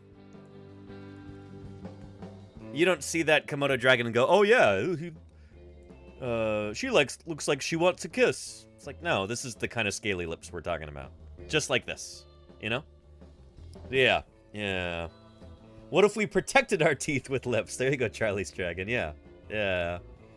And there you go, Ambervix. Okay, well, sorry, I don't mean to speak for you there, Ambervix. I wouldn't recommend going and kissing a Komodo dragon on the lips. You probably don't want them biting your face, given that they have either a septic bite or venom. It's actually kind of remarkable that we still don't really know if these animals had venom or not. It's still debated to this day. But yeah, yeah. They don't use chapstick. Phoneless Jones, they do not. No. Yeah. But yeah, yeah. The researchers also compared various bony characteristics of theropod skulls and jaws to those of crocodiles and lizards. You can use various lumps and bumps and scars of a skeleton to get an idea of where the overlying muscles, soft tissues, and skin go, Dr. Witten said. The dinosaur specimens were more lizard-like than crocodile-like, he added. Yeah. So very cool. So while tyrannosaurs, like many reptiles, could replace their teeth throughout their lives, those chompers were energetically expensive to replace. And yeah, that makes sense. And the process took about 2 years, Dr. Witten said. I thought it was closer to 1, but I don't know. But growing a tooth like this in a year, even that would be impressive, you know? Even 2 years would be kind of impressive. Yeah, especially when you're doing dozens of them at a time. So they wanted to maintain those teeth, and exposed teeth are more prone to damage and loss. It's true. Yeah. The researchers said their findings can be applied to all of the T-Rex relatives, as well as to other theropods such as Velociraptor. And, oh man, they should have hyphenated that. Oh, and very cool, Jack Seng got... So, I'm gonna see him tomorrow, I think. Yeah. There's a talk that I'm gonna go see, and Jack's gonna be there. I think this is really one of the first times where researchers have put together multiple lines of evidence that would support theropods having these lips, said Jack Seng, a University of California, Berkeley assistant professor of integrative biology who wasn't involved in the study. He added that the results are far from conclusive, however. It is possible that, rather than having teeth protected by lips, T-Rex and its kin focused more on eating the soft tissues from their prey, which would limit wear and tear on the predator's teeth, Dr. Seng said. Which is, we know that's not true because we've got all kinds of bite marks all over different dinosaur bones from T. We know that these animals are definitely biting through bone and scraping bone with their teeth and everything. Why would he say that? We know that's not the case. Oh boy. He's not a dinosaur guy, so maybe he doesn't know that. But yeah. Yeah. Anyway, the new findings might open up new lines of inquiry into dinosaurs' oral health and tooth pathologies. According to Kirsten Brink, an associate professor of paleontology at the University of Manitoba and a study co-author, she's one of the authors on the paper. Was the tooth broken from external damage in the environment, or was it caused by an infection in the gum and lip tissue? Dr. Brink said. Knowing that theropod teeth were concealed in the mouth and not exposed to the open environment might change the way we interpret the formation of these abnormalities, which is really, really interesting. Yeah. Yeah. Yeah. And Maastrichtian, oh yeah. There's always errors when something like this is in the popular press. Yeah. But Thomas Carr, vertebrate paleontologist at Carthage College, who wasn't involved in the research, said he found the lips hypothesis entirely unpersuasive based on existing fossil evidence. Thomas Carr led a 2017 study that found facial bones of Daspletosaurus had texture and ridges almost identical to those of crocodiles. He said he thinks tyrannosaur faces would have been lipless and covered in flat scales that were sensitive to the touch, much like crocodiles' faces. Yeah. The researchers said they expected pushback from some paleontologists, such as Dr. Carr and the general public. we'll probably get backlash to some extent from people being kind of unhappy with this portrayal, because it makes the animals look less fearsome, said Thomas Cullen. And I used to run into him in the field all the time when he was on Dave Evans's crew. An assistant professor of paleobiology at Auburn University and lead author on the study. The work, Dr. Cullen added, is just part of a conversation that has been happening for years. Dr. Carr said that the only way to conclusively settle the lipped versus lipless debate is to find a T-Rex mummy, right? A theropod mummy? Be able to find a Tyrannosaur mummy that preserved the skin and soft tissue of the animal's face. Such mummified remains are rarer finds than skeletons and teeth. That is something that, unfortunately, has to be settled by the fossil record, he said. A decent write-up. This is, that's good stuff. That's good stuff. So yeah, so far I'm actually really impressed with the coverage here, and I'm wondering why that is. There must have been a really, really well-written press release that this team did, where they said, here are things to avoid when you're reporting on this. They probably gave explicit instructions in the press release, like, hey, don't say they're big, kissy Mick Jagger lips or whatever.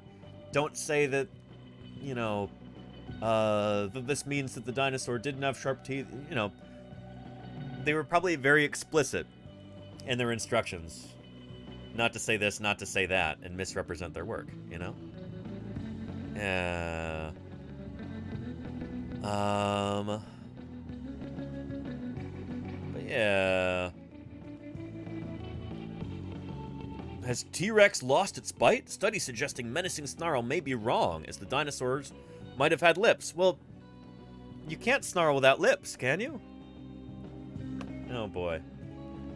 Oh, cool, and we've got video. Dinosaurs like Tyrannosaurus Rex, Oh, that's Thomas Cullen there. Tyrannosaurus Rex likely had lips.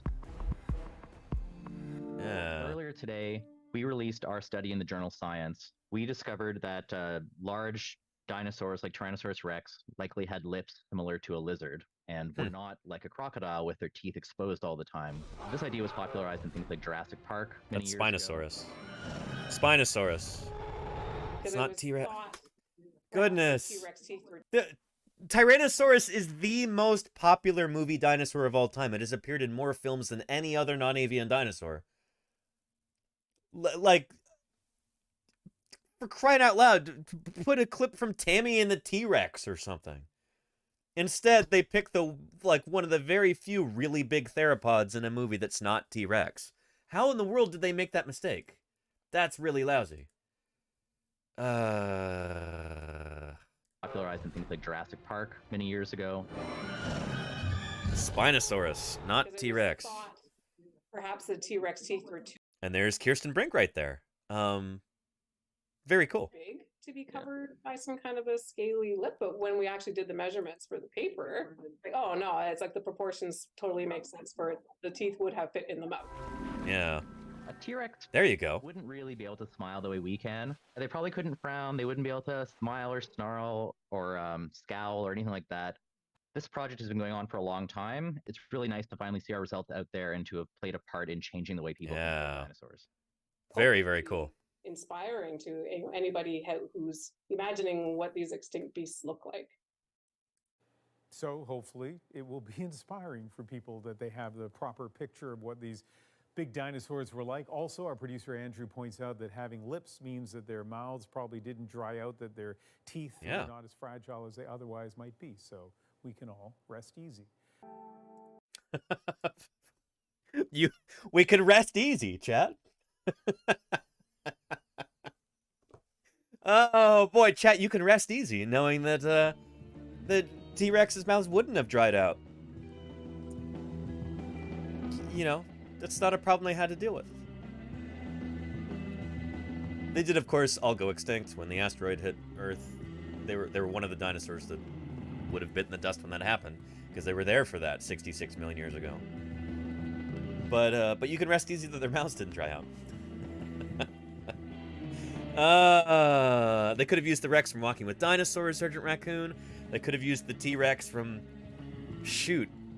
Just about any movie that's featured dinosaurs has had T-Rex. Like, it is by far the most commonly portrayed dinosaur in film. Yeah. So yeah. You won't have to worry all night now. There you go, Phoneless Junes. There you go. Yeah. And thank you for the hydrate there. Sorry, I forgot about that. Anyway, good stuff. With that being said, I'll give you a link to the paper one more time. That is right here from the journal Science. Very cool. That's the actual journal article. And then this right here is a nice little write-up by the study authors in The Conversation. And this is really excellent. This is like the definitive take on it. Written for a lay audience. Pretty cool. I really like this new depiction of T-Rex. And this is what you see reflected in, say, Prehistoric Planet. In fact, let me pull that up real quick.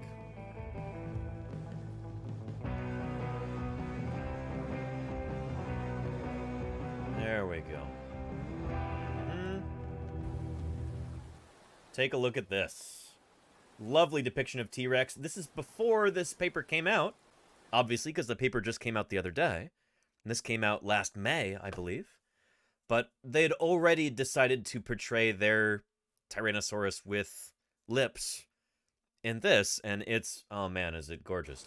Beautiful portrayal. River water could help to clean his wounds. Ooh, yeah. Got into a tussle with a Triceratops.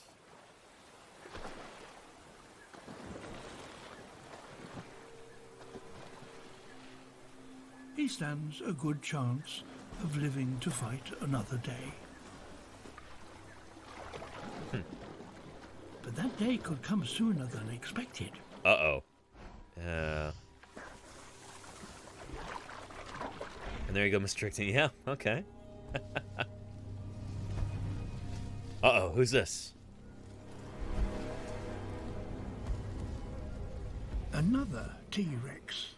New territory, who dis?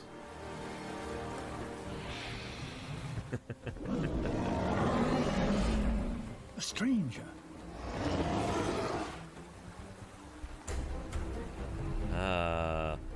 So see? The lips. You see the lips? You can't see the teeth exposed when the mouth is closed.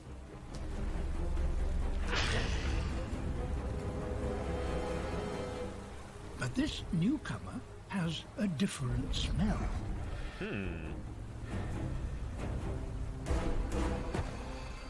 It's a female. She's younger and smaller.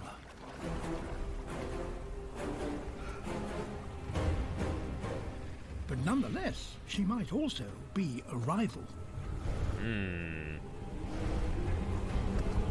Intense indeed, Funless Jones, yeah. He, however, makes it clear that he's not interested in fighting.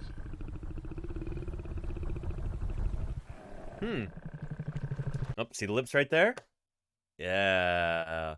Very, very nice. And look at this cool color patch under there, too. He would prefer to mate.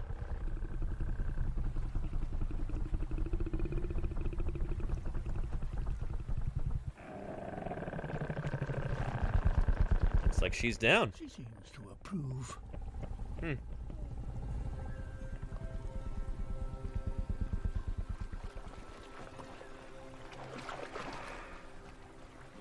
The facial area of a tyrannosaur is very sensitive to touch.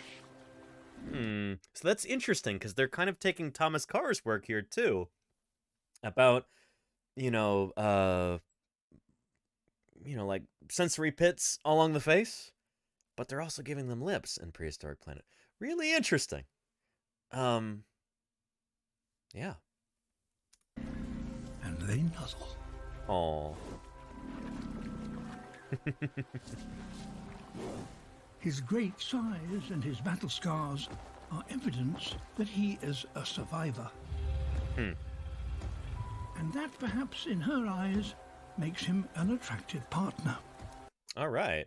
They're going to go do their thing. And we're going to go do our thing in just a minute here as we wrap up the stream. But don't go away just yet. See, we've got a brand new calendar for the month of April.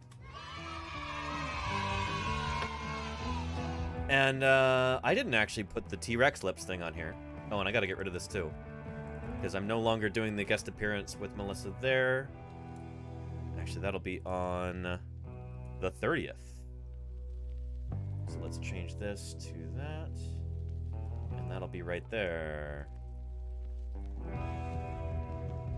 Change our text color. And there we go. Very nice. Yeah. Tomorrow, we're talking about Carnotaurus. Because the anniversary of Carnotaurus's publication in 1980, I believe? 1990? 1990, maybe? April 4th. So we'll be talking about Carnotaurus tomorrow. It's a special Carnotaurus stream. I hope you can be there for that. I'm very excited. It's going to be a lot of fun. And then on Wednesday, we're talking Brachiosaurus. Because it's an important date in the history of Brachiosaurus. I forget why. But you'll learn all about it on Wednesday. Then we've got Thursday Birds Day. And then we're talking about the discovery of Iguanodon. And who actually found Iguanodon? Was it Gideon Mantell or was it his wife, Mary Mantell? How can we find out? You'll hear both accounts from different people. So we'll be talking about that. Maybe we can get to the bottom of it on Friday. And we'll talk all about Iguanodon, too. It's going to be a good day. Anyway, everybody, make sure you tune in tomorrow to hear about Carnotaurus. And with that said, let's put a theropod up here to run our credits over.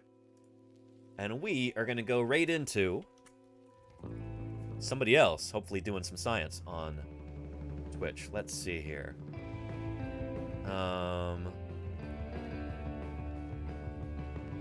All right, yeah. I think we're going to go right into science streams.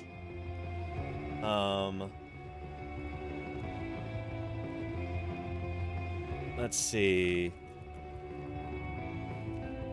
But I'm going to play a joke. Typing into chat right now. What is Balint's favorite formerly Oakland-based sports team? Anyway, thank you everybody who contributed. Really appreciate all of your support on today's stream. Holy cow, 48 out of 40 gift subs. We crushed our sub goal for the day, so thank you to everybody who contributed.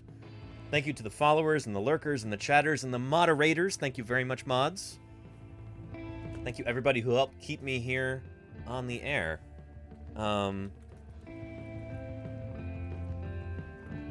Yeah. Wasn't quite myself today, so thanks for being patient with me. I was a little scatterbrained and everything. I didn't get the most sleep last night, so, yeah. Anyway, I appreciate all of you, and, I hope to see you again tomorrow for another exciting episode of Paleontologizing. We'll talk about Carnotaurus. Alright. Take care, everybody. Thanks again. Bye-bye. I'll see you around.